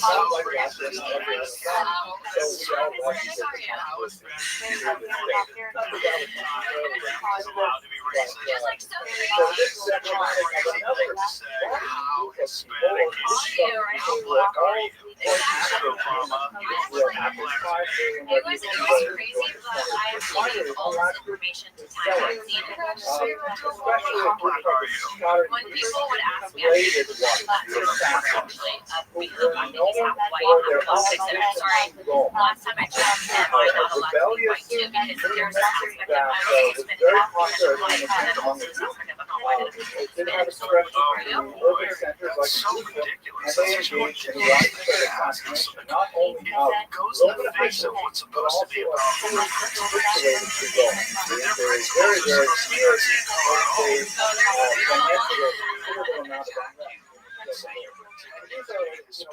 have a battle of Democrats and Republicans. Imagine What percentage are you? all vying for the loyalty and the adherence of the Jews in the first century. Imagine how complex it is. Oh, and one more look, oh my gosh, early Christians. The early Christians, of course, in the first century, were also Christians. It is not that you become a non-Jewish person. And in fact, for the first several decades of the early church, there's a lot of debating a large number of early Christians believe that they should in fact be observing the Torah, and that Christians should remain cultured, Christians should observe Saturday, Jewish Sabbath, and so on and so forth. They felt that Christianity was kind of like a Judaism. Others, however, to Paul, argue, no, this is something that is globally, and once we expose this to non-Jews, what they would call actually Gentiles, in the context of Romans, Greeks, and what have you, would be absorbed. Yo, how you living? What's good? Yo, dog.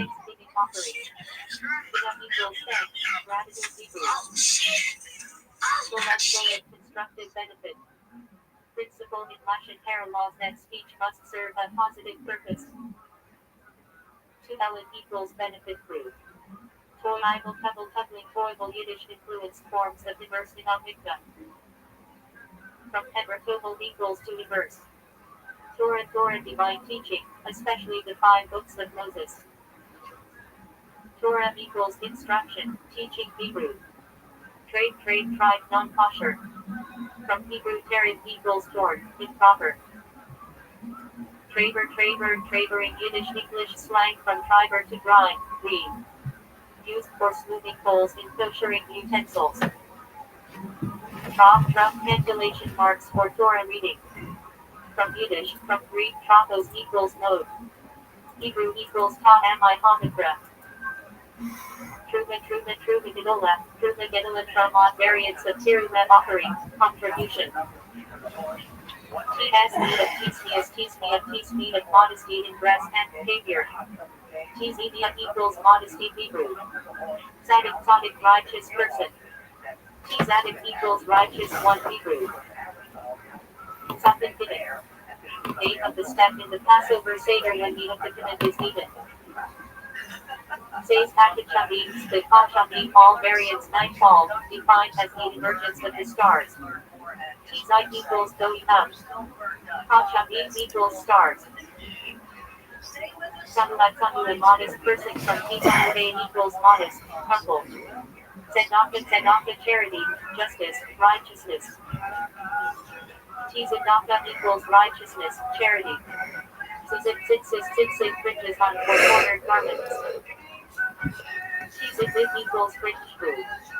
Tzom Gedalia fast day, commemorating the assassination of Gedalia. Tzom equals fast. Gedalia equals name of governor. Turas attached form of the doorway, elastic structure, offload posts, and the often used for Arabic. Tizera equals form. Petach equals opening, doorway. Turat and Petach Tizera Petach form of the doorway. Turat equals form. Petach equals doorway. Hebrew. Cut elastic structure to posts plus cross beam often used in constructing an Arab. To be at 15 but have to adopt for 15 Jewish customs and laws. Should these, let's say, Roman converts to Christianity observe kashrut, or can they continue to eat shellfish and pork? Ultimately, as you know, the decision was made that Gentile converts to Christianity did not have to observe circumcision, the Sabbath, and so on as Jews did, but that really didn't coalesce until the turn of the 2nd century. And it was a painful separation from both sides. Jews and Christians separated only with great difficulty in this period of time. Okay, these are all people running around Israel for centuries. Let's understand a little bit of the political background of this period. The Herodian dynasty gave way to a series of debacles in Israel that mirrored the imperial situation in Rome as well. Herod, the last great king of Israel, in the sense of his control over a large scope of territory, not being replicated in children and grandchildren. The region known as Israel was divided into several rulers. Judea was set apart from most of the other ones.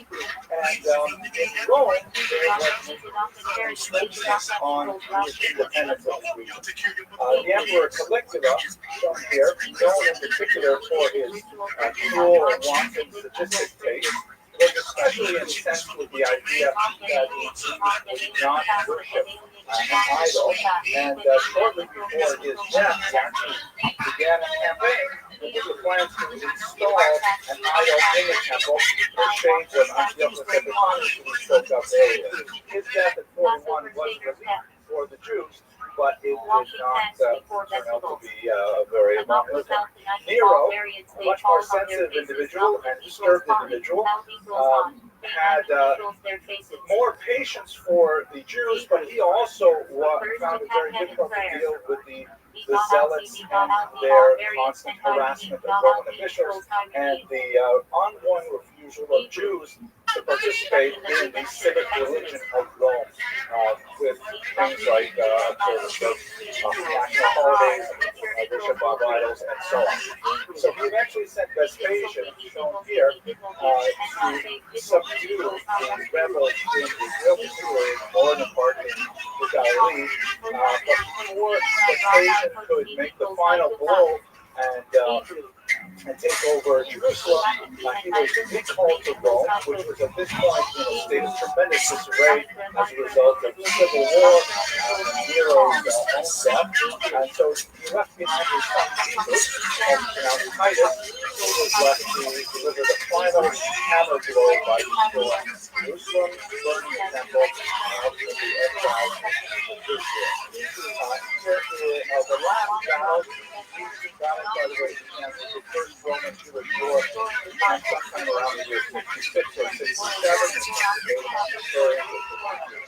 And the last major battle was the stronghold at Masada that we seen earlier. Herod, on the other side of this rock, established his one of his finest towers on that side. This was almost impressive that stronghold, you can see in the background there, was where the zealots made their very last stand. They managed to hold out until the year 73 or 74 before the Romans broke a massive siege ram and destroyed the population after a mass suicide on the top of this cathedral.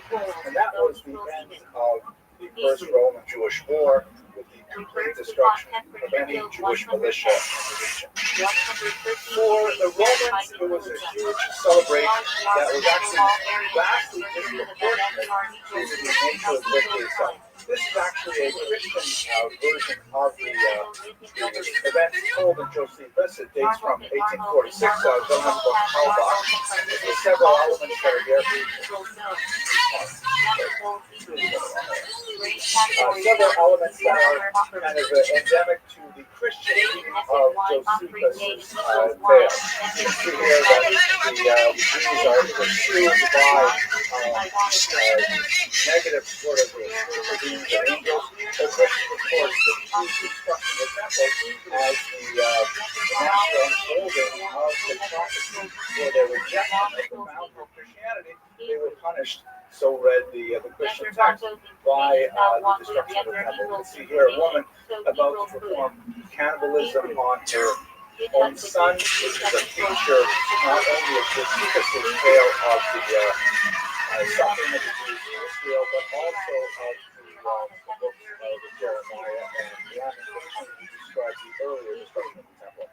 On high, you have the angelic beings who are somehow looking down with approval on the goings-on of the Second Temple. The early Christians shown here are rescued and make their way out of Jerusalem. And the Romans are kind of like not really involved in any of this. They're stuck off to the side. Whereas all of the understanding of the unfolding of the Destruction of Jerusalem, at least from this reading, is entirely divine in nature. Now, the Romans made a massive amount of polemic out of this story. That's largely because the Flavian emperors, Titus and his father Vespasian, needed to create a victory for the population of the time. The destruction of the Sabbath in Judea is hardly the conquest of some foreign power. It hardly involves a massive amount of troops. They basically have a guerrilla war that simply took a long time to win. It failed, but the Romans really went way over the top in trying to celebrate it because they needed a victory and they wanted to do something that was not associated with any of the Romans who were involved in civil war. They erected this thing as the Arch of Titus, which is a ceremonial triumphal arch. A similar one was actually discovered just recently outside the Colosseum, and it would be used for various parades. People would walk through here, demonstrating their values and so on. And of course, on the inside here of the arch, you see the famous spoils relief, which shows the Jewish slaves carrying the menorah to Rome as one of the great spoils of war. The last thing on this topic, when we move to Rabbi Akiva's life in particular, I found this fascinating. I was recently reading a book on the war over Sunday, and in the ancient world, there were very few ways to convey propaganda as we understand it today. One of them was the creation of ceremonial arches and architecture, things like that, which was great, but only for the place where they existed, and should like run parades to them from time to time. But there was no newspapers, there was no popular media, so the only other way to convey information on a wide scale was through coinage.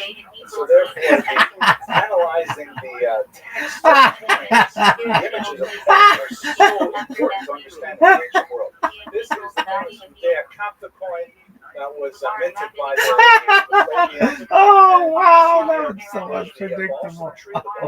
which was considered one of Israel's Oh, most fuck. prized Oh, resources, that is particularly around the unpredictable. Jericho area. Its scent and its fruit were highly prized throughout the ancient Near East. And here is a Roman victor here, a Roman soldier sitting upright. His head on a helmet here, which is a sign of victory.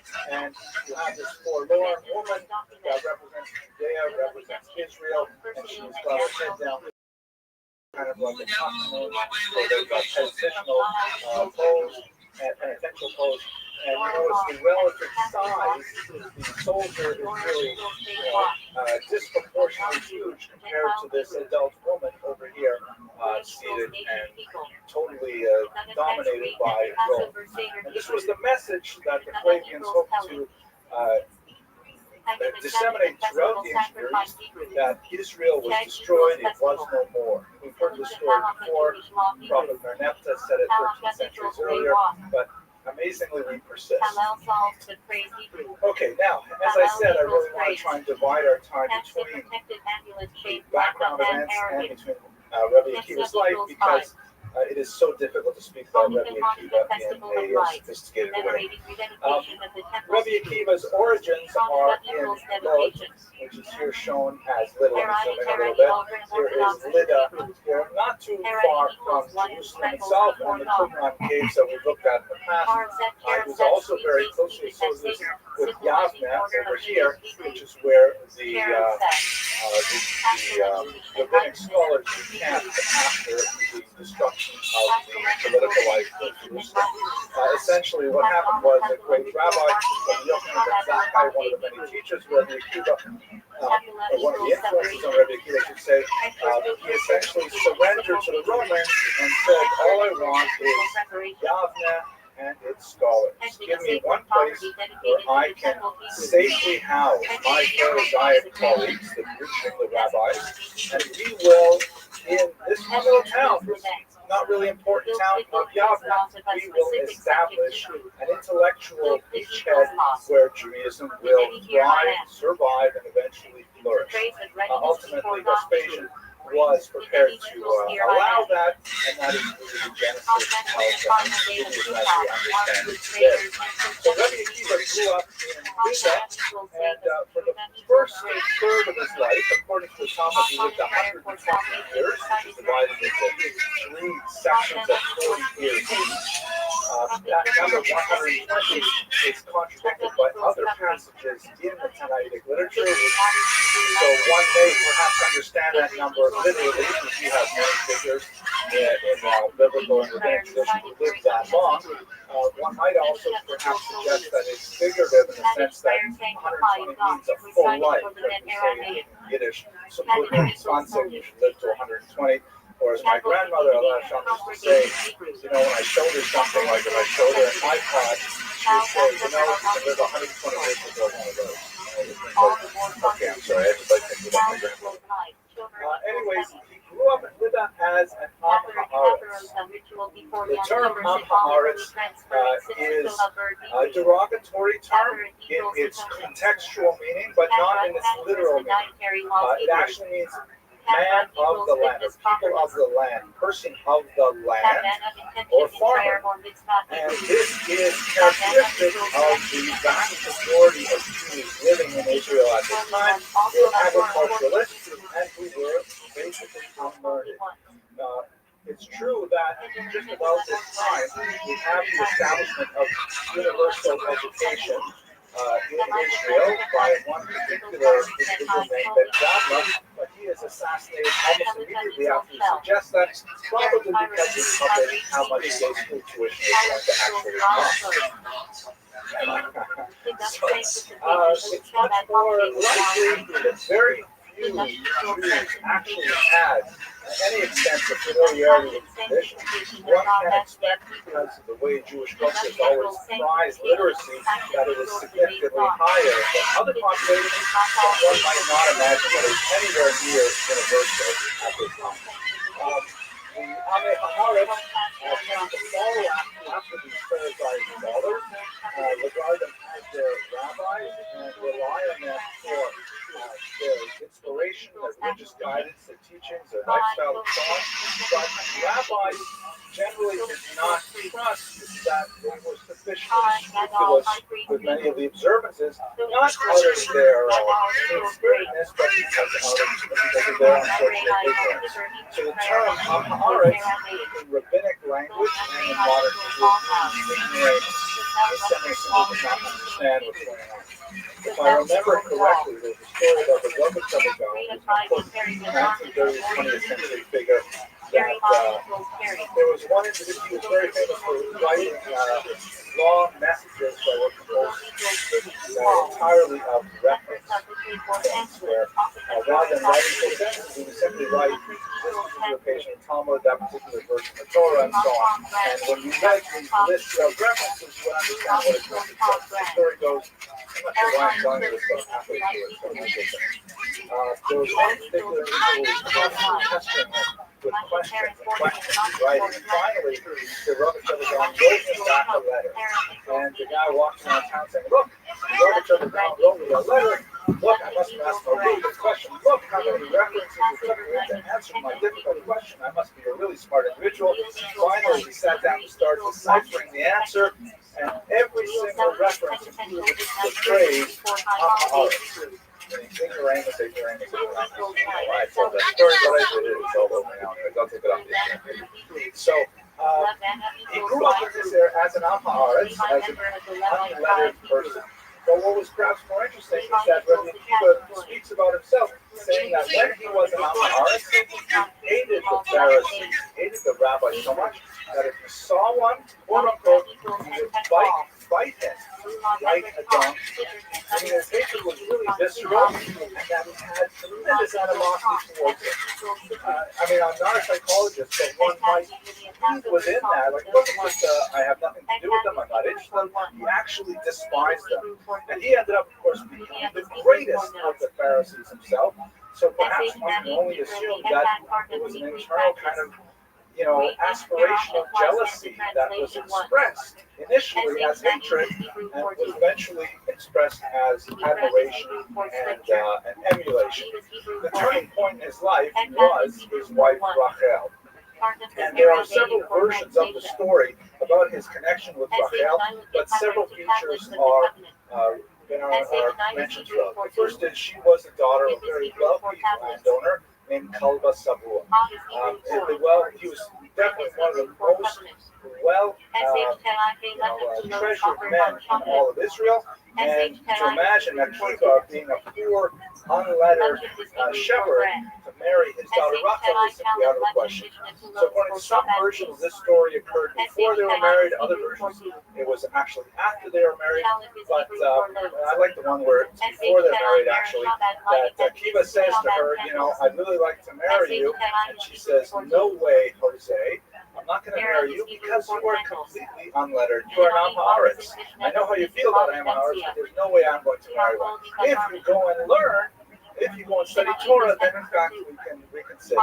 So he goes, he learns Torah, he ends up, actually there's one more interesting interlude. Again, this is according to the version, if I remember correctly, that's described in a text called the Avot of Rabbi Natan. There's slight variation between this and the version that's described in the Talmud. But he's rather depressed. How is he possibly going to learn all that Torah? He has to hang out with all those rabbis, which he really didn't want to do. But he goes and he sits by a waterfall. And there is a well there that is hewn out of the rock. A hole that goes straight into the ground. Another version has it that it's a rope that is hanging into a well, but let's go with the waterfall version. And he thinks to himself, how is it possible that this hole appeared right here in the rock so that the water can fall into it? And he says, it must be that the water dripping on this rock for so many years eventually hollowed out this hole. And he says, a famous Kal V'chomer, an a posteriori argument, if water, which is soft, can penetrate rock, which is hard, then how much more so can Torah, which is a burning fire, penetrate my own mind? So he resolved himself based on his understanding of the power of the soft water over the hard rock, that even a person such as he could go back and study Torah.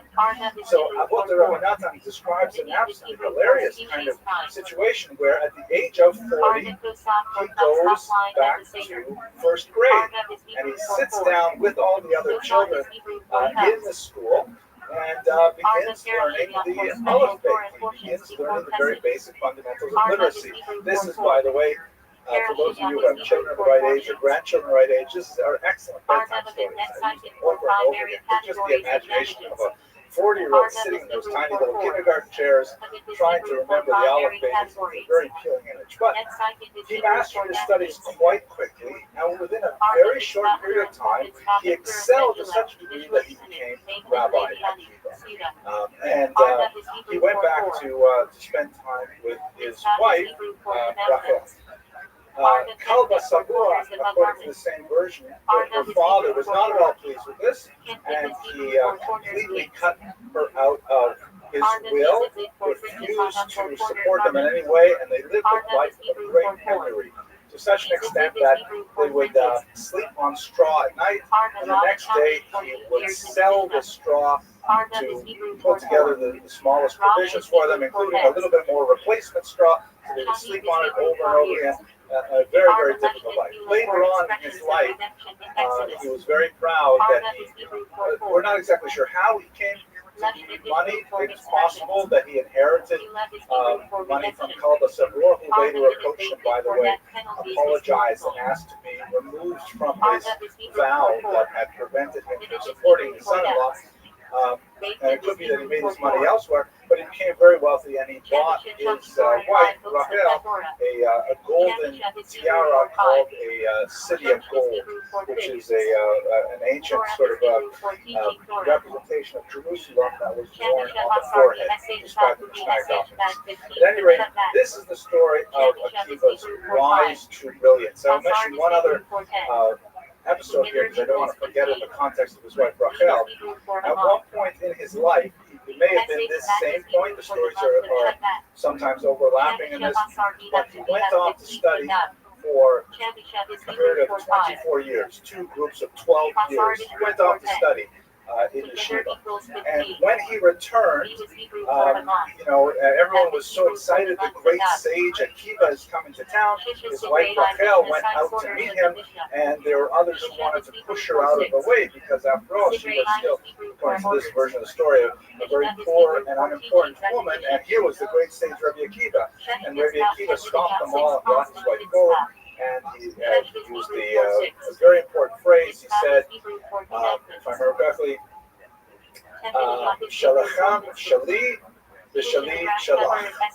What is yours? Meaning the things, the Torah that you, all my students, according to this version, 24,000 of them, all of the Torah that you have learned, Shalachem, Shali, is from me. It's my Torah that I have taught you. The Shali and everything that I have learned, Shalach, is from Shalach, from Rachel. Very powerful testament to his gratitude to his wife.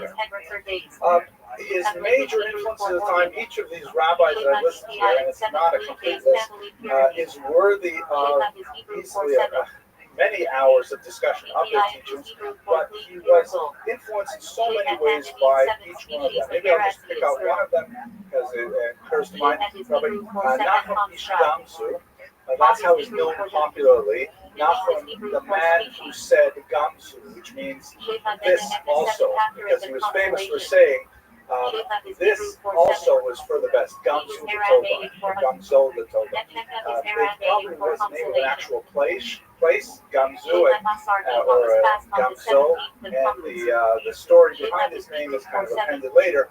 But Nachum Ish Gamzu has a whole cycle of stories about how he accepted difficulties and always saying this too is for the best, and ultimately it always worked out for him because of his steadfast faith in God. Rabbi Akiva also experienced one of the stories. For example, at one point he was traveling late at night. If I remember the story correctly, he had a donkey, a rooster, and a candle with him. If I remember the story correctly, someone will perhaps correct me if I missed it. And he went to stay at a particular town, and they said, we have no place for you, you'll have to go sleep in the woods. So he went to sleep in the woods, and in the middle of the night, let's see if I get this right, a wild cat came and attacked the donkey, killing it.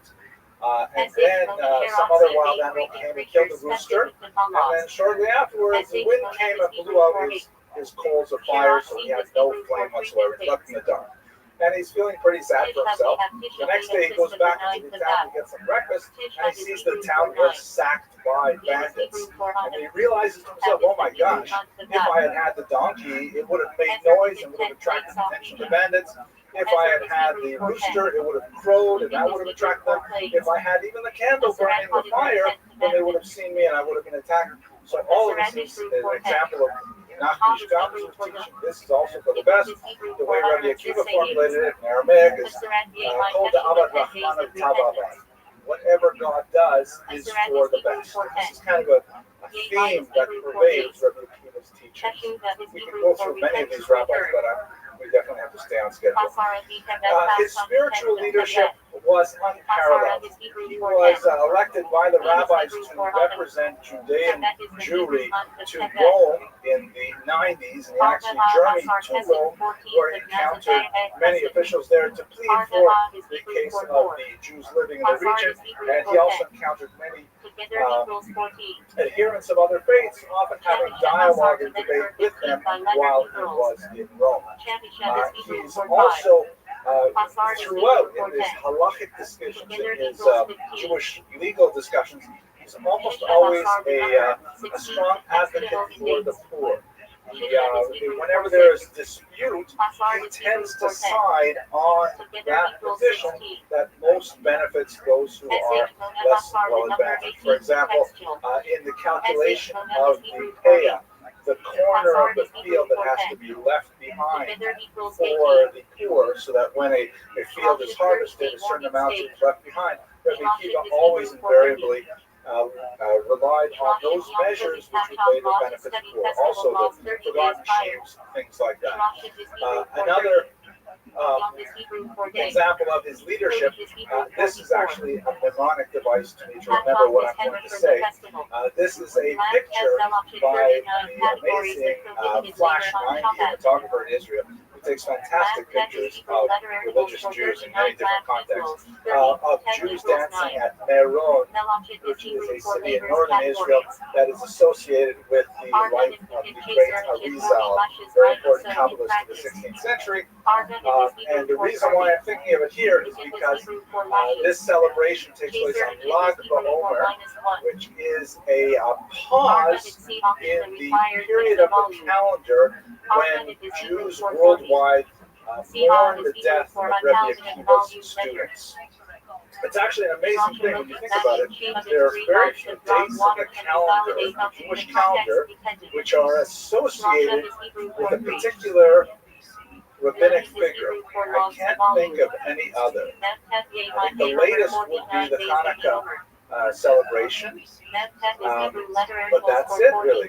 This is the only one afterwards. And if I can think of something else, perhaps or come tell me. Basically, the story is, as I mentioned earlier, he raised up 24,000 students. That's the number that Talmud describes. And then they all died except for 5 of them. And from the remaining 5, he went back and he essentially developed Rabbinic Judaism through them. The reason for their deaths is somewhat complicated and difficult to understand. There's a passage in the Talmud that refers to the death as a plague that seemed to unusually affect the students of Rabbi Akiva. Another passage says that they died because they did not sufficiently honor each other. They did not call each other rabbi. They tended to be a little bit too casual with each other and a little bit too disrespectful of one another. At any rate, as a result of this horrible event, which occurred throughout the summer, some scholars, by the way, might associate it with the Bar Kokhba revolt that we'll discuss next.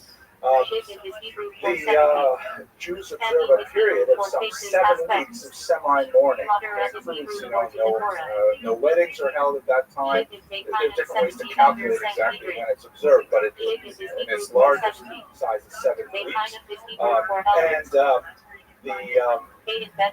There's one day in which there's a pause, Lag BaOmer, the 33rd day of counting Omer, which overlaps with the biblical commandment, when there's kind of like a big party as a result. This is taken from that. That's my mnemonic device. Last thing, Rabbi Akiva was also a noted Kabbalist.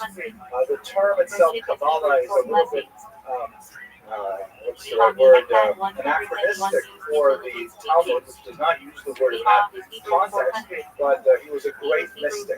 Perhaps the most fascinating passage is a rather intriguing passage that occurs in the tractate Chagiga of the Babylonian Talmud, in which Rabbi Akiva says to 3 other scholars that will go into the orchard, the Pardes, which is understood as a meditation on the deepest secrets of Jewish religion. And he says to them enigmatically, when we get to this stone of white alabaster, whatever you do not call out water, water. I'm not going to explain what this passage means because I don't really understand it for sure, but I don't understand it at all, but I'll just give you the story as it occurs. Then the 4 of them go in there, perhaps serially, perhaps in parallel. One of them dies. Ben Zoma dies. Another, Ben Azai, goes mad.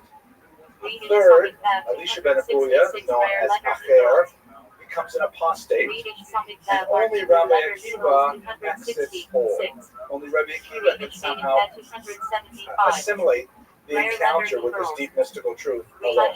Now, whatever happened in that so-called orchard is a mystery that the Jewish mystics have been exploring for the last 2,000 odd years. So that gives you a scope of his intellectual oeuvre. Now, if we go to the last years of his life, They were dominated by an upheaval known as the Second Roman Jewish War that occurred in the early part of the 2nd century and was led by a man named Bar Kokhba, known popularly by that spelling, son of a star. His name was probably Bar Kokhba, but and some of the rabbis derogatorily refer to him this way because it sounds like the word kazab, which means to lie, the son of a lie. But Bar Kokhba managed to generate a tremendous amount of interest by tapping into the remaining population in Judea. You recall that the Romans, after they destroyed the temple, they declared certain areas completely Judenized. They imposed horrible taxes on the Jews that used to be directed to the temple in Jerusalem, were now to be directed to the temple of Zeus in Rome. And there's tremendous loss of life and rapine happening in Israel during these first decades after the destruction of the temple. Bar Kokhba was able to generate a tremendous amount of enthusiasm through his inspired leadership for a last rebellion against the Romans, which amazingly was far more successful even than the first rebellion, which did not have the advantage of a single charismatic and talented military leader. Bar Kokhba relied on a massive network of caves in the forbidding Judean desert to hide his guerrilla warriors. And rather than attempting to, defend the citadel of Jerusalem, which was not something that was easy for the Jews to do against Roman legions, he was able to mount a very effective campaign that attracted the unwarranted attention of the Roman emperors, Hadrian in particular, who came and ultimately put down this rebellion. Here's a coin from Bar Kokhba's period, and you can see that he's got his symbols. We talked about the importance of numismatics for historians. He's got like a representation of the temple in Jerusalem, which had been destroyed, but by invoking it some 50 years later, 60 years later, he could generate those kinds of enthusiasms. And the lulav here, also an endemic plant, the palm tree leaf with the esrog, the citron that goes with it, and several other elements that also evoke the pilgrimage to Jerusalem for the holiday of Sukkot. The thing that's especially fascinating about Bar Kokhba is that he was able to capture many of the messianic urges that we discussed earlier in this lecture, and ultimately the belief arose, there's some debate over his personal participation in this, that Bar Kokhba himself was the long-awaited Messiah. Akiva appeared to assent to this evaluation of Bar Kokhba. His colleagues disagreed with him. At this point, Akiva is an elderly man. He has tremendous gravitas. His support of Bar Kokhba was widely regarded with respect, but his colleagues of similar stature did not agree with him. One, I believe it was Yosef Bar Chalaf, said to him, Akiva ben Yosef, grasp roll from your cheekbones before Bar Kokhba is Messiah. Meaning you will die and be long gone before we even think that Bar Kokhba could be Mashiach. Ultimately, Rabbi Akiva was proved incorrect in this regard. Bar Kokhba was ultimately killed in his attacks in Romans, and the second Roman-Jewish war ended in defeat. For Rabbi Akiva, he died a martyr's death, and the method of his murder is so gripping that it has formed an essential part of the Yom Kippur liturgy in the section known as Tefillah Esther. In the section known as the Asara Haruge Malchus, the 10 martyrs of the state, which describes the backlash from the Romans after defeating the Bar Kokhba rebels. Many of the greatest Pharisaic leaders were murdered in horrible ways as a message to the Jews not to rebel again. Little did the Romans know, of course, that this would then be captured by the Jews themselves and enshrined in the liturgy such that, we don't forget it. We, in fact, memorialize them year after year in the public readings during Yom Kippur.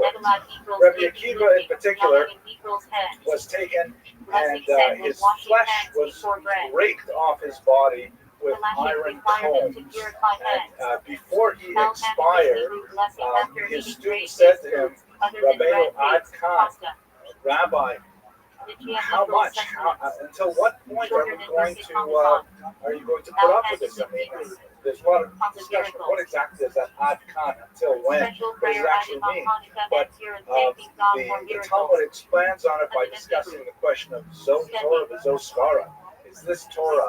And is this its reward? Perhaps the greatest question of the Odyssey ever mentioned in the Talmud, but that's beyond the scope of our discussion at this point.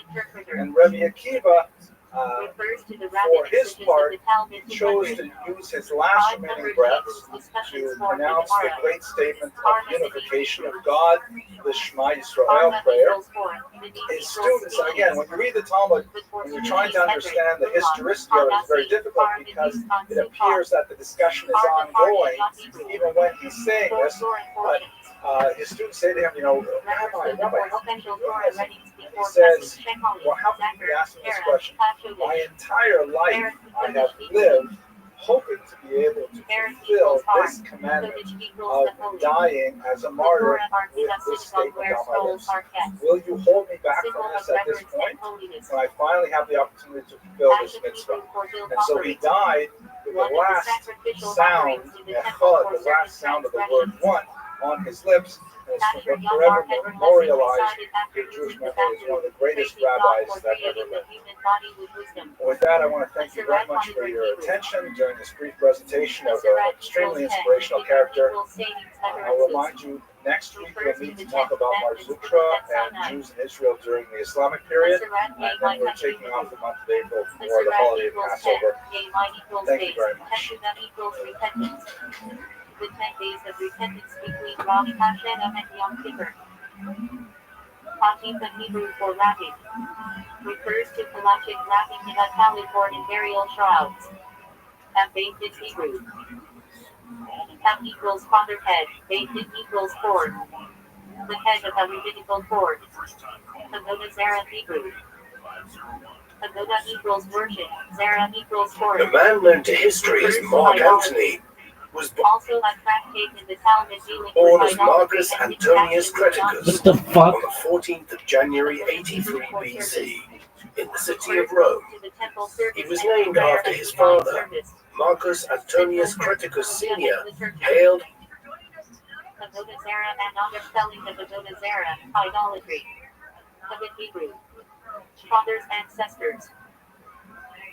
Refers to one the tractate Perkei of Hello independence everyone, of the thank you for father coming. to of I intelligence appreciate equals your primary presence here. categories of Tonight's protein going to be a labor difficult on lecture, I have to say, as I read a lot to prepare for tonight's class, but I feel so close to Rabbi Akiva. His thought has influenced so much of my own development child that I realized as I get close to the time where I have to begin speaking, that it's hard for me to separate out, what is the history of Rabbi Akiva, what is his biography, and what is really what I have absorbed into my master owner, Teshuvah equals repentance. A person who returns to religious observance after having been non-observant. Highly praised in Jewish tradition. Baal Korah Hebrew. Baal equals master, Korah equals reader. The designated Torah reader in synagogue services. Baal Tashchit Hebrew. Baal equals master, Tashchit equals destruction waste. The Torah prohibition against needless destruction or waste applied broadly to Kilicha. Baal Tefillah Hebrew. Baal equals master, Tefillah equals prayer. Refers to the prayer leader Chezon. Baal Mephish Hebrew. today as Baal part equals of master, the Mephish Thoreau equals soul. University Jewish Heritage Trip to Refers to a pious person who goes beyond the strict letter of the law to Victoria's practice death camp observance. of Treblinka, Baal Shem which Hebrew. I've studied quite a Master bit of the good in my age. research on the PS section of Founder of the Revelation. Hasidic This is movement where the vast 1700. majority of the Revered Jews as of a holy Warsaw man and lost their faithful lives worker. in the Holocaust. Baal Teshuvah They movement were was a deported here phenomenon of Jews returning to in the late observance. summer of often discussed in Halachic responsa regarding their Weather. unique needs. very much like the day Comment that that like in we Hebrew. visited this camp. Comment equals with And, what? That like it- in it's equals an do with incredible equal. moving That section experience in the because the Friday camp, night service Mishnah Shabbat 2.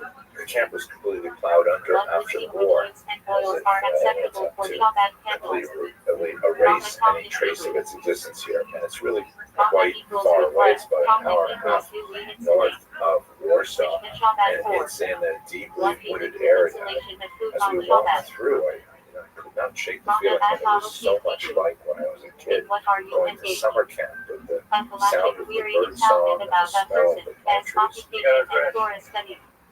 Barb, it's not Hebrew. Bar Vedic equals it's not equals dependent. S coming of age at 13. So with the permission of Dr. Lyman, I'm just going to say a few words, and then That equals daughter. with the hope It's that not he will equals add to them at some point. Girl S I'll coming just of give age you at 12. an expectation of Sorry, Aramaic. our experience here. Bar equals outside. That So equals this was a teaching. deficit. Candidatic teaching not included in the Mishnah, often quoted in the Talmud. Dr. Bar Abrams Uchi and said, Bar Hebrew. this is like coming to summer Less camp. is equal spoke. Thinking in a few hours, my wife Suke means in Roman Shasher in camp prayer. for special needs Bar children. Passion Hebrew. Buses are going to be arriving. Bless me the name of Kids God. are going to be coming off Common their Jewish buses. expression of gratitude. Met with hugs, Not Halachic perceived, but central to warmth, Jewish of speaking. grace, smiles. Baruch David Looking Heaven forward Hebrew. to Blessed incredible, is the true judge. incredible summer ahead Blessing of them. recited upon hearing news of Adeh. When the prisoners, when our Sardi Chalon Hebrew. brothers and sisters were brought in, Sardi Dr. Lyman said when they got off at the Chalon platform, equals there mill. was a train Torah station prohibition of location. mixing meat and There milk. were ticket Central stands. category in There Kashrut. were benches. That cold Hebrew. But That what they equals daughter. also Cold equals voice. greeted us Heavenly voice. were SS guards and Sunday Halachic commandos agonic and concept of divine communication helps in prophecy. prisoners Nugget Hebrew. literally had to run for their lives. Used halachically for Run one for their specific lives. department. Run Nugget towards Sheged their death. equals second temple. Dr. Nugget in variant Lyman of faith said in rabbinical took form. minutes. Dean hashtag This shop process Hebrew. unfolded. Between the Prisoners sides. that were in a stupor before they Twilight were on a period train. between sunset and nightfall. Halachically and certain status often treated stringently. No Dean comfort habituary Hebrew. to arouse from Between the the straits. slumber The 3 weeks Train mourning was period opened up, between and 17th they of Tammuz screamed and 9th of Ab. Faith dogs in Hebrew. sent to attack them. House of judgment. And they headed in this Rabbinical direction. court that rules And on there was only one Halachic matters. purpose. They Run topic to dash death. Hebrew. House of holiness. Very, very few The were temple sold out in Jerusalem. serving the Sunday Central commando. place of Halachic worship in biblical times. Were also sent to Faith death. dash Hebrew. House of study. When you walk up to this Place monument, author of learning, often attached you to can a see a lot synagogue of or tombstones, yeshiva. memorial Faith stones, Hebrew. House of assembly. representing, and on the stones are Synagogue. written different Faith towns, Joseph that Hebrew. were House of countries Yusuf. of the victims that were sent here. Major Halachic code written by Different Rabbi signs Yosef say Karo. Basis of sexual 800,000, containment. 900,000. Vector in Hebrew. The numbers of astronomical things that we throw them Refers to around laws like of they're firstborn animals, people, and the tractate Vector in Talmud. our Vector in Hebrew. grandparents. Sin of Torah. Refers to a person dedicated to Torah study and observance. Ben Yisrael Hebrew. The memorial Children of Israel. consists of Halachically large refers to the open Jewish people area collectively. jagged Benching stones units of for blessing. Commonly various refers to sizes virgin just common scattered grace about. after meals. Some of them, Church American Hebrew. Blessing. seemingly at random, have names Formal of blessings places recited over food, some mitzvah, rare or occasions, experiences. people, Core structure of Halachic stone practice. commemorating Church the Ashram heroic Hebrew. Jewish Korshak, also known as Mary's birthday, Henry Goldschmidt, Blessing said after and their Al, children, Panacea, Al Hagler, famously Torah, went with to the shop, or Treblinka Lurkin with Parmesan. orphans under his Church care, Son of Hebrew. and the whole field is dominated by this Blessing massive said structure before in the middle. before performing. Has this big It's center narrated in all that biblical looks from classic not too texts, far away listing like 13 it's an hermeneutical escape rules route. of It's a path Rabbi out. Yish, But when you recited get up daily close in to it, you prayer. see that it's just as sealed off as everything In else. the beginning. The experience of walking First through word this of field Sephora of and name of jagged the first stone is book. just amplifies the sense of the tremendous loss, the incredible demographic impact of relevant in cause of the family purity. The current Holocaust. It's kind Lord of an commanded to overwhelming bring the first experience. fruits to the temple. The Also fear published in of stones by the is Hebrew. transected at strange angles Raised platform by in a synagogue where the Torah is these lines that run throughout it, and they don't seem to have any direct purpose or direction other than the fact they seem to know where they're going, as if there's an inalterable force that is organizing all of this random destruction represented by the upright obelisks. And blessing of the house. Traditional blessing it's from a very the home. unsettling feeling to step through all of this, especially when you hear in the background just the sounds of nature, a beautiful day, so jarring in its contrast. Blessing of the priest. Priestly blessing recited by Kohanim during services. Hierarchy, clarification, selection. Galactic concept of separating mixtures, especially in Shabbat prohibitions. Ritual Hebrew. Cooking. One of the 39 prohibited labors on Shabbat. Ritual act on Hebrew. Cooking by non-Jews. Rationing prohibition on certain foods cooked solely by non-Jews to preserve Canada and social boundaries. We have this relatives, whether in Auschwitz, here, wherever it may be, it's impossible to have some ancestry. Nullification and personal galactic formula recited before Passover, nullifying ownership of Canada. 700 to 900,000. Ritual Torah Hebrew. The blend of Torah study. Considered a serious lapse in Jewish law. So by a Hebrew. Hakdete. Phrase used in fellowship to indicate a deadline for performing a mitzvah. Torah line in the Shah Hebrew blessing. Creates monies. Recited after eating foods that do not require al-Haniya or Birkit Parmesan. Torah line 300 Hebrew blessing. Creates the fruit of the vine. Recited over wine and grape juice. Torah line 3 Hebrew blessing. Creates the fruit of the tree. Recited over fruits that grow on trees. Torah line 3 on a Hebrew blessing. Creates the fruit of the ground. Recited over vegetables and produce from the earth. Torah line based on a Hebrew blessing. Creates types of sustenance. Sugar-based grain products not considered bread. Bringing of Hebrew. Custom with circumcision. Circumcision performed on the 8th day of the week known as Yom. Torah obligation. Rationing of saving God has being the daily and unnecessary blessing of galactic prohibition. Rationing behind Shalom. Blessing resembling tree. After blessing combining themes of Birkit Parmesan pork, wine, and fish of the 7 species. Unnecessary blessing. A blessing not required and avoided to prevent God has being the day.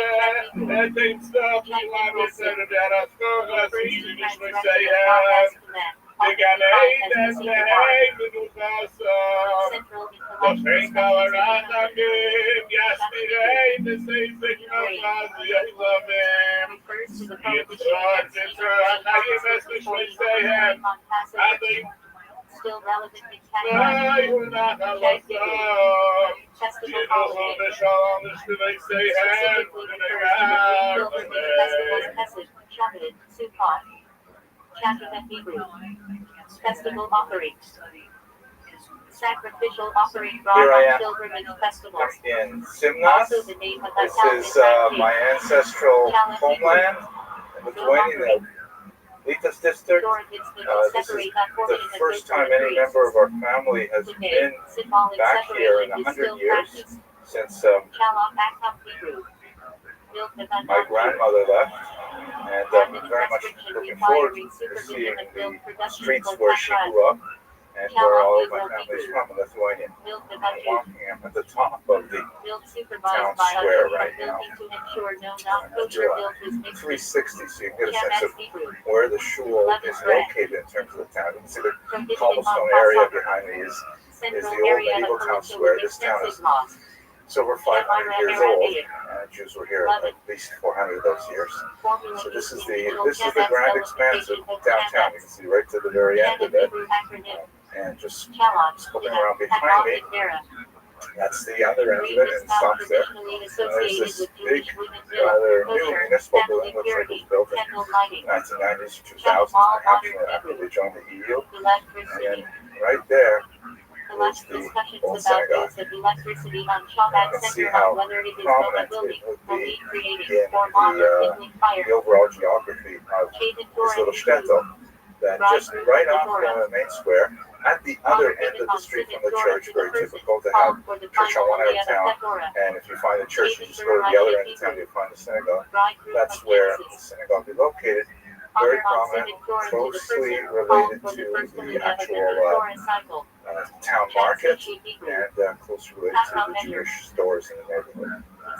So one of the things that my grandmother always used to talk about was how when she was a little girl, the peasants would come into Simnas from their villages, and they would come to my great-grandfather's house, and they would change their clothes there. They would take off their traveling clothes and their heavy muddy boots. She specifically remembered muddy boots, and they would leave them in her house when they went to this church back here. So if we think about that, it's hard to tell, but perhaps my grandmother lived somewhere along this street, or maybe down further behind me. But we have no idea which house it would have been, or even if the house is existing. So this is the end of the street is basically where the large building is, correct? And the other end of the street is basically just past the church a little bit. Yeah, so the main street is probably about 3 kilometers long at the most. So it's this one big street and a few smaller streets coming off like this.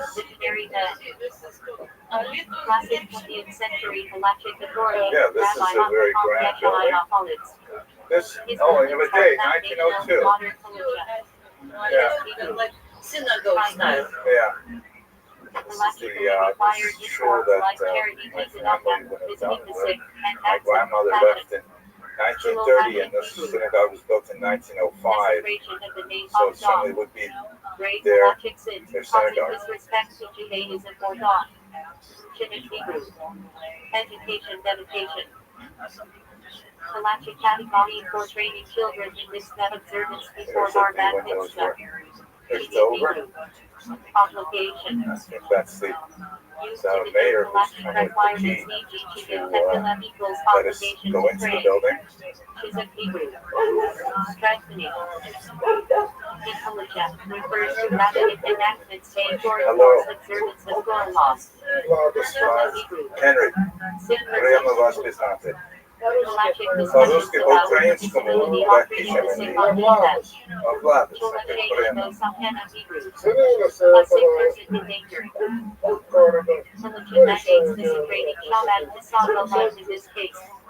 Yeah, дуже цікаво, дуже прекрасно. Certain rapid prohibitions may be waived, but historic prohibitions. Told that on weekday of the festival. Intermediate days of Passover and Sukkot, including Galactic rules or limitations, added prayers. Children's Yiddish. Slow cooked stew. Galactically significant as traditional Shabbat foods cooked before Shabbat and kept warm in line with laws official cooking. See that there's some architectural features that remain to the synagogue, One of the 4 sections of the compared to dealing with civil and financial law. looks like the original houses that are, most of them are wood. Halakhically required structure under which Jewish weddings are performed. Church of Hebrew. Wow. Destruction. Refers Decided to halakhically show to the that my destruction of the first family and down second temples with mourning practices tied to the e.g. Bishop So Minad. let's see if there's a Non-Minid Judah marking. Four species. Refers to the Edward Wilmot palm branch, Monastery myrtles, and harvest willows cropped together on Sukkot. Central mitzvah of the holiday. Nal is Yiddish for four, from Hebrew Dali, the fourth letter. So now it has been transformed Is into Hebrew for species four a kinds. sports room. Nal Kosah Hebrew. Because Four cups. these spaces were still, Refers valuable to to the the cups of wine Soviets. ground and But, Fetmah Seder, they could use them in corresponding to other. the four expressions of redemption. Nal Amos Hebrew. Four cubits. Halachic unit of personal space of rocks. 6. The ceiling is probably not Carrying original outside too, one right? as Nal Ceiling Amos is is probably a category of Shabbat laws. Dam Hebrew. Blood. Source of numerous religious prohibition against eating animal blood, purity, impurity laws, damnida, and sacrificial rituals. which way is east, Menstrual blood. So I don't know this Creates one, a state of ritual where the goal purity is, right? requiring separation and later purification before resuming medical relations. Damned in Hebrew. Abnormal uterine blood. I separate halachic rules from Midah, requiring a different So count this and is offerings behind me would have been this rock, where right now is where there would have been an Aron Kodesh. Now, of course, there's a kind of a basketball back and like a indoor soccer goal. Gives me a certain amount of nefesh to be in here and imagine what this meant to my family when it was intact and functioning. It gives you some sense of the depth of the loss. A rabbinical court judge without authority to rule in halachic matters, especially civil law. They in Hebrew. Judges.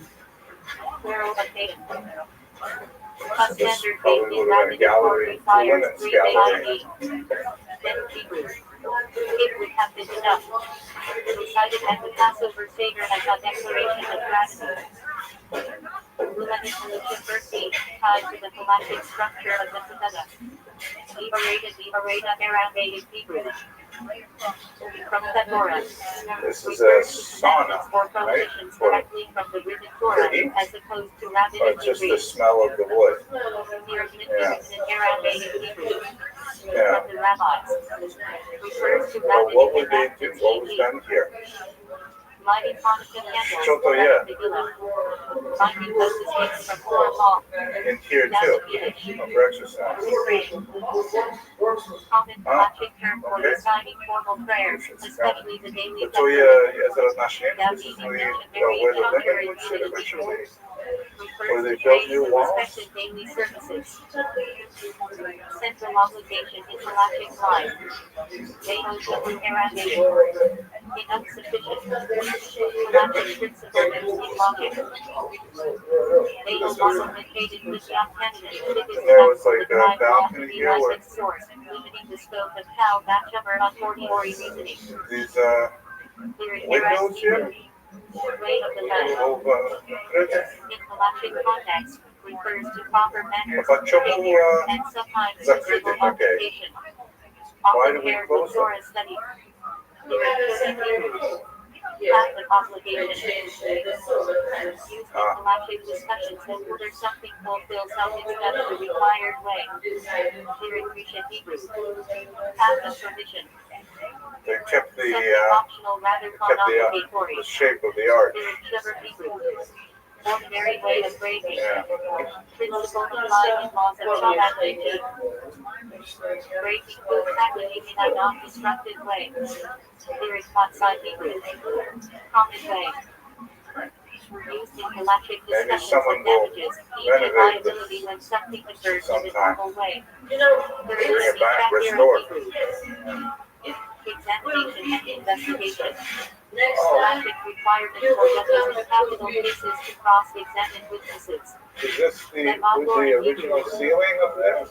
Word of Torah often refers to sexual autonomy or halachic insight. It is very close for exceptions.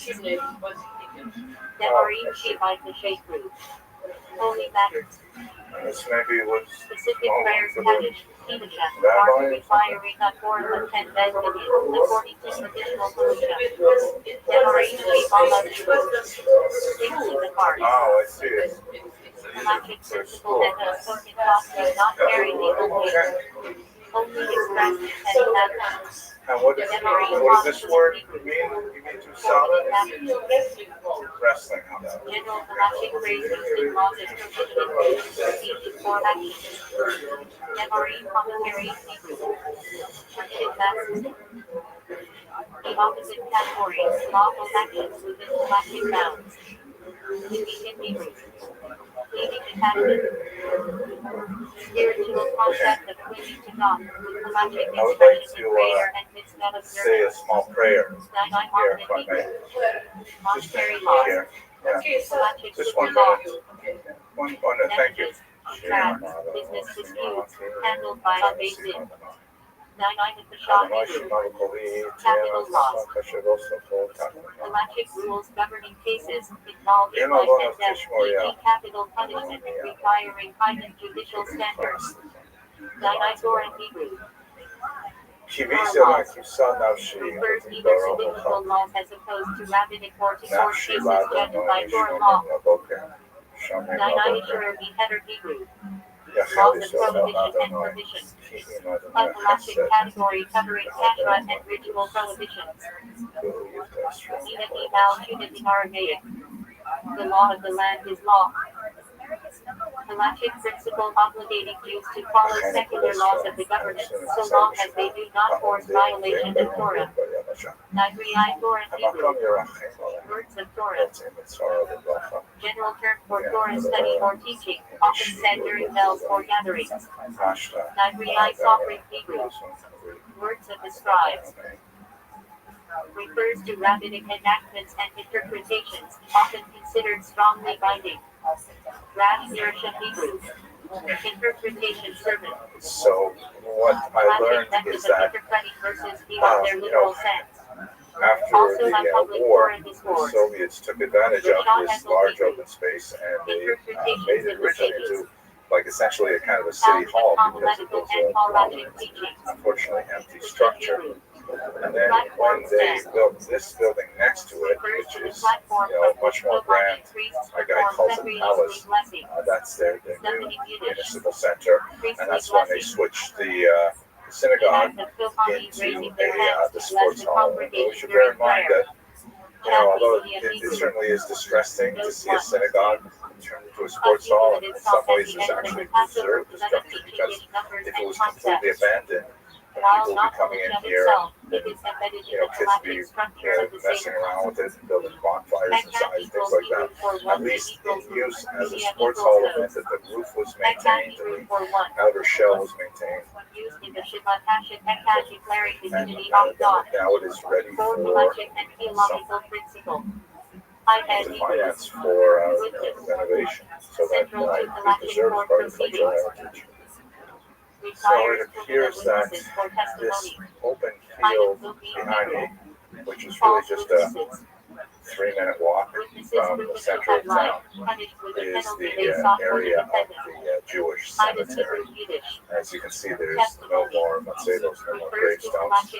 They have all been taken away and repurposed by the locals, various things like that. But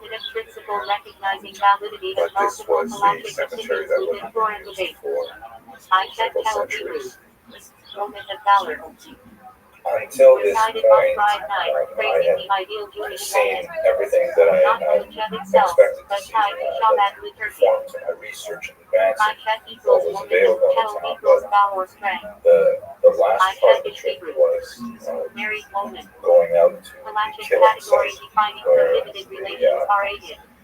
auxiliary non-Lithuanians, together with some members of the United States movement, but luxurious murdered able to my set for family. And what I did not expect was the sudden realization that I was actually traveling along the same route that they must have walked from town. It's about 6 kilometers, so somewhere in the neighborhood of 45-minute walk. And I turned on my camera to record it. What it must have been like. Now we were traveling in an air-conditioned Volvo to get there, so it would have been a very different experience, obviously, for them. But I tried to meditate on what it must have been like for them to take these last steps with dread and fear of destination. At several points, technology seemed to be warning us against what we were doing.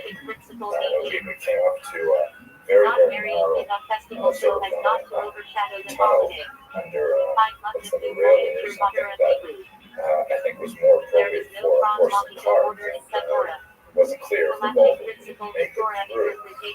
And then somehow all kinds of warning signs.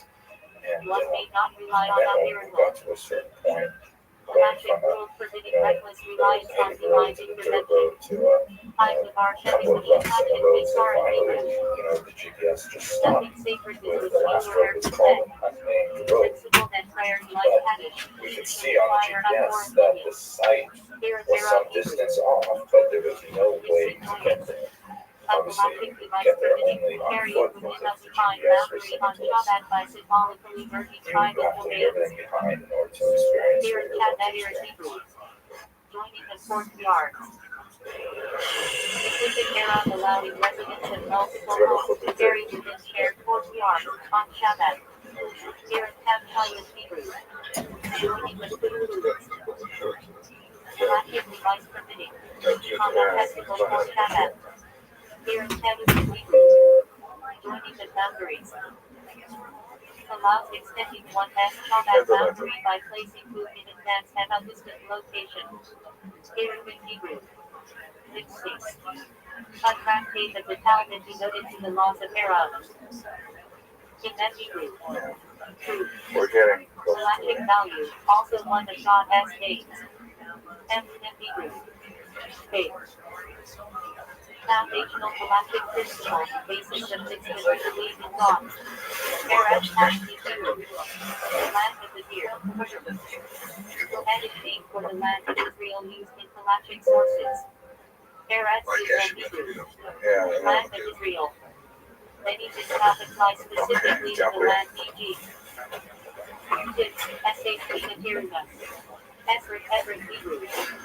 Cyprus. One of the 4 species taken on Sukkot. Central galactic object. Esri Asara Esri Hebrew. Tempe. Appears in phrases like Shemna Esri 18 blessings. And Louisiana is Islam Hashem Hebrew. Once again, I was assaulted with the similarity of where I was to my memories of my childhood in Northern Ontario. The pine trees and the smell of the needles from the south. There was a huge number of black flies that were huge. They were the size of small cats. And they were buzzing around my head like a off as I made my way through the Also pipes into disposed of the a separate clearing Torah are called ahead. unscathed. And Hebrew Hebrew. Hebrew servant. Torah category of indentured servant with specific rights and laws. And Kina on the Hebrew. King night servant. Non-Jewish servant with partial visa obligations. Immersement visa as part of galactic status. Ivan the Hebrew. Fourth. Source of impurity in galactic law. This text from the earliest Galactic phrases like native passion, native high, and high. because what is compared, but here the graves are of 400 or 14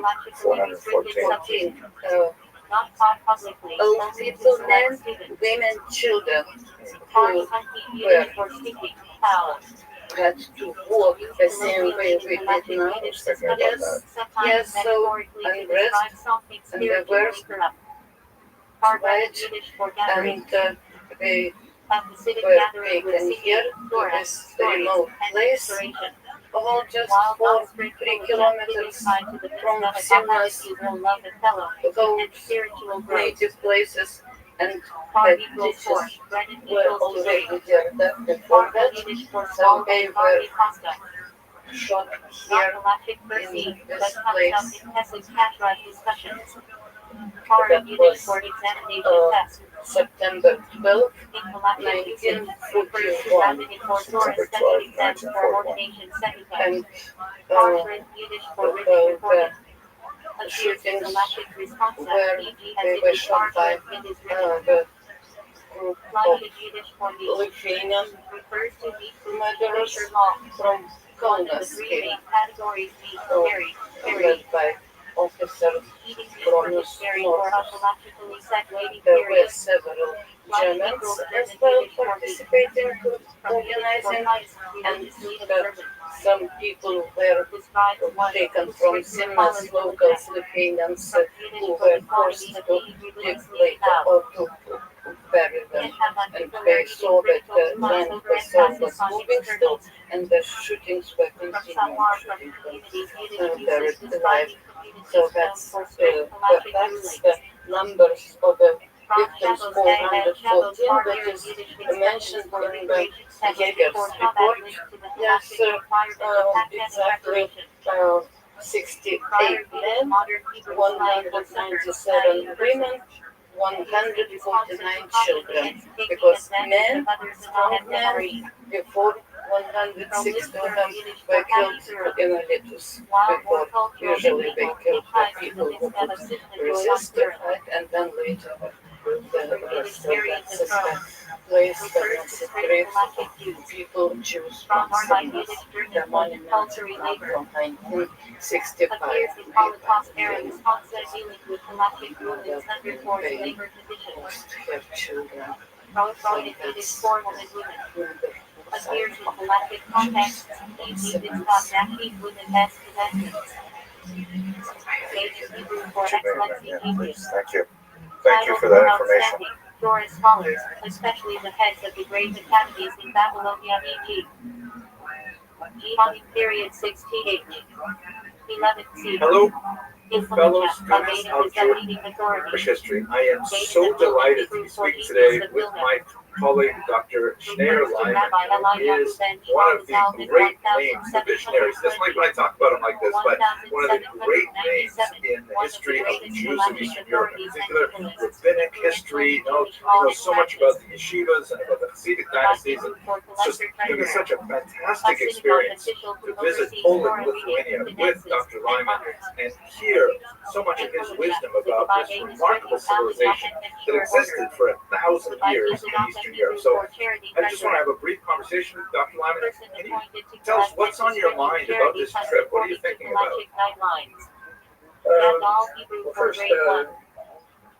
First, I want to make it very clear that it's a great honor for me to be traveling together with you. On behalf of Torah University, visit to Poland and Lithuania. You are a distinguished scholar, historian, world traveler, and I hope to learn a lot from you and from the group that will join us on our trip. I think it's very important to make such a trip for Jews to visit the sites where Jews once lived and thrived and learn from the history of those Jewish communities. So I thought I might give a small sample, if that's all right with you. Great. And the kind of thing that interests me, and hopefully that will interest others as well. Founding father of the Haskalah movement, and very briefly by Haskalah movement, I'm referring to a group that arose at the beginning of the 19th century, but throughout the 19th century in particular, in Eastern Europe. I'm concerned with Haskalah in Lithuania, and specifically in Vilna, So that began to thrive early in the 19th century, and the founding father of that movement, who we're going to talk about, his name was Mordecai Aaron Ginsburg. Mordecai Aaron Ginsburg.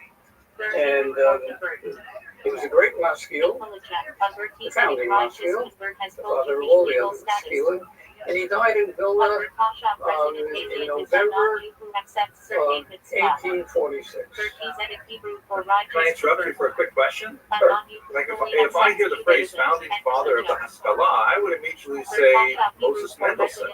Right, so I'm referring to the founding father of the Haskalah in Eastern Europe. Moses Mendelssohn should certainly be considered as the founding father of Haskalah in general, but that was in Germany. Okay, very good. But it didn't make its way to Eastern Europe, and certainly not to Vilna until the beginning of the 19th century. Okay, fascinating.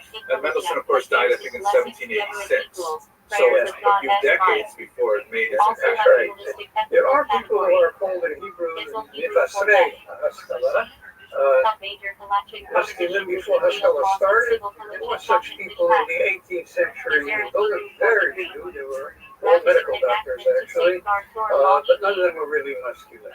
So the Haskalah movement that I'm referring to in Eastern Europe begins beginning of the 19th century. Well, that's very good. Let me just ask you one more question, and this is really for the benefit of my viewing audience.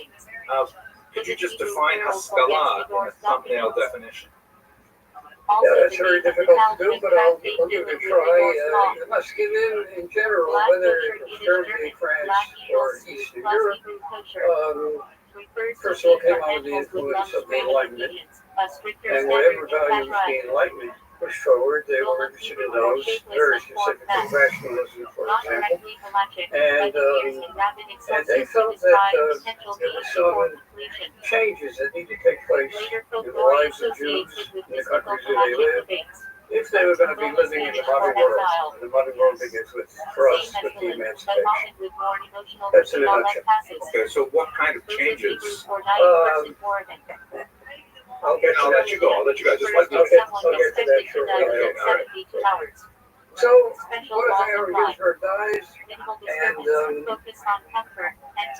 the Maskilim, his followers, by the way, we're talking about a very small group of people when we talk about Haskalah in Vilna at the beginning of the 19th century. In 1850 or so, the entire Pale of Settlement, there were 2,300,000 Jews, and not more than 150 Maskilim. So we're talking about a large minority. In any event, as Jews did in Vilna at the time, they turned to the Maggid of Vilna and asked him to speak a Torah. And very briefly, before you ask me another question about it, the rabbis in Vilna, after the end of the 18th century, when no chief rabbi was again ever elected in Vilna, for a variety of reasons, the decision was made that they would appoint rabbis, but rabbis would never have the title of Bet, which is what we would ordinarily translate as chief rabbi. Instead, every rabbi appointed in Vilna received the title Moretz, and that's which translates as righteous teacher. Righteous judge. The point was, they're not of Bet, they're not the chief rabbi. It's a smaller title, and many rabbis would share that title. Vilna was a huge city with a huge Jewish population, and at times there would be as many as 50 Moretz tzedeks. And each word said it would have a specific job, whatever it was. One was an expert in Gittin, divorce documents.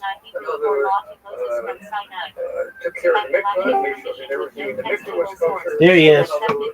How you living, Pim? What's good, son?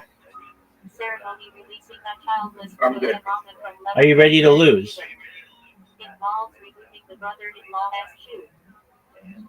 Hallel Hebrew for praise. Okay. Can you wait 1 minute for me? Can you wait an hour for me? I'm a bit slow. Yeah, I'll wait an hour for you, dog. Hallel Hagadol Hebrew for the great praise. All right, dog. We'll see you in an hour, pimp.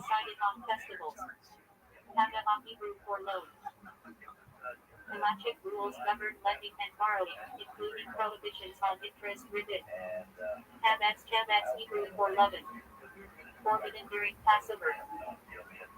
Halachic categories determine what counts as chametz and how it must be destroyed. Hansen Hebrew via Arabic for hot dessert win. Not halachic, but mentioned in Jewish life in Eretz Yisrael. Hana Hebrew for benefit enjoyment. Intelligent refers to deriving benefit from prohibited objects, e.g. chametz after pesach, idols. Hanukkah Hebrew for dedication. Festival commemorating the rededication of the temple. Halachic mitzvah include lighting candles, Hallel, and Al-Hanisim. Hanukkah Haga is ever for dedication of a house. Halachic custom of celebrating when moving into a new home. Akbar Hebrew for concluding portion. Reading from the prophets following the Torah reading on Shabbat and festivals. Haggadah Hebrew for glosses annotations. Refers to marginal halachic notes by later commentators. Hamza Hebrew for middle balancing. Intelligent may appear in discussion of moderation.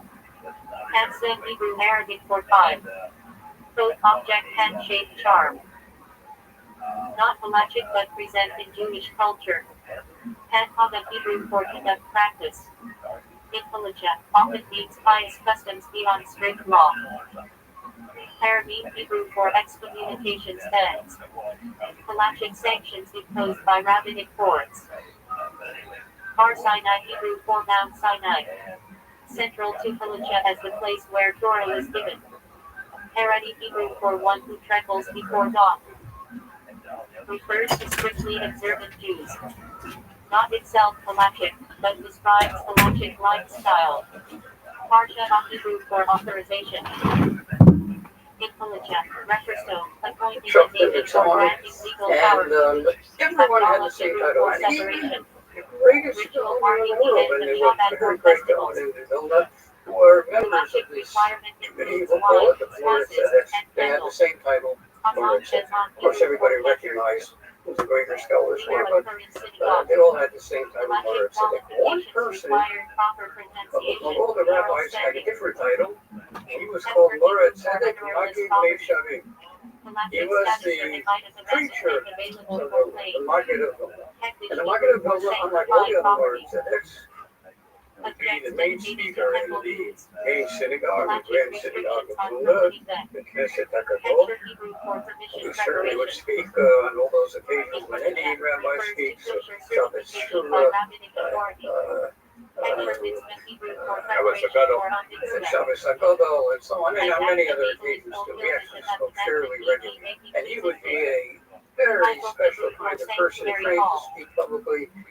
He would entertain, he would, Refers to sections of the he temple or would synagogue. large crowds would come to hear the Yiddish Maggid. for holy There were many traditions. things such Magidim. Describes such One of them, religious Rabbi style. Jacob Joseph, became chief rabbi of New Not York. strictly Very much halachic, but later relevant career. culturally. Anyway, Hektish Hebrew so for of course they comparison. immediately invited one of the tasks Diversity of of the the world intelligently Laura into Tzedek subjects Magid mentioned Yesharim in Torah. was that he spoke. Pairs Hebrew for He play. delivered the eulogy, Appears in halachic usually at discussions any of funeral. utensils and That was maturity. part of the job. Pairs And so of Hebrew course for the hand committee went immediately, family went, many of the other Jews, important Jews, they Also all came used to him in and they laws told him allows that the they notion wanted of to sex speak concentrated at the irrevocably. funeral. He initially refused, because remember, this was the first Halachic principle of performing Jew mitzvah with in excellent Vilna beauty and who effort. agitated for changes in social policy, changes in educational institutions, programs, and so on, that he felt were necessary to somehow advance their status in Russia, in particular. Was from 1795 on through the 19th century, Vilna is part of the Russian Empire. And well, they came back with very other rabbis and other important people, all telling the Maggid that we're very sorry, but you're a paid member of our community, we pay you for this. This is your job. And you have to deliver he realized it was a difficult situation, and he had no choice, and he decided he would deliver a eulogy. And nothing is impossible for rabbis, if you don't know that yet. And he was very wise and clever. And rabbis using their skills could have east, meet west, and he was very good at it. This Maggid, it was Zalman's aid, which is known practically as the Wolf. The Wolf, the Maggid of Vilna, Wolf is the Yiddish translation of Zev. And he got up to speak. And his opening line was a verse from Yeshayahu, the book of Isaiah. Tzadik avad ye'ein ish salmalei. Tzadik side, no one takes star. Righteous man is perished. No one takes star. And all those precedents who were listening to the were shocked. Both the traditionalists and the Maskilim. The traditionalists were shocked that he would use such words to describe this person who just died. And the Maskilim were pleasantly surprised that he had cited these verses. In any event, the Maggid then continued and said, you know, this has been a rough year for us in Lithuania. 7 great Jews died this year, 7 great tzaddikim died, and he listed each one. This one was from Eshishoka, one was from Kovna, and one was from Shakri, all famous rabbis who had died in the previous 12 months. And after he listened to 7 rabbis, he had one by one delivering eulogies for each of these 7 rabbis. I would say 10, 15 minute eulogies for every one of the 7 rabbis. I think I see where this is going, but I can't wait. Then, when he got to the end, he said, and now, what if I wrote these words as well?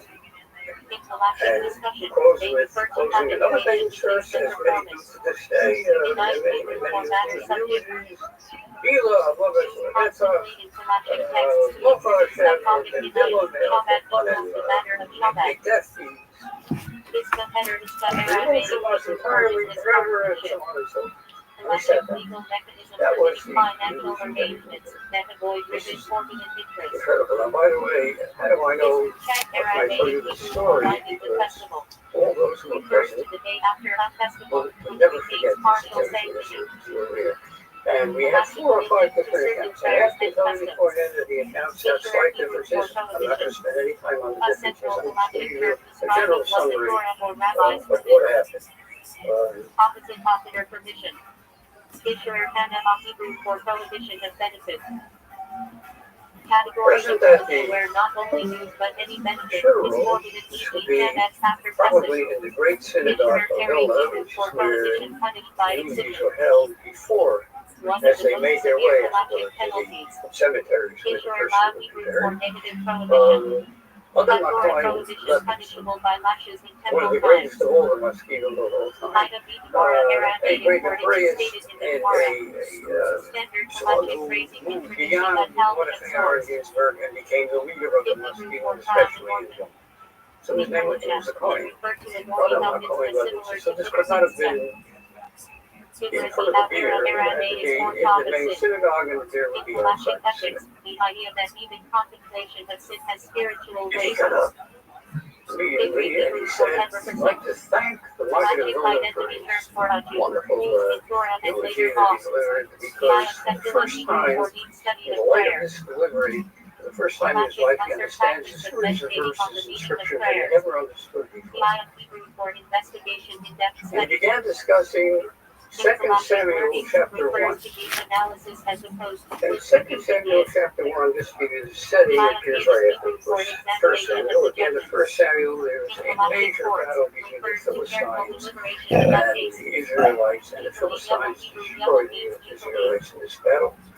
Every 50 teenage years King in Saul biblical and Israel his was son set Jonathan times. were also killed Land in this returned to battle. original hunters, And slaves freed, and agricultural work ceased. Second book of Samuel opens Central with Galactic someone Institution escaping tied to from the battle. Vida. Turns out it wasn't an Amalekite, not important for our purposes. Someone managed to escape the battlefield and comes to David. Ancestor of the kingdom That of would be Judah, from which the okay. Yehudi That tribe. told for him about what happened at the battle of at Mount Gilboa. means the descendant of This Yehuda. terrible battle where unfortunately Saul and Jonathan met their deaths.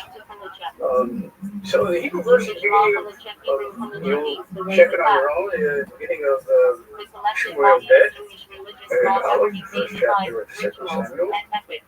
On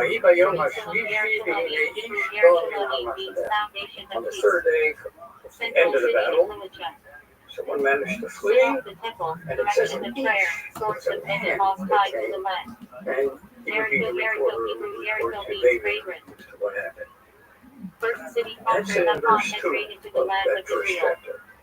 In verse 5, David turns to him and says, "Vayomer David el Hanar HaMagnified." David turns to him and he says, to the one who gave the report, and now it says he turns not to an east, he turns to Anar, a fool, or a young man, who reported. Moses' successor, leader But who sank the the five east felons. is what about going to others and said, but they see it in love. When first came, it was an issue. Oh, an issue together. In person. And all of a sudden the verse says, you know, it was a love. And he said, the solution to that problem, when he first understood today, he goes, look at the report that this report gave. What happens is David asks him, tell me what happened after the battle. And these words are shared not Jews, Israelites were fleeing in all directions. The God made hardly not only now, many Jews died, many Israelites died in this battle. And by the way, he said, but Shalom, Jonathan, and by the way, Saul, and Jeremiah, Jonathan,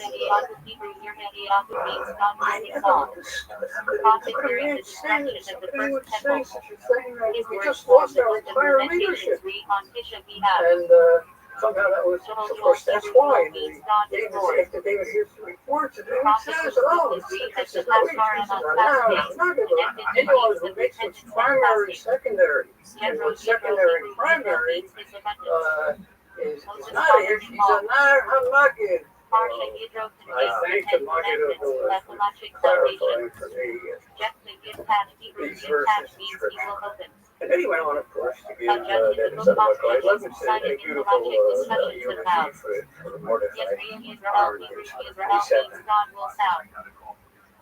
Region in Israel tied to agricultural pollution of the land. What's going on here? Kaddish Hebrew Aramaic Kaddish means sanctification. Central prayer praising God recited by orders and in services to our grandparents. Logically, requires a foreign witness. A member of the Lord said that Kaddish God integrity means orphan. in The Vilna, order as Kaddish recited by those but who the lost son a was parent. a businessman, a Cattle wealthy means businessman, means assembly and very congregation. wise and intuitive. Logically, He got for the up collective and duty he of said, I humanity. have to get up and speak. Certain laws apply I only can't to let this cattle. end with these two Kalach Hebrew presentations. Kalamian's bride. Ikolachet, bride in a wedding ceremony. Laws of condition apply. Kal Echomer Let me tell you a Echomer parable. means light and Mashal heavy. Lamahat A over positive method of So we logical just looked inference this up. is We just Kolachet, seen what reasoning from happened. minor to major cases. He said in Warsaw there was a Jew Kapara who Hebrew Kapara did means business at fulfillment furs, covering. Refers to used to reasonable or import furs inclination from of sin. Russia and Kapara the Hebrew East, Kapara some means in the atonement. West. Yom And Kippur custom this involved Jew touching in in 4 months Warsaw, as symbolic atonement. this Jew in Warsaw, his best customer Harvest was Hebrew heart has the another Jew vegetable in the same often business in parsley, Berlin. celery, or potato. even at the Passover It happened to Seder. be that the Jew in Warsaw was married with his daughter, and he invited all his business partners and so on to come to the wedding, so the Berliner came to Warsaw to attend the wedding. In Berlin, they dressed differently than the Jews in Warsaw at this time. In Berlin, they wore like we do, and the rest men wore a two-piece suit. In Poland and in Russia, all Jews, all men wore slacks, but above the slacks wore a jacket. But we call it a button, coat, almost to their ankles. It's quite a difference. Anyway, the Berlin Jew came to Warsaw. He attends the wedding. It's the first time he ever attended a wedding in Warsaw. And as was the practice in Warsaw, you would have a button. You would have a cane at the wedding. You call it a cane because it wasn't just entertaining. You had people laughing and crying at the same time. He would speak about the ancestors of the bride and the ancestors of the groom, and how sorry we are not here, and you couldn't be here, and somebody who died is here, and so on and so forth. Everybody would be crying. Then he would begin with all kinds of gematrias and all kinds of entertainment, and you have the people rolling on the floor about how it turns out that the bride and the groom really are equals because you just figure out the gematria of words that go with their names. It all works out. They were made for each other. Anyway, the Berlin was amazing. And the sheets of joy. Everybody had such a good time. Well, with the button and the answer button, you don't charge for such a performance. You told them whatever it was, 25 rubles. So the Berliner said, I happen to be married with a daughter. You want? Here's the date. I will pay you round trip fare. I will triple your salary. I want you to this wedding. And sure enough, he came on that day in Berlin. And the time came for the button to get up before the bride and groom. And he did exactly what he did before. So he did it verbally. I understood a word of what he said. And the foggiest of what he was doing. Not only did he not entertain, he basically ruined the wedding. Then everybody began to do and the pastor comes over to the father of the bride and he said, I get back to Warsaw. You ruined my wedding. I don't pay you nothing. So the rabbi still at the wedding in Berlin. So they found 3 rabbis. They sat down. The rabbis agreed. He has to get back to Warsaw, but we got to settle this matter right away. They would hear the arguments of the butler. They would hear the arguments of the Jew who made the wedding and decide the issue one way or another. And the decision was that he had to pay the butler for interference. After they heard the arguments of both and the butler went on. How did he win? He won because he gave the blind, but he turned to the rabbi and said, I did the same performance that I did in Warsaw. He hired me for what I did in Warsaw. I did it here. I have to tell you what happened. In Warsaw, I always go over to the professor, his name is Kite. I go over to the Kala, his name is Leia. I went over to the professor and I asked the professor, what's your name? He said, Ignaz. I couldn't spell Ignaz, never mind over the Matria of Ignaz. I went over to the Kala, I asked him, what's your name? He said, Henrietta. I don't know, so highest religious functionary in Temple Halacha. Polish and Hebrew praise meaning voice of Halacha. Halachic discussion about sex is equal with investigate. Role Nigre Arabic praise meaning all vows. Secret prayer and healing vows. Follow meaning Hebrew follow means group gathering. The rabbi, Institution for multi-Torah study. Fourth Hebrew format means offering sacrifice. Halachic offerings in the temple.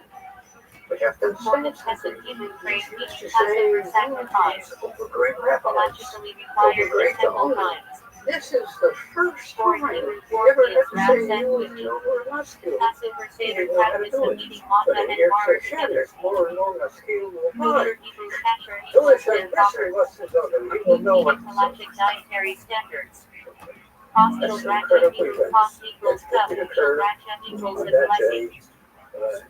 Cup and wine used for That's birthday fascinating. or other And I rituals. love the way that Created by people who created you should build not be into this specification the that you have. texture of Central electric the obligation animosity causes between these created frequently opposed figures of the Haskalah, of course, was in favor of advancing more secular outlook in many ways, sometimes actually secular practice, which would have been antithetical to the traditionalists.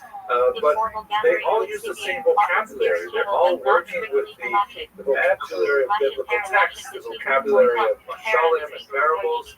It's really exactly, that's the exact point I wanted to make, Henry. You beat me to it. Oh, I'm sorry. I was just appreciating it. But first, the camera can pick this up. Yes. You see a portrait of one of Wow, that's great. Wait, what did I get right? So this is the Maskil. The first Maskil died. He doesn't look so muscular. Now here's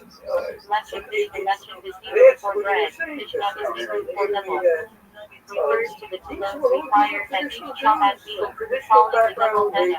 They went to stay there, they went to Unit stronger than less equals but they were victory. conflicting with Refers Russia, to different gender Russia authorities authorities according to Pelagic and calculation. they knew that they would be tested by Levi the understood and for they wanted S40 to refers to the very Pelagic important instead of the early company the deceased to burial. requirements Levi Hebrew for of the attached masculine things that were on member their of agenda Levi to of prepare. Levi with First of all, the Pelagic Jews Jews should in learn temple Russian because service, they live in a country and not which speak the the language Hebrew of the for its country. sake.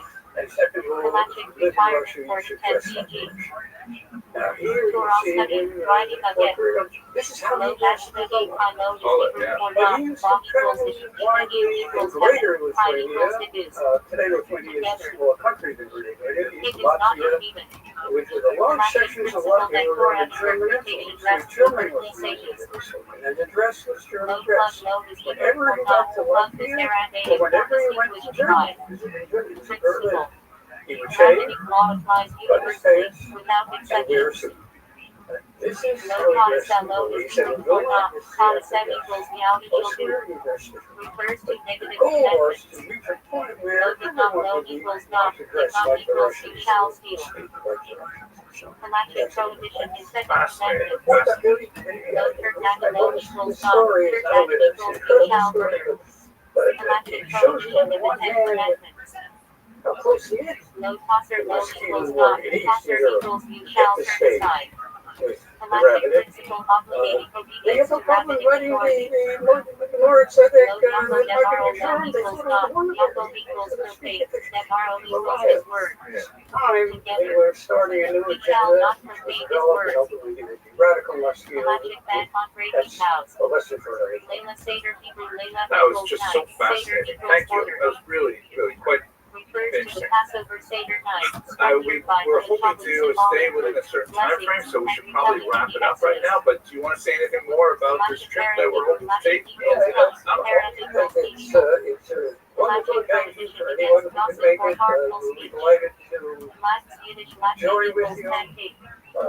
Visit these sites. You will hear it from the sites from Henry, from Professor Robinson. I will try to provide some color commentary wherever I can. It's going to be the opposite. I mean, you're going to be given the main, but I'll give the general picture One maybe. should ideally do before resorting to exceptions. Let me assure you, Legend it's Hebrew legend eye-opening. equals bread. You Central won't to be military the search regarding you were blessings and not before seen you at came on race. the trip, and this person that Legend you Mishnah meet Hebrew after praise you double bread.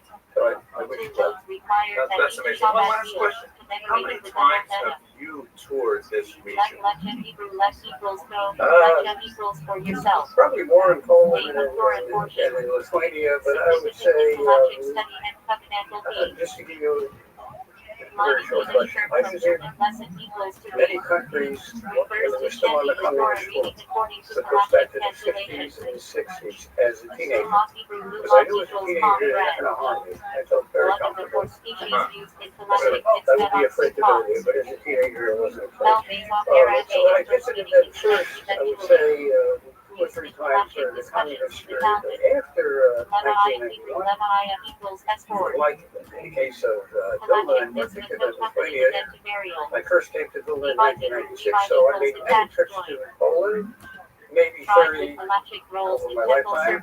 Wow. I would say maybe 20 over my lifetime. Wow. I can't wait to benefit from this breadth of experience. I've been to Canada too. I actually spent a lot of time in Canada. Okay. All right. Thank you very much, Professor Lyman. This is going to be so fantastic. And for those of you who watch this video, thank you very much for staying to the end. I am really looking forward to this trip. I'll put the notes in the information box about how to learn more about this trip. We really want to encourage people to come and join us. And thank you very much for watching.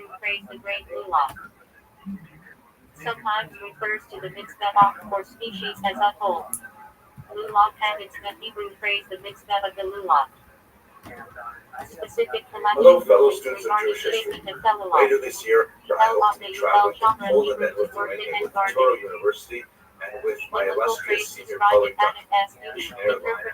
I hope to learn a lot more about the history of Jews in Poland and Lithuania, which is important to me not only historically because of the phenomenal impact they had on later Jewish history, but also because it happens to be the place of my ancestors, and I look forward to specifically seeing the places where they lived, the tiny shtetla nearby Kaunas. So in the context of preparing not only the lectures that I'll be giving every night on this trip, but also to be ready to really benefit from the scholarship that Dr. Lyman is going to share, I'm doing more research on the specific sites that we will be seeing when we're on our way there. One of the sites that I'm especially looking forward to seeing is the site of the Rom Publishing House, which was one of the significant engines of cultural creativity in Vilnius for the last, 200 years.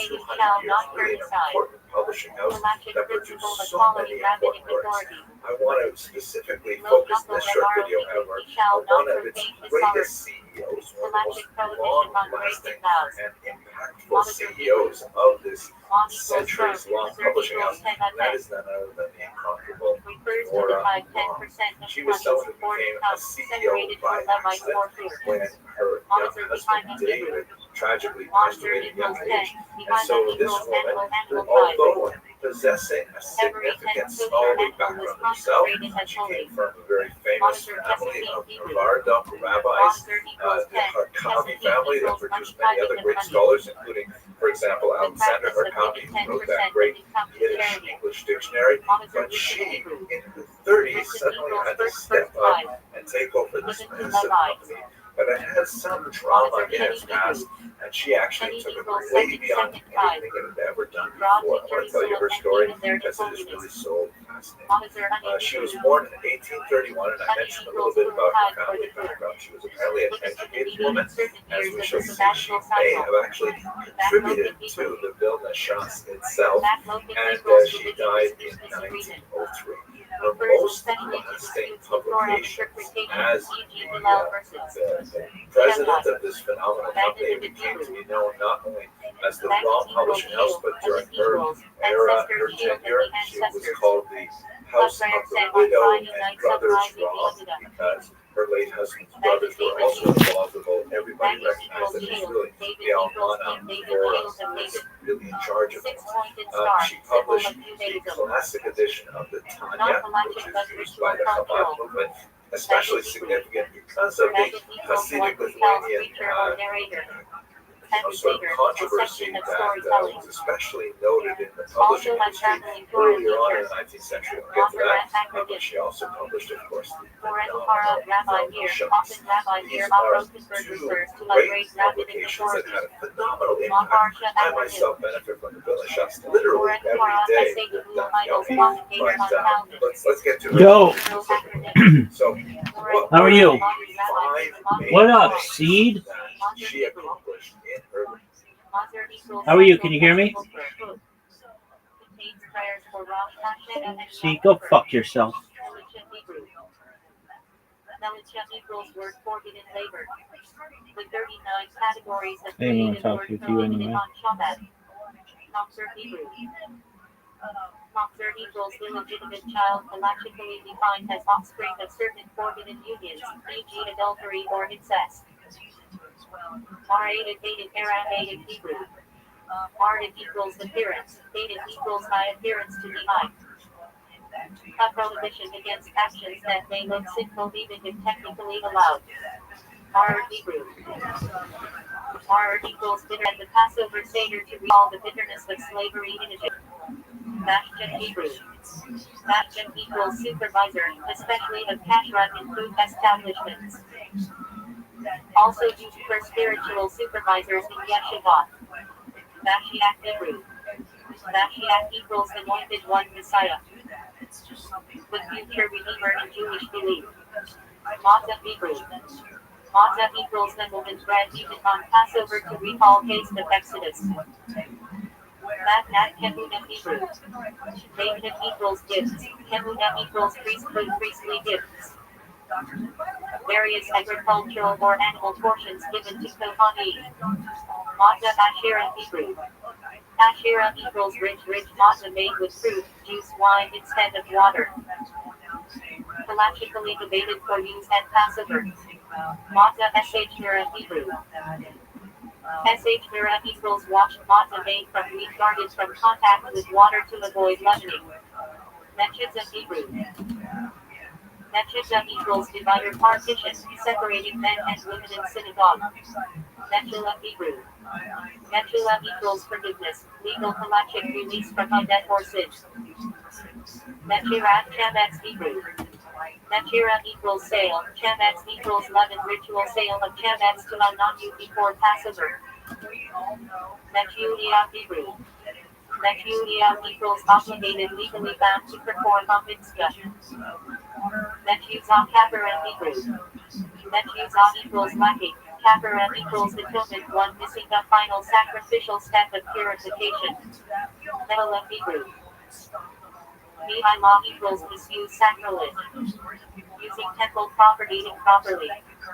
Mechem Ta'ah in Hebrew. Mechem equals transaction, Ta'ah equals error, a mistaken purchase. A legal defect in Halacha. Melaga Malka Hebrew. Melaga equals escort, Malka equals queen, escorting the queen. A mule after Shabbat honoring its departure. Melika Hebrew. Melika equals salting meat for move blood, a kosherring process. Melamed Hebrew. Melamed equals teacher, traditional Torah instructor for children. Menorah Hebrew. Menorah equals lampstand, temple candelabrum. Also Hanukkah lamp. Menorah Hebrew. Menorah equals rest, refers to Shabbat rest. Mezonah Hebrew. Mezonah equals sustenance foods, category of blessing for grain, based foods, not bread.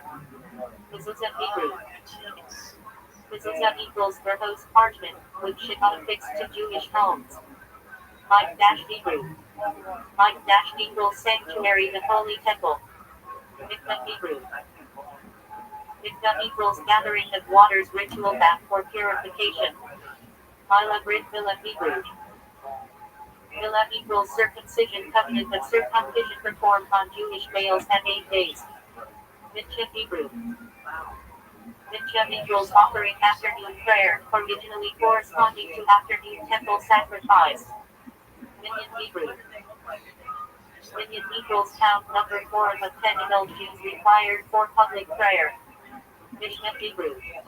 Mishnah equals repetition, the oral Torah compiled by Rabbi Yehuda Hanasi Til, 200G. Mishnah Torah Hebrew. Mishnah equals repetition, Torah equals law, Maimonized grade code of Jewish law. Mishpat Hebrew. Mishpat equals judgment, category of mitzvot that are rational civil laws. Mishpat Ivri Hebrew. Ivri equals Hebrew, the body offish civil law. Mishteh Hebrew. Mishteh equals banquet, festive meal, often in Megillah Esther context. Mission Aramaic. Mission equals because of used in halachic phrasing. Mission Devar Aramaic. Mission equals because, Devar equals thing, halachic reason clause. Mission Mitzvah Aramaic Hebrew. Because of mitzvah leniency, grand echo fulfill a mitzvah. Mitzvah Hebrew. Mitzvah equals commandment, divine obligation, or good deed. Mitzvah aseh Hebrew. Aseh equals new positive commandment. Mitzvah lo ta'aseh Hebrew. Lo equals not, ta'aseh equals you shall do negative commandment. Lo Hebrew. Lo equals appointed time, Jewish festivals and holy days. Lo Hebrew. Lo equals circumcisor trained to perform Brit Milah. Ma'ai Shabbat Hebrew. Ma'ai equals departure, Shabbat equals Sabbath, the going out of Shabbat. Refers to Saturday night and Havdalah. Matzah Aramaic Hebrew. Matzah equals set aside, object set aside, and not to be handled on Shabbat. Masad Hebrew. Masad equals additional prayer corresponding to extra festival Shabbat offering in temple. Nasi Hebrew. Nasi equals prince leader, head of the Sanhedrin or communal leader. In rabbinic literature, title of the chief sage, e.g. Rabbi Yehuda HaNasi. Mitzir Hebrew. Mitzir equals consecrated, separated, one who takes a vow of abstinence, no wine, no haircut, no corpse contact. Detailed in Tractate Mitzir. Neman Hebrew. Neman equals trustworthy, a person whose word can be relied on in halachic matters, e.g. Kashrut testimony. Nechama Hebrew. Nechama equals comfort, consolation, especially during Shiva morning rituals. Nechma el Adlam Hebrew. Nechma equals comfort, Adlam equals mourners, comforting mourners, a mitzvah of kindness. Mi'alah Hebrew. Mi'alah equals closing, mocking final prayer of Yom Kippur as the heavenly gates close. Nes Hebrew. Nes equals miracle, a wondrous divine intervention. Also appears in halachic texts, e.g. Hanukkah miracle. Nesi'im Hebrew. Nesi'im equals princes, leaders, tribal heads in Torah. In halachic usage, refers to leaders with communal authority. Nesi'at Kahanim Hebrew. Nesi'at equals lifting, Kahanim equals hands, priestly blessing performed by Kohanim in synagogue. Nesu'at Nishu'at Hebrew. Nesu'at Nishu'at equals marriage, second stage of Jewish marriage, when the couple fully joins as husband and wife following Kedushin. Nedalat Yada in Hebrew. Nedalat equals lifting, Yada equals hands, ritual washing of hands before bread, upon waking, etc. Nedalat Lulah Hebrew. Nedalat equals taking, Lulah equals palm branch, commandment to take the 4 species on Sukkot. Netz Hebrew. Netz equals sunrise refers to Netz Tishma, the exact time of sunrise, important intelligent for prayer times. Netz Hanukkah Hebrew. Netz equals sunrise, Shema equals sun, halachic sunrise, earliest time for Shema and Shacharit. Nevilah Hebrew. Nevilah equals carcass and animal not slaughtered properly according to halacha. Forbidden for Jews to eat. Netzrah Hebrew. Netzrah equals Mitzirite vow institution, Akula Petty abstinence described in Torah. Nida Hebrew. Nida equals separation of woman in menstrual state. Halachot governed marital relations and purification. Nidr Hebrew. Nidr equals vow taken upon oneself, binding in halacha. Niduri Hebrew. Niduri equals excommunication, halachic censure, excluding someone from communal religious life. Nigun Yiddish Hebrew. Nigun equals melody, wordless tune used in prayer or spiritual practice. Nigla Hebrew. Nigla equals revealed, the revealed part of Torah law, halacha, contrasted with Niskar hidden, mysticism. Niskar Hebrew. Niskar equals hidden, esoteric, mystical, Torah, e.g. Kabbalah. Often paired with Nigla. Nisuin Hebrew. Nisuin equals marriage, alternate spelling of Nesuin. Second stage of marriage. Nishmat Kol Chai Hebrew. Nishmat equals soul of Kol Chai equals all living prayer and praise recited on Shabbat festivals. Hebrew. Equals Sparks mystical concept in Kabbalah about divine sparks trapped in materiality, released through mitzvah. Mitzvah Hebrews. Mitzvah equals standing refers to firm standing, sometimes halachic term in those contexts. Noda Hebrew.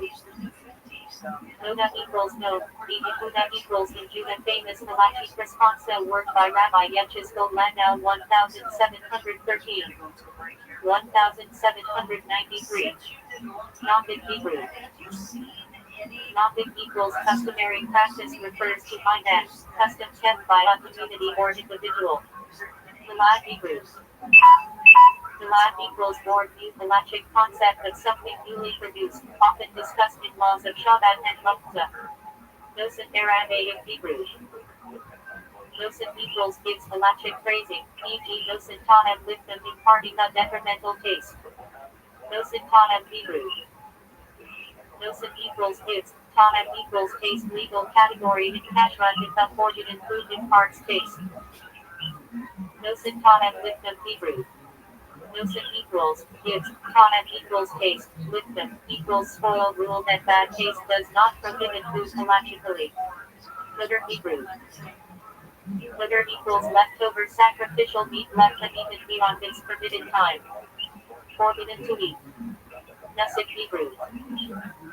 Nusach equals virgin, text, the rite or formula of prayer, e.g. Nusach Ashkenaz, Sefer, Ari. Nusach Hebrew. Nusach equals virgin.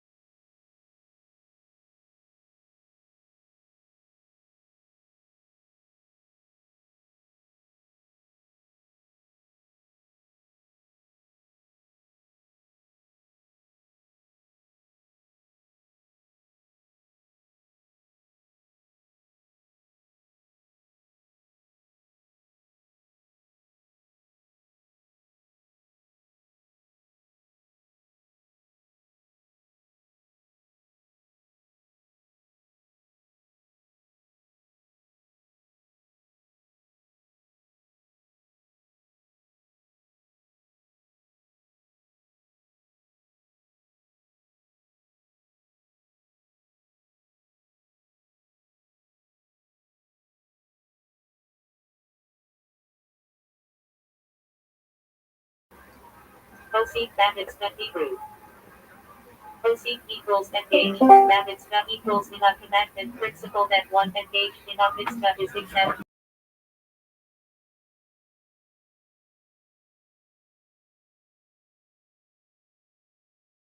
Rabbinic court system used during Shemitah to distribute produce by a rabbinic authority without violating Shemitah laws. Azar case for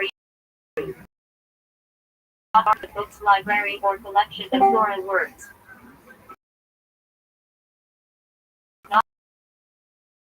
Hashemita Hebrew.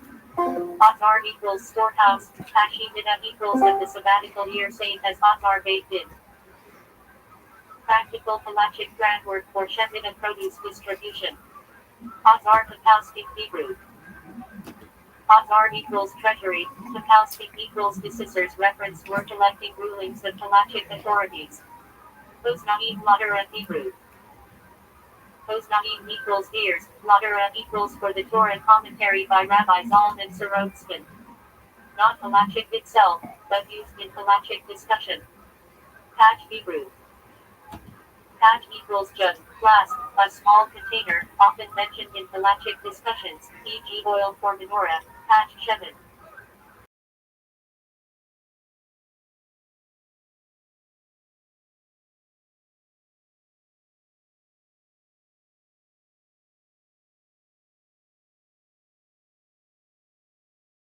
Liturgy and halacha often refers to fear of heaven. Parnasa livelihood appears in halachic liturgical contexts regarding earning and supporting a family.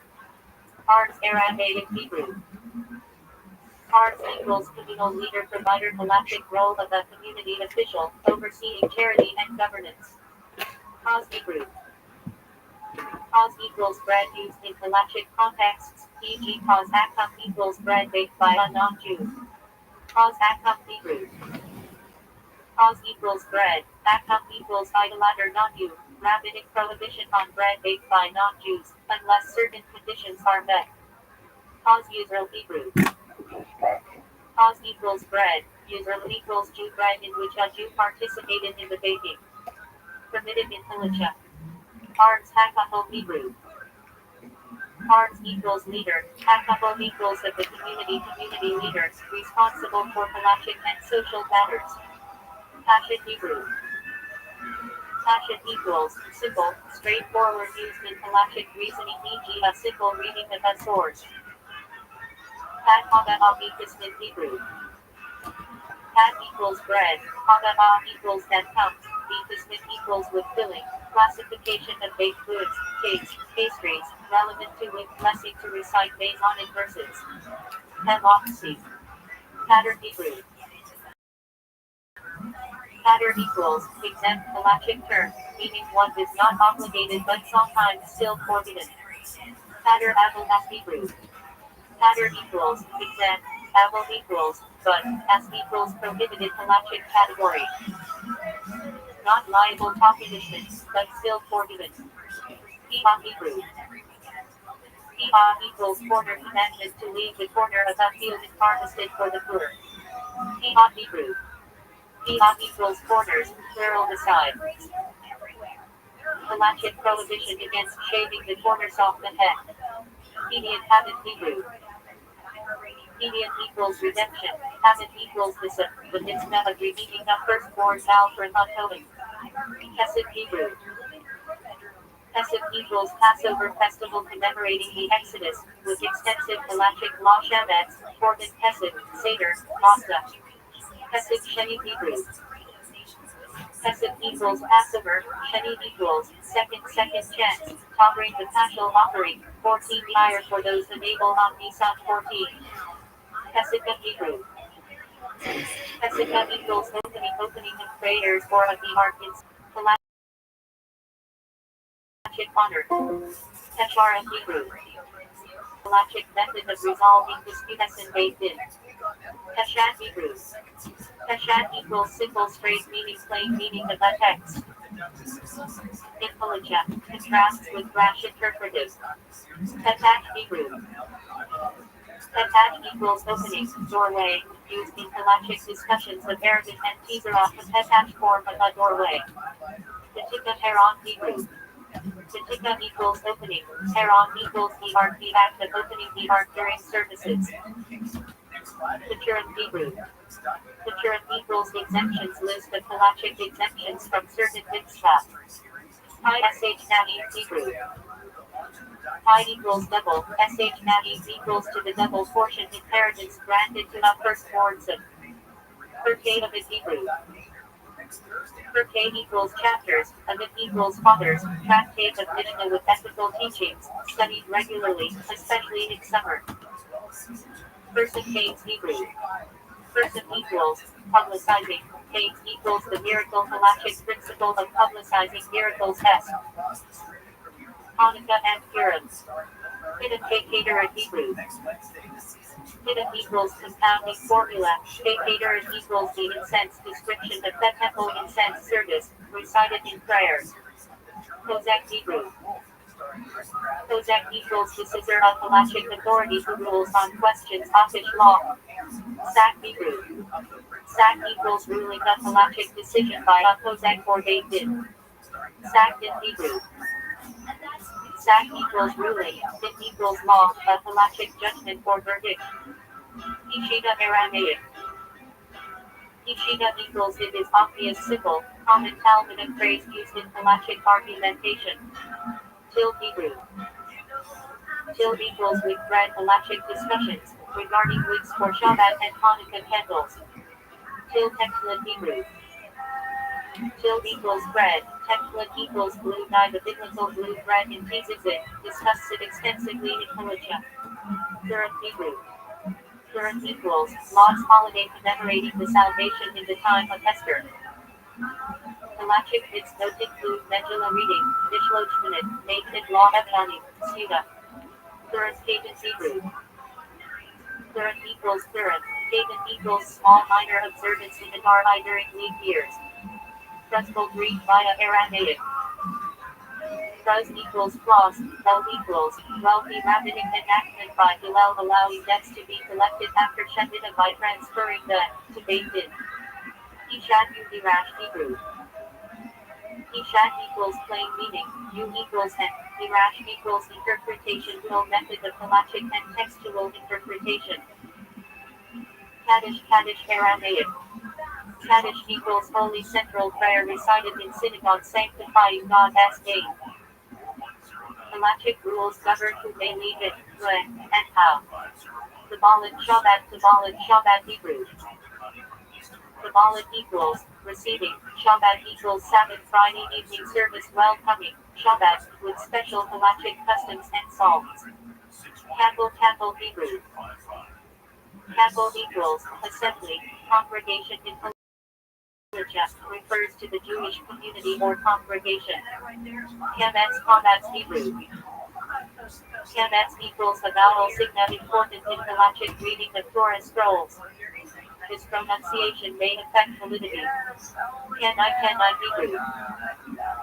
Kanai equals acquire those used in halachic contexts of property, marriage, acquisition, and transactions. Kavua Hebrew. Kavua equals fixed, established halachic principle in determining doubt saptic. A fixed status, versus. A wandering status Kavua versus. Parish. Carry Hebrew. Carry equals emission, accident, or reading one ritual impurity from seminal emission to the word pronounced instead of what is written Kedah 3. Carry at Hadara Hebrew. Carry at equals reading. Hadara equals Torah public Torah reading in synagogue, with halachic rules of when and how. Carry at Shema Hebrew. Kiryat equals recitation, Shema equals here reciting the Shema prayer. Central halachic obligation twice daily. Kiddush Hebrew. Kiddush equals sanctification ritual, over wine sanctifying Shabbat, and Yom Tov, halachically required. Kiddush Hashem Hebrew. Kiddush equals sanctification, Hashem equals the name God sanctifying God as named through action, often contrasted with Chilul Hashem desecration. Kiddushin Hebrew. Kiddushin equals betrothal, sanctification, first stage of Jewish marriage, legally binding under halacha. Kinyan Hebrew. Kinyan equals acquisition, legal act of transfer, intelligent property, marriage, commerce. Kofer Hebrew. Kofer equals ransom compensation, halachic payment in certain damages, or one who denies paid. Kofer equals heretic.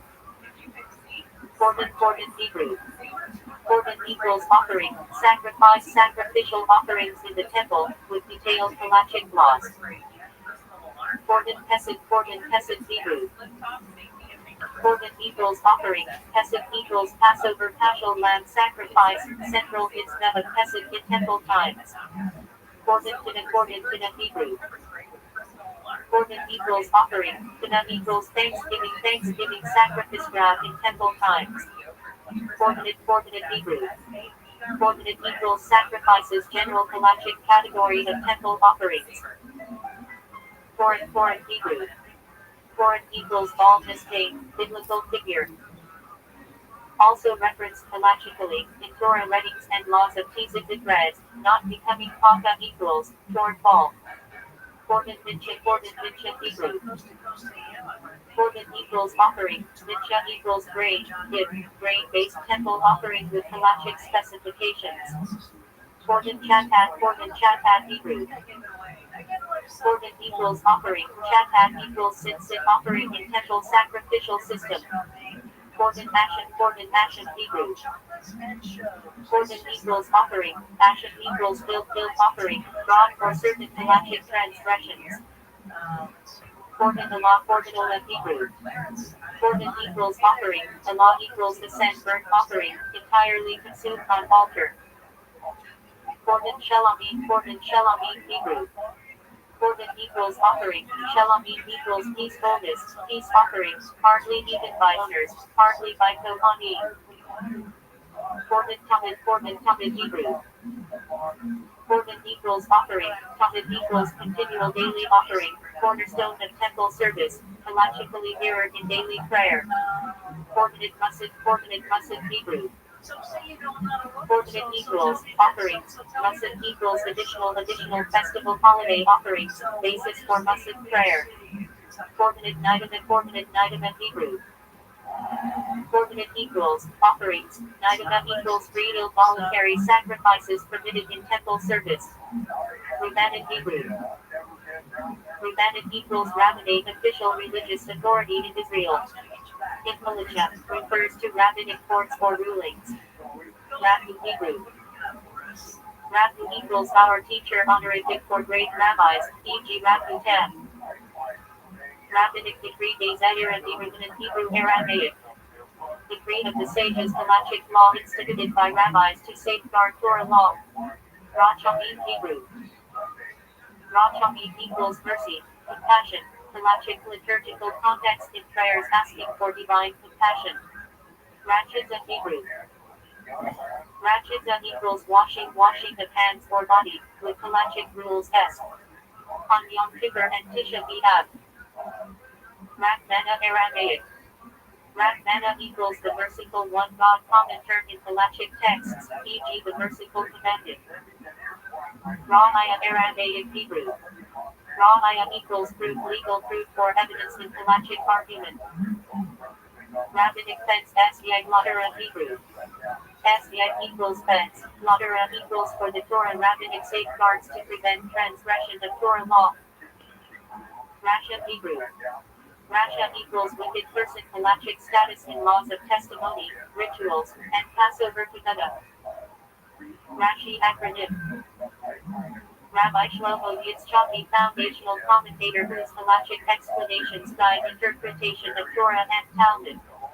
Rashi script Hebrew typeface named after Rashi used for rabbinic commentary in halachic texts. Rashba acronym. Rabbi Shlomo ben Aderet, prominent medieval halachic authority. Rashi as Tefillin Hebrew. Tefillin Rashi, order of the Torah passages in Tefillin for Rashi as halachic view. Rashba acronym. Rabbi S.H. Gould ben Mir Rashi Stranson, halachic commentator. Rab Hebrew Aramaic. Rab equals master, teacher, generic term for rabbi, often title of halachic decisors. Raga Aramaic. Talmudic sage P. Halachic opinions in Talmud. Rabbi, Rabina, etc. Aramaic. Names of sages, frequent sources of halachic rulings in the Talmud. Rav Mukhan Hebrew. Rav Mukhan equals primary teacher halachic status, affecting laws of honor toward rabbis. Rahu Hebrew. Rahu equals be fruitful halachic mitzvah of true Arhu procreation. Reba Yiddish. Reba equals rabbi, spiritual leader, especially in Hasidic tradition. Halachic and spiritual authority. Rex in Yiddish Hebrew. Rex equals rabbi, as wide respected community role, often with halachic authority in women-based issues. Rifira Hebrew. Rifira equals healing halachic discussions on medicine and Shabbat. Rifira Shoulder Hebrew. Complete healing common halachic liturgical praise and prayer for the sick. Reisha Aramaic. Reisha equals head, beginning used in Talmudic halakhic structure in the first clause. Re'ayah Hebrew. Re'ayah equals seating, appearance halachic obligation to appear in temple on pilgrimage festivals. Re'ayah Hebrew. Re'ayah equals beginning, first basis for terms like Re'ayah Hajj's first shearings, Re'ayah Ikar and first fruits. Re'ayah Chakna Hebrew. Re'ayah Chakna equals beginning of wisdom ethical halakhic phrase. Also title of a classic work. Reka Hebrew. Reka equals decay halachic impurity from decomposed forms. Repeated Hebrew. Repeated equals border halachic liquid measurement across. 86. 150 milliliter depending on opinion. Revi'ai Hebrew. Revi'ai equals board used in halachic time divisions, aliyah, or measurements. Ribbit Hebrew. Ribbit equals interest halachic prohibition on charging interest to fellow Jews. RIB acronym. Rabbi Yitzhak al-Qasi Beni Mal halachic authority, codifier of Talmudic law. Risani Hebrew. Risani equals the first one's medieval halachic authorities for, till, 1500. Risen Letsian Hebrew. Title of Sephardic Chief Rabbi halachic leadership role in Israel. Risen Melchizedek Hebrew. First for charity ethical halakhic phrase stressing priority of giving charity. Rishon Yaakov Hebrew. Private domain halachic category of Shabbat domains. Rishon Harabim Hebrew. Public domain halachic category of Shabbat domains. Rishon Hakar Hebrew. Intermediate domain rabbinic domain in Shabbat laws. Rigna acronym. Rabbi Yom Tov Ibn Hasebili halachic commentator. Rigna Rebecca Hebrew. Matriarch as named halachically significant in theological discussions. Rosh acronym. Rabbi Asher Ben Yemel Major halachic authority, his rulings form part of Shulchan Aruch. Rosh Chodesh Hebrew. Rosh equals head, Chodesh equals month, halachic observance, marking start of new Jewish month. Rosh Hashanah Hebrew. Rosh equals head, Hashanah equals the year, Jewish New Year. Halachically day of judgment and shofar obligation. Rosh Hashanah Reba Hebrew. Final day of Sukkot special halachic customs with willow beating Pashanit. Rosh Yeshiva Hebrew. Head of the Yeshiva halachic educational authority. Rod Hebrew. Rod equals majority halachic principle that majority determines legal status. Ruach Hebrew. Ruach equals spirit, with intelligence, can mean ritual impurity Ruach, Ra'ah, or divine inspiration. Ruach HaKodesh Hebrew. Ruach HaKodesh equals Holy Spirit prophetic inspiration, referenced in halachic and agonic sources. Ruach Ra'ah Hebrew. Ruach Ra'ah equals harmful spirit halachic concept tied to morning hand washing Nedalat Yanid. Rikit Hebrew. Rikit equals winds, spirits sometimes, halachically relevant in impurity discussions. Rugs Hebrew. Runs equals run used metaphorically in collision or deal in mitzvah. Part of Ruth Hebrew. Name of the Moabite convert. Her story forms basis of halachic laws of conversion and lineage. S-Chak Hebrew. S-Chak equals covering flash material used for the roof of Asaka. Halachically must grow from the ground and not be susceptible to impurity. S-Fax Ika Hebrew. S-Fax equals doubt. Ika equals double doubt halachic principle. In case of two doubts, one may be lenient. S for Sephirah Hail Hebrew. Sephirah equals counting commandment to count days between Passover and Shabbat. Seder Hebrew. Seder equals ordered Passover meal with structured rituals. Also a unit of Mishnah. Sefer Torah Hebrew. Sefer equals book. Torah equals Torah. Torah scroll written according to strict halachic requirements. Sefer Hachina Hebrew. Classic halachic work listing 613 commandments. Sefer HaMitzvah Hebrew. Work enumerating commandments, notably by Rambam and Ramban. Sefer Mishnah Torah Hebrew. Rambam Masko the Halacha, also called Yakash Zaka. Sefer Shulchan Aruch Hebrew. Standard halachic code by Rabbi Yosef Karo. Sefer Zerah in Hebrew. First order of Mishnah deals with agricultural laws and blessings.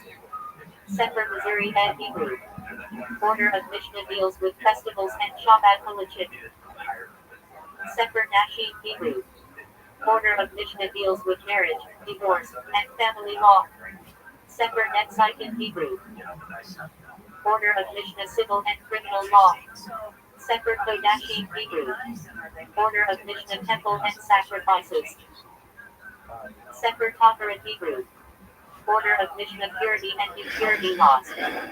Segula Hebrew. Segula equals special power, custom practice thought to bring spiritual benefit, sometimes halachically discussed. Seder in Hebrew. Seder equals contempt, order ban issued against one refusing to obey a basic rabbinical code. Subtract another spelling of S-Chak. Sevenka Hebrew. Sevenka equals laying hands, ordination halachic ordination of rabbis. Originally involved transmission from Moses onward. Sephardic from Hebrew Spanish. Jews from Iberia North Africa have distinct halachic traditions. See Yudah Hebrew. See Yudah equals meal halachic categories like see unit mitzvah meal. See Yudah basket final meal before Tisha B'Av. See Yudah basket Hebrew. Final meal, the last meal before Yom Kippur or Tisha B'Av fast. See unit mitzvah Hebrew. Mitzvah meal with halachic significance, e.g. after a great villa, wedding, see item. See unit Purim Hebrew. Purim feast, halachic obligation on Purim day. See unit Shabbat Hebrew. Shabbat meal halachic requirement to eat 3 meals in Shabbat. See unit Yom Tov Hebrew. Festival meal obligation to rejoice on festivals with food and drink. Samara Arabic Hebrew. Samara equals logical reasoning halachic principle. Logic itself can establish law. Shahagaz area Hebrew. Classic halachic responsa by Rabbi Area Leib Jitzker. Shabbat Hebrew. Shabbat equals rest, 7th day, halachic observance with 39 forbidden categories of word halachic. Shabbat Chesed Hebrew. Shabbat of vision, Shabbat before Tisha B'Av with special haftarah. Shabbat Chagan Hebrew. Shabbat of the groom, Shabbat before after a wedding with special honors. Shabbat Hagadol Hebrew. Great Shabbat before Passover, halachically tied to Exodus miracle. Shabbat Nevarchem Hebrew. Shabbat of blessing, Shabbat when the new month is announced. Shabbat Shuvah Hebrew. Shabbat of return between Rosh Hashanah and Yom Kippur.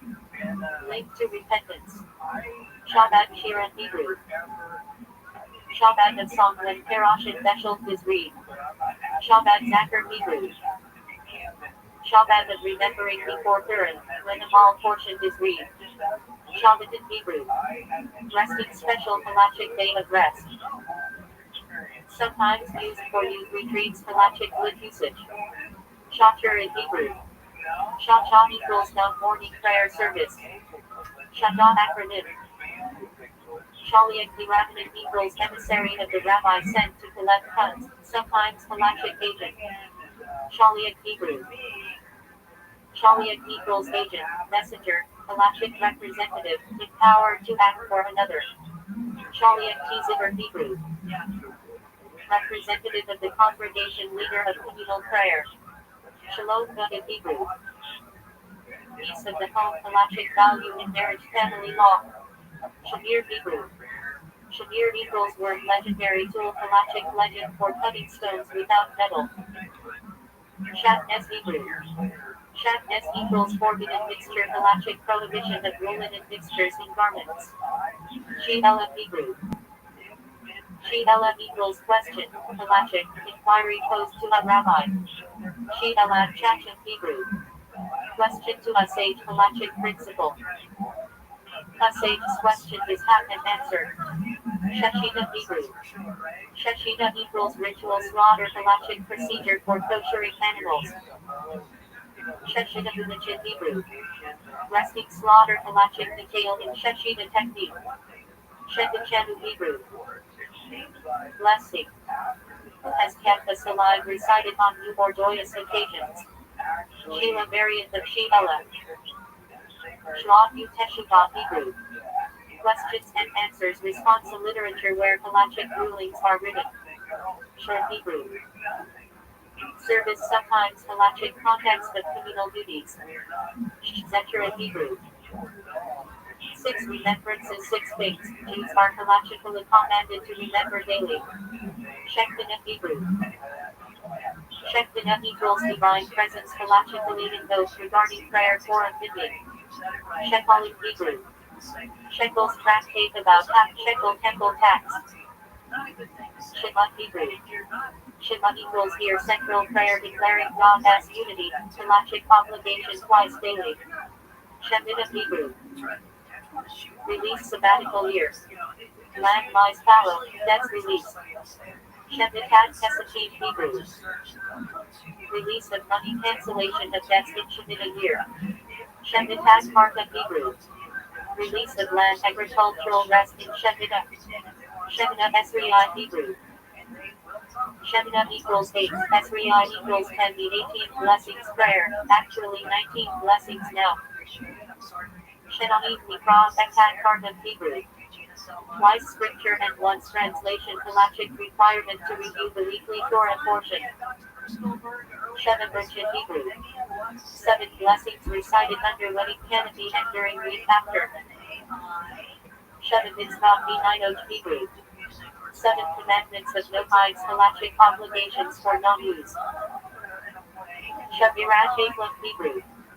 Shattering the vessel's mystical idea, sometimes tied to halachic ethics. Shavihit Hebrew. 7 tractate dealing with Shemitah laws. Shavuot Hebrew. Shavuot equals own halachic category of binding verbal commitments. Shema Hebrew. Tractate about oaths.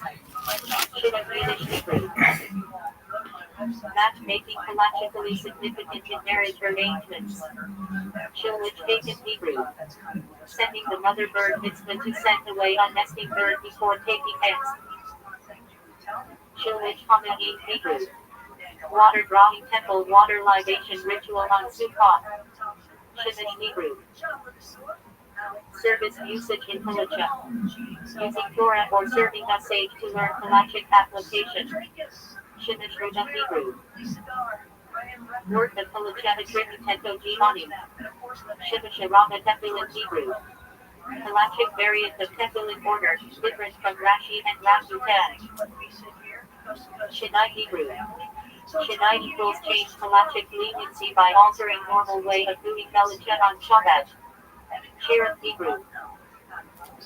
Songs halachic context in liturgy e.g. Shir HaShirim. Shidduch Hebrew. Partnership halachic term in commerce. Also Shittuk worship in Nokai law. Show El Fashion Hebrew. Asker and Answerer classic halachic responsa word. Show El Hebrew. Show El equals borrower halachic status of borrower with obligations. Shofar Hebrew. Shofar equals Ram S for halachic obligation to blow on Rosh Hashanah and Yom Kippur of Jubilee. Shomer Hebrew. Shomer equals guardian halachic category of entrusted guardian with responsibilities. Shomer Negian Hebrew. Guardian of touch halachic practice of avoiding physical contact between genders. Shomer Shabbat Hebrew. Observer of Shabbat term for one who keeps Shabbat halachic. Shomer Torah Mitzvah Hebrew. Observer of Torah and commandments of religiously observant Jew. Shor Hebrew. Ox halachic category in damages law. Shor Mu'at Hebrew. For Orthodox ox known to be dangerous, stricter liability in halacha. Shovavim acronym. Torah portions Shedlaw. Mishpatim period with special repentance customs. Shtik Lechem Hebrew. To Brad's temple offering the pillows on Shabbat. Shulchan Aruch Hebrew. Set table authoritative code of Jewish law by Yosef Karo. Shulchan Aruch Para Hebrew. Halachic code by Rabbi Sh. Ner Zalman of Liadi. Shul Yiddish. Shul equals school synagogue. Simcha Hebrew. Simcha equals joy, halachic obligation to rejoice on festivals, weddings. Simit Beit Hashu'ah Hebrew. Festival of the Water Drawing House Temple celebration on Sukkot. Simit Torah Hebrew. Rejoicing of the Torah festival marking completion of Torah cycle. Siv Yetzayat Mitzrayim Hebrew. Telling of the Exodus halachic mitzvah at the Seder night. Certain Hebrew. Lines halachic requirement of ruled lines for writing a Sefer Torah. Siat Ladera Hebrew. Fence for the Torah rabbinic safeguards to prevent transgressions. Siayim Hebrew. Completion celebration upon finishing a tractate of Talmud, halachically can exempt from a fast. Siayim Sefer Torah Hebrew. Completion of a Torah scroll special halachic event. Sukkah Hebrew. Sukkah equals new mitzvah dwelling in a sukkah on Sukkot. Sukkot Hebrew. Nudes festival commemorating Israel's desert dwellings. Sulam Hebrew. Ladder sometimes in halachic refer e.g. Sulam to heaven or as name of commentary. Star and Savara Hebrew Aramaic. Logic halachic reasoning principle. As-Yahid Hebrew.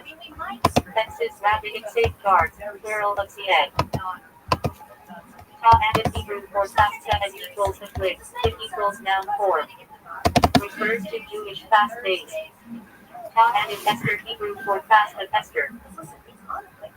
Commemorates Esther as fast before approaching King Ahasuerus. Ta and Hebrew for taste for reason. Intelligence refers to both the flavor transfer to food kashrut laws and the rationale for a mitzvah. Ta'arot Hebrew for mixture. Refers to food mixtures relevant to kashrut laws. Ta'arot Chametz Hebrew for mixture of chametz. Important in Passover laws. Takenet Hebrew for supplication. Additional penitential prayers recited after the Amidah. Tahara Hebrew for purity. Refers to ritual purification, especially of a deceased body before burial. Taharat Hamish Kucha Hebrew for family purity. Refers to the laws of marital relations and mikvah immersion. Taharat Hebrew for decree or rabbinic enactment. Refers to rabbinic legislation. Talit Hebrew for closure prayer shawl. Garment with tzitzit worn during prayer. Talit Kavis Hebrew for small talit. Undergarment with tzitzit worn daily. Talit Gadol Hebrew for large talit. Prayer shawl worn during services. Talmud Aramaic for study or learning. Foundational compilation of Jewish law and commentary. Talmud Chachat Hebrew for wise students. Refers to a Torah scholar. Tammuz Hebrew month, named after an ancient Babylonian deity. The fast of 17 Tammuz begins the 3 weeks of mourning. Tanakh Hebrew acronym for Torah law, Nevi'im prophets, Ketuvim writings. The Hebrew Bible. Tana Aramaic for repeater or teacher. Refers to the sages of the Mishnah first.